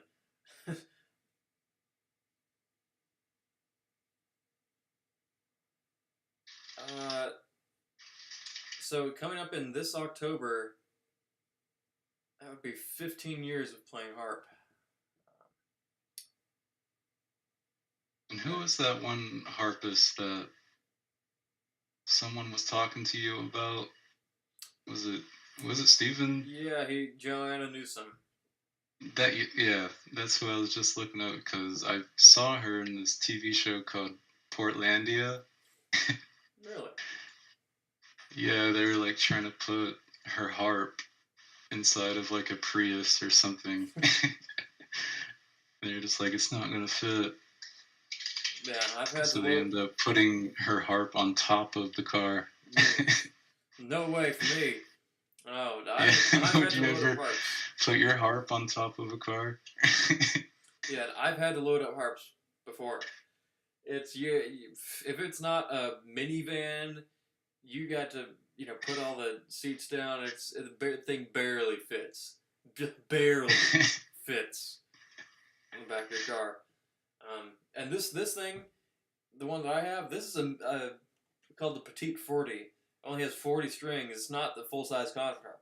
The concert harp's 48 strings, and bigger than this. I don't think I could fit that in the back of my car. This barely fits, But yeah, what kind of? Yeah. She says she plays L&H harps. Lyon & Healy, yeah. Oh, Lyon & Healy, yeah. Yeah, this one's Lyon & Healy, which is, of course, the same brand that my piano happens to be made by. Oh, damn. That's kind of sick. You got a harp and piano by Lyon & Healy. Yeah, well, yeah, like I was saying earlier, the Lyon & Healy pianos, you just don't come by those. Those only made for a short period of time, and you don't see those. And they are Lyon & Healy. It's a very good brand all around. Their harps, very nice, and their pianos. This piano is one of my favorites I've ever played. Everything is just made right on it, and I've not heard a piano having the same tone and timbre as this exact one. Have you ever had a professional come out and tune it? Yeah, I've had it too. I keep up with having it tuned. Yeah, it's my piano. Um, You, it's a you don't hazard. have to do it like super often Yeah, ideally once a month, but though. Really? yeah, that's ideal. Because things it's an instrument. If instruments go out of tune, so like most optimally once a month. But those Yeah, things get especially expensive. Yeah, and what you like really an need to do is antique one. yeah, oh yeah, and what you really need to do is what I need to do is I need to learn how to tune it myself. I've had this thing, I've been playing this thing since before I can remember. I need to learn how Dude, to tune it. they you have like tuning it yourself is like a crazy job. Like, Mm-hmm. don't they use like special equipment to do that? Yep. I've seen we have the same guy who comes out here and does it. Yeah, there's like some tool they use. Yep, and he has his own. He brings a briefcase and toolbox full of Yeah, his it's like own stuff. Tools I it's have crazy. not ever seen outside of what this guy has. You know. Yeah, my friend where I recorded that song, he had his baby grand recently tuned, and he said the same thing. Like the guy comes with like full kit, and they're like super serious. Yeah, yeah. This guy, he's the guy who does, and I think he is the only guy they have at the university who does all of the piano maintenance. So this Oh guy damn! So you pay, had like a good guy come out. yeah, no, this guy gets paid top buck for it. And we only got recommended this, to hire that guy because of somebody we knew who knew him. So yeah, we got it well over here. Although next step is finding somebody. There's something up with my accordion. There's something inside. There's something inside of it that is loose, and I I have no idea Oh shit! how I would take it apart. No idea Yeah, how to I go would about that. like So have no next step idea where to is begin. yeah, and I don't have much of an idea of where to begin to find somebody to repair it. So that's something I'm gonna have to get to, and obviously I would like to learn how to repair it myself. So yeah, if I would like to get to the point where I would not have to hire anybody to do anything for my instruments. Piano, my accordion, the organ. Yeah, especially when you have so many like you do. Yeah. Probably would be a good idea to figure some stuff out. Mm-hmm. And then of course the organ, the pipe organ that I play. Somebody made a good suggestion to me that if I can be a pipe organist, I play the pipe organ professionally, but I also could fix organs, which there are not many guys out there who can. My paycheck would go up. If I could, play organ, which there is demand for that in some places, but if you can repair organ and play it, that is where it's at. So I'd like to learn that as well. That's another thing you got to learn and practice for a very, very, very long time. But there's a guy here who I know at the university who teaches courses on organ building here at the university. I've known the guy for a couple of years, and I'd like to learn some pipe stuff organs or pipe organs. Yep. Jesus. They're Yeah. on this university. There are about 12 pipe organs on this university. So this guy he's there all the time, going around and. Why does your school has 12 pipe organs? Yep. Why? So it's a unique one. Okay, so there's. I'm trying to remember this correctly. If it's really 12, there's one at one Are they concert like hall. in churches or? One is in a chapel on campus, but the other one is in a concert hall. The other is in another hall that's in the student union building. and the other concert hall is just on the School of Music. Then there's one that's in the theater, the old theater there. There's there are several in, and then there are several in um, the music practice building. There are several smaller ones, and pipe organs can be of any size. You can fit a pipe organ. Oh, see, I'm thinking of like, like church organs, like where Yeah, it's giant pipes, and then you got to go into like a whole other room to play it. right. Yeah, no, there. That's what I'm thinking of. Mhm. That's like the one in the chapel, I'm assuming, right? Yeah, yeah. There's one. Yeah, that there's one like that in the chapel, but then the two halls and then the one in the theater. Those are the massive ones, even bigger than the chapel. Um, but then yeah, the music practice building has ones that are probably you could roughly fit in this room, you know. But they're big practice rooms. They're ones on the top floors. They're big rooms. They need them, and they even have two of the massive ones on Yeah, the where very it top like floors. takes up the entire building. Hmm. And in that same It's building, like they have a Carillon Tower. In that same building, they have a what? a Carillon Tower, the bell tower, Oh, that's cool. where you play the bells. I've played that once, and I also I gave a concert. I gave a concert on the the other bell tower, the one that's in the main central part of campus. I took a couple of lessons on that one, and then I did a concert on that one. It's a just straight up vertical tower in the middle of campus, and I went in. It was an official organized concert. There were other people playing before me. I was the last in a series, but there were programs and people came to it to watch and listen. Well, you're like in an ensemble or something. Not really. I was just after. I was in a series of people performing. There was Oh, a lineup, a concert lineup. But I didn't. I mean, you technically could have two or three people playing at the same time, but no, it was just us singularly doing one piece on it. So my piece that I suggested, and I actually got to choose a piece. The piece that I suggested and chose, and they let me do, was the one piece I thought would be appropriate to be played on an instrument that could be heard throughout the entire campus. What do you think that one song is?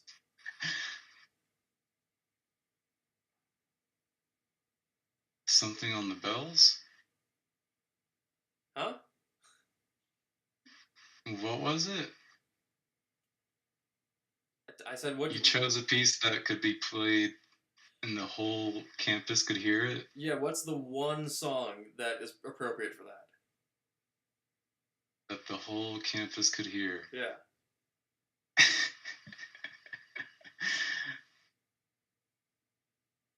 I don't know.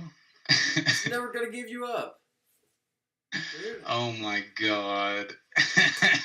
Like So you rickrolled your entire campus. I did. That is one of the first things that came to mind as when I heard. Oh my god. One of the first things that came to mind as learning how to play the pipe organ or the carillon is that I was gonna say learned something like Zombie Nation, when they play like at the football show. Yeah, they don't play. They're never gonna give you up at the football games, but no, this needed to be done, and I learned never gonna give you up on the bell tower, and I told my teacher who was making the programs. I was saying we have to come up with something that we have to put a fake title on the program because it would not work. It would not be workable if people knew what it was going to be, And so he said, "Yeah, we got to do something like Moonlight Sonata." put something like Moonlight Sonata on there. And I thought, okay, that's a big, good idea, but we should think of something, finalized. We should think of something, a final thing to put on there. And he said he'd give it he'd think about, what would be best to put on there.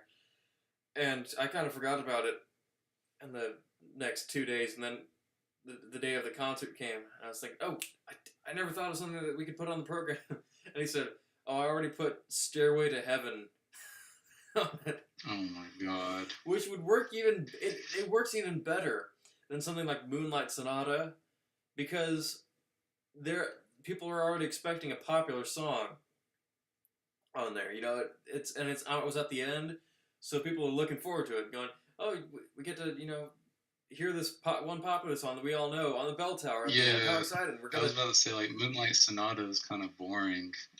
I know, well, them's fighting words, but we're going to ignore that for now. They're going to be... Bro, compared to what you were going to play Never Gonna Give You Up? Yeah. Yeah, that's... I'd rather hear that than Moonlight Sonata. To each his own, but... On a bell tower? Yeah. But it worked better that everybody thought they were going to hear Stairway to Heaven. It's a popular song they're looking forward to. And then they get Never Gonna Give You Up. Yeah. That was hilarious. Wait, you're talking about those, like, the bell tower things where you play the keyboards, like the wooden pegs? Yep, exactly that. Holy shit. That was hard. It's hard. You need a whole lot of practice on that. Don't get to have a lot of practice on that, though. Of course, there's pedals you play, like an organ, but even harder to play since they're so widely spaced apart. And is there like a delay? Nope. Like when you... No. Like as soon as you press the keyboard, the bell plays? Yeah. The thing is, you have to know how to do it hard enough, because sometimes you press it and it just kind of... It does nothing. You need to have just the right velocity, and you're not going to be out there just banging on them, because you wouldn't be able to play like that. So it is quite hard. But after I performed, I came down the tower, and my my organ teacher was standing right at the bottom, and he played a bit of Caroline too, but he was standing at the bottom of the tower. I came out and he was going, so, you playing some Jimmy Page there? And I was a bit taken aback for a minute, and then I found out that he did not know that I was trying to play Never Gonna Give You Up. He thought I was playing Stairway to Heaven really, really badly. Oh my god. He did not even get it. He did not even hear Never Gonna Give You Up. He thought I was just... What he said is... He was going... You doing some improvisation on the last bit of the solo? Oh my god. Yeah. And then other people who I knew who were in the audience said that at first they were thinking that I was just playing Stairway to Heaven terribly. But then they finally got it. So it looked even better. That was a riot. At least some of them got the joke. Well, yeah, most of them did. It was just my organ teacher who didn't get it. Well, of course the organ teacher's not gonna be in on it. Yeah, that guy's a great guy. It's easy to baffle that guy to some things. And he's the biggest organ nerd you could ever... Like, you ask him one basic question that you would expect would warrant an answer that would, not even take a minute to answer. He'd go on for 20 minutes answering you one question. But, and then he'd just go on, a tangent after tangent about including all these different organ facts. But then you ask him something that he does not know that's something outside of organ, and he'll just be dumbfounded by it. Now he might even be watching this video. That guy's a great guy and one of my favorite teachers. But I'm just saying. he couldn't figure out that I was playing Never Gonna Give You Up. So there is that. No, he was in denial because he didn't want to be rickrolled. He's like, no, there's no way he's playing Rick Astley. It's the one thing he didn't expect me to pull out of the bag. You know, he heard me playing Boogie Woogie on one of the giant pipe organs once. Oh my god! Yeah, but that was one thing that he was not expecting me to do. He knew I had tricks. He was not expecting that. He was expecting my trick to be playing Stairway to Heaven on the carillon, which is something that nobody had ever done. But no, it became even more successful of a bamboozle. Yeah. Pulled a fast one on. That's I don't know if that's yeah, right. it's an 8-minute song. Stairway to Heaven. That would have taken a while on that bell tower. Yeah, it made sense because it was at the end. You know, it's the end piece, long song, popular song, and then you get rickrolled. That's true. You know, I'd say that's what you know, one of the best things you can get out of a concert going experience. I don't know. So this is unrelated, but where the hell is Daniel Ozark gone? No clue. He's disappeared. He's disappeared, bro. Yeah, I talked to him was it last week? Yeah, it was last week. Earlier, like on Monday, I talked to him. But oh, really? Other than that, he's just went. That pipe organ, man. Yeah, just turned his life over.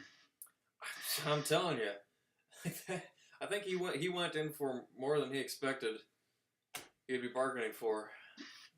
We saw that video. That freaking pipe organ like sprawled across that entire property.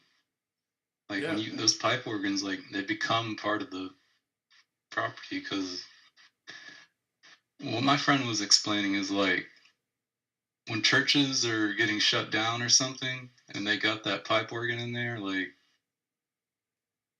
they usually just scrap them because like they're just such complex instruments. So yeah, and that's occasionally you'll come across somebody that'll want to take them. Yeah, and that is what was going to happen to that organ that Daniel got if he did not take it. That's what was the guy. He got it for free. They gave it to him for free because they were. Yeah, he just had to come there and take it apart. Yep, and I was there. I was there when he was doing that. He just. Oh, you saw him take it apart? No, I was a bit pressed for time, but I only had time to meet up with him at that little park. But it was in that neighborhood. He just drove a little ways over to that park, and we met there for just a couple of minutes. We were both very pressed for time, but I would have liked to help him out with the organ, but unfortunately, I think there was some of the organ parts were toxic, and they had lead. Those pipes all have lead. And, oh shit! Really? Yeah. Mm-hmm. Yeah, remember he was.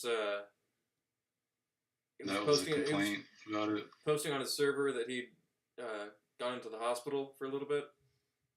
Oh shit! That's what it was. Yeah. Oh fuck! I completely forgot about that. I never asked why the hell he was in the hospital. You didn't. He really got sick from it? Yeah, that's the lead on those pipes that he was handling. Oh my god! Somehow got to him. Which usually, I mean, you wouldn't get poisoning from lead usually unless you're unless you can consume it. But I guess he was working with that stuff so much, and May have hauling that gotten stuff and cut. picking that stuff up. It maybe it Just was a cut on his hand. He could have got particles in it. yeah. Who knows that is not something that I Or would just take in. breathing it. Yeah, that was not something that I would take into account, and I doubt he would. He Yeah, could've I didn't even. I would not be like, oh, are these pipes toxic? Like, I wouldn't think that. Yeah, I know. Even though that I know that a lot of pipe organ pipes are made out of lead, but I would I not. had no idea. Oh yeah, that many of them are. Whole lot of them are. Because Well, I'm assuming the older ones. Mhm. And this one was an old one. But who's going to be putting their hands all over the a pipe organ pipe. So That's true. Mhm. But yeah, in circumstances like that, I could not have foreseen that either. So and I wanted to help him out with it, but I did not have the time for it that day. But I'm just, at the same time kind of glad I did not, because I could have ended up with that Yeah, lead you could stuff. have got sick. Okay, yeah. And lead So lead what is was not it? any joking matter. Yeah. I had to Yeah, complete it'll that. cause brain damage. Yeah, and I had to complete my semester. It was like November or December. I had a semester to complete. Yeah. What were you going to say? So what was it? You visited him, or he came to you? We met halfway. I was going out that Oh, way. okay. I had to be somewhere out that way, and he Was that was the there. LA He was thing? already there. No, that was this was in Chicago, a suburb of Chicago. Oh, Yeah. I needed to go out there to Chicago, and I heard he was there, and oh wow. I was actually planning on meeting up with Muffy.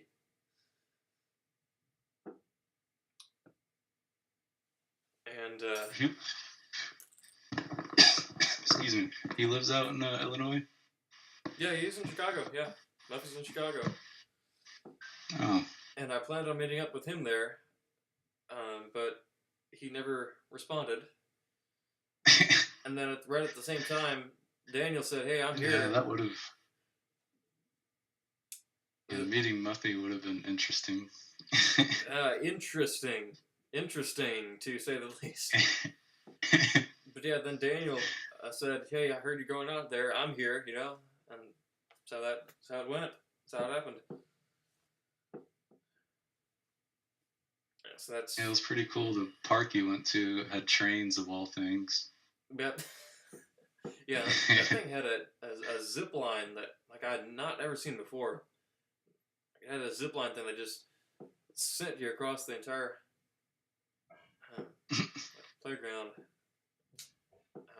But yeah, there was. So is that enough? What's that interest about? When did you get into trains? That's something I think you're just born with,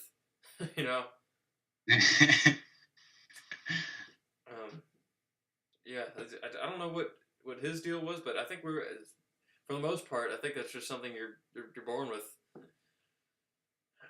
True. Like But- some people are in the cars and stuff. Some Yeah. people are in the planes. So, and I'm into the cars as well, and planes a little bit. I'm a vehicle guy. In general. But now I was gonna Yeah, say. I'm the same way. Anything with motors. Yeah. Tractors. But I was gonna say Daniel. Meeting Daniel marked the 5th. Was it the 5th? No, the 4th meeting. 4th Waffle member meeting that I've done so far. Oh shit. Yep. First it was Mikey, then Kira, and Pace, and then he was number 4.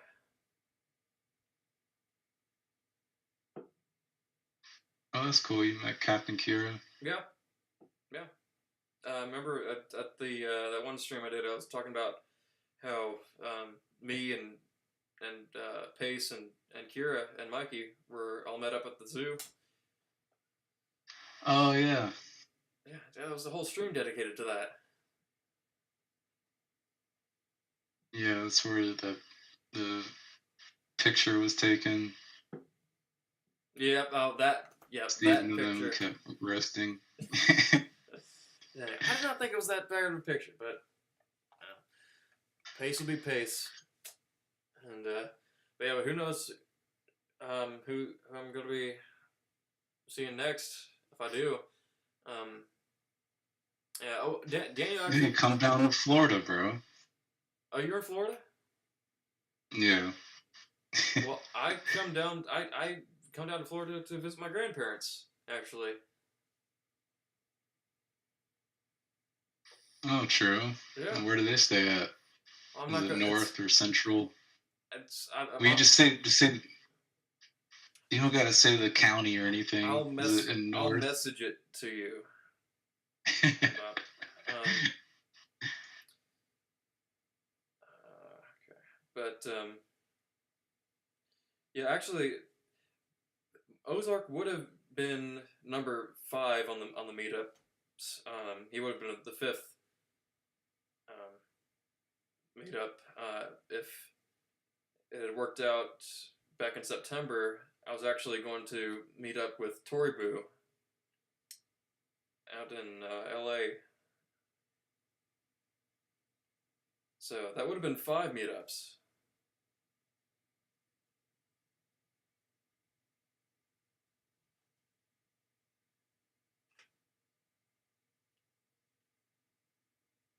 How many times you been out to LA?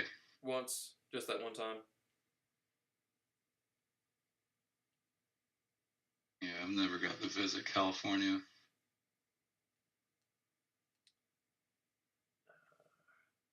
Where is it at? I can just put it in the. Fortunately, LA is not the best place to visit now. Yeah, it hasn't been for the past couple of years.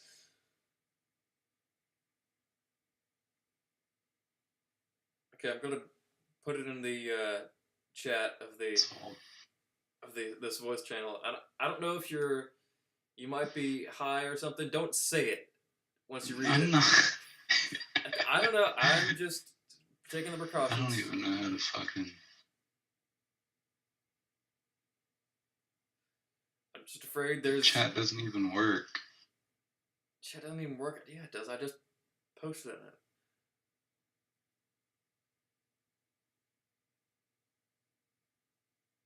Oh, the inbox. Yeah.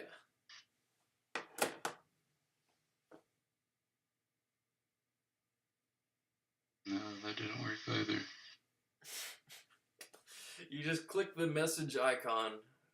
Are you on your phone or? I'm on death. And he left.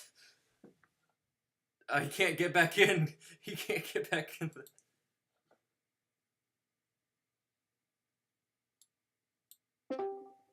You couldn't get back in. I had to drag you back in. I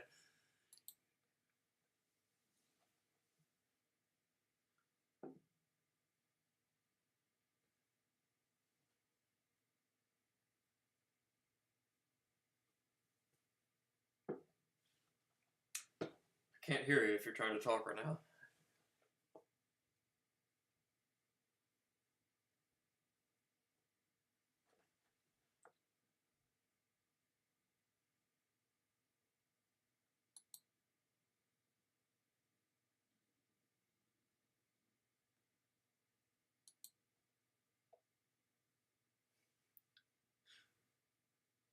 Getting dead air.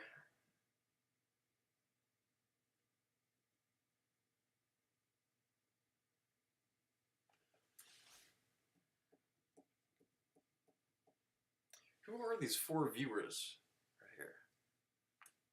Been keeping a steady 4 viewers for a while now. Who are you? Show yourselves. Or not. Being here is fine all the same.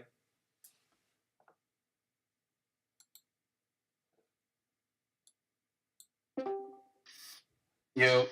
Okay, I can hear you now. Sorry. So can you at least get the chat to That was work? my fault. Or did you accidentally disconnect yourself while trying to access the chat? Well, I refreshed the page to see if it would fix the chat, and when you refresh it, it disconnects you. Oh, okay. Well, it should be the message icon on the next to the title of the chat, or if you click on the chat that, like if you click on the chat itself, you can see there's a message icon at the top right corner.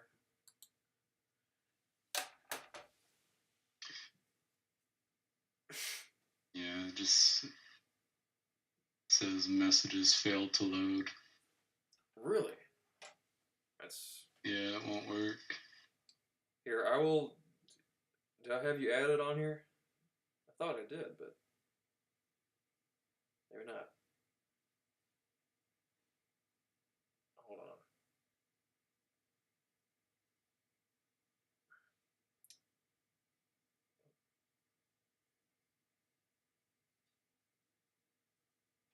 I just sent you a request.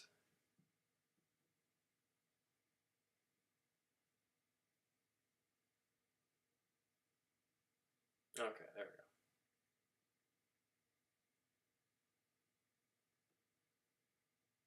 You get that? Yeah. Okay, is that anywhere near where you're at?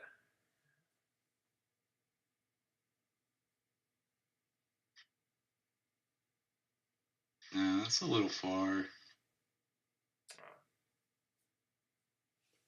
Well, who knows? Maybe, I don't know when the next time I'm gonna be. I live right near Tampa. Ah, okay. Well, who knows? I've only been to. I have been around a couple places in the state, so who knows where I'm going to be ending up next time? Because usually the past couple times I've gone and visited the old folks and then done some exploring around some other places. So who knows how far I'll get down there? But yeah, I'd like to meet all the folks I can.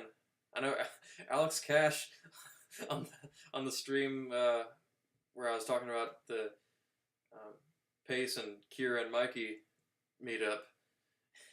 He was saying, "Well, you ever been out to Virginia? You know, I'd like to meet up if you're ever going out to Virginia." Okay, Alex Cash. I mean, I don't know you too well, but you know what? That seems fine enough. Good old Alex Cash.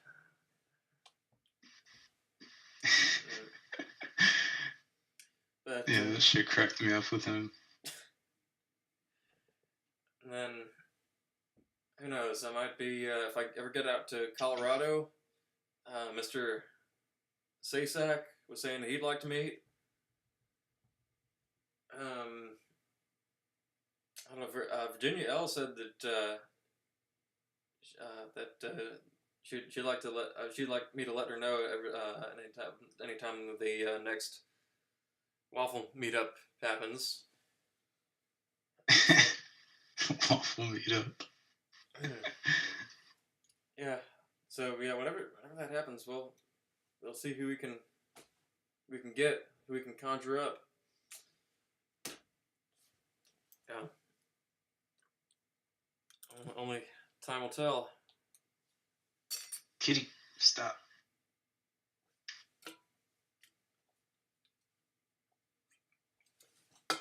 Oh, you got your girlfriend right there? No, it's my cat. That was a very dumb joke of mine. Anyway, your cat's probably telling you, "Get off! It's late enough. You had enough talking with this weirdo." Anyway, but I better gotta get off here and better put an end to the stream. That's now 12:20 a.m. So I better put an end to this once and for all. All right, man. Yeah. Well, yeah. Thank you for calling in, man. I did not expect that we would have the extended call segment, but you know what? It's been good. We've kept a consistent viewer count here. We've actually kept a better view count than when I just do things myself. So this could It's be more good. more than what I get on my streams. Yeah, man, I think. Which I'll probably start streaming again soon, but I'm just such like an Elden Ring nerd. Like nobody really cares about Elden Ring except for like a small niche community. So I'll probably have to play other games. Yeah. You need to have your own thing. Bring something of yourself to your streams. I think. What I think is where it is really at. Yeah, and I gotta get a camera working. Yep. Camera. Perhaps even get yourself a bodyguard, like I got here. Some kind of eye-catching instrument or something in the background. And Captain Kira said, "Fun stream, guys." She has actually held out this long. Yeah, I think she has been. Wait, was she my first commenter? No, Casey was my first commenter. But Casey and Kira, I think, are my longest viewers. They might be. For this stream at least. But then, I think they're some of my longest viewers for my other streams. So they're reaching some member milestones. If I had members, I should get that set up. I really have been thinking I need to get like a member thing set up. I need to get a donation thing set up. I just have to. Somebody has to remind me to just go out and do that. So I need to. Well, I've looked into it, and like YouTube is like really dumb, and they make you have these requirements to be able to get a membership community. So what you can do is use Streamlabs. Like that's what I was Jack, thinking. I need it's a third party. It's a third party thing that you link to your PayPal, so you can, so you don't have to have like YouTube says, oh, you got to have 50,000 watch hours to be able to get donations. You got to have this amount of views for your shorts, so you got to post YouTube shorts. It's just like no. Yeah, my intent was to go through Streamlabs, and of course have a donation thing with British Brian reading all the messages if I get any. Yeah, you can do that. Yeah. You don't have to have any requirements. I should take Jack's advice and do the next enterprise move of karaoke requests for cheap. Oh That's where it's at. Bro, you got all these instruments. You could get a little thing going. I could, yeah. Like, oh, donate, and I'll play this song on the harp. Yeah. Something like that. But, you know what? Like I was talking about earlier, Inverse, he requested this stream. This stream is happening because of him. I spent hours and days learning a song on the harp that he and NC requested. And where are they at, though? Also, right. Also, see this? This is because this is oh, the dollar bill. Foreshadowing to a song that Virginia L requested me. Well, not a particular song, but a song by a certain somebody that Virginia L requested me to learn and do on stream next time. And she's been absent from my past couple streams, so I don't know what's been going on over there. But and Inverse, I think Inverse and Virginia L. The last time I've seen them was on the Waffle Pone stream when Steven was on. So they've turned to Steve again. You know, they're going back to once they came. You know, pilgrimage back to old Steve. Guess that's how it has to go. But this stream has to go. This stream has to end, and I keep reminding myself. It keeps slipping back into my unconscious that I do have to go to school tomorrow. There is that. Oh shit. Yeah, I got reminded When's of the that. class start? Well, 8 a.m. Oh god. Alright, yeah, you gotta end the stream, bro. Yeah, man. And of course, I do live about 30 minutes away from campus, so 5:50 a.m. is good enough time. Oh my god.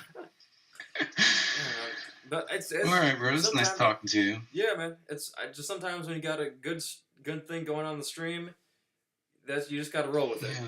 You know, it's Yeah, streams time are flies. streams are streams, and you just got to do what is best for the streams. You just have to keep the stream going. If there's if the stream itself is going, you know, if it's flowing, you got to keep it going. You know. But yeah, thanks for calling in, man. Thanks for keeping the viewer count up here. Keep it steady. Yeah, good talking to you, man. Hope to see you around next Yeah, time. we'll talk again soon. And I'll just end it out right here. But as always, don't fall too close. Keep the faith, and don't take any wooden nickels. Yep.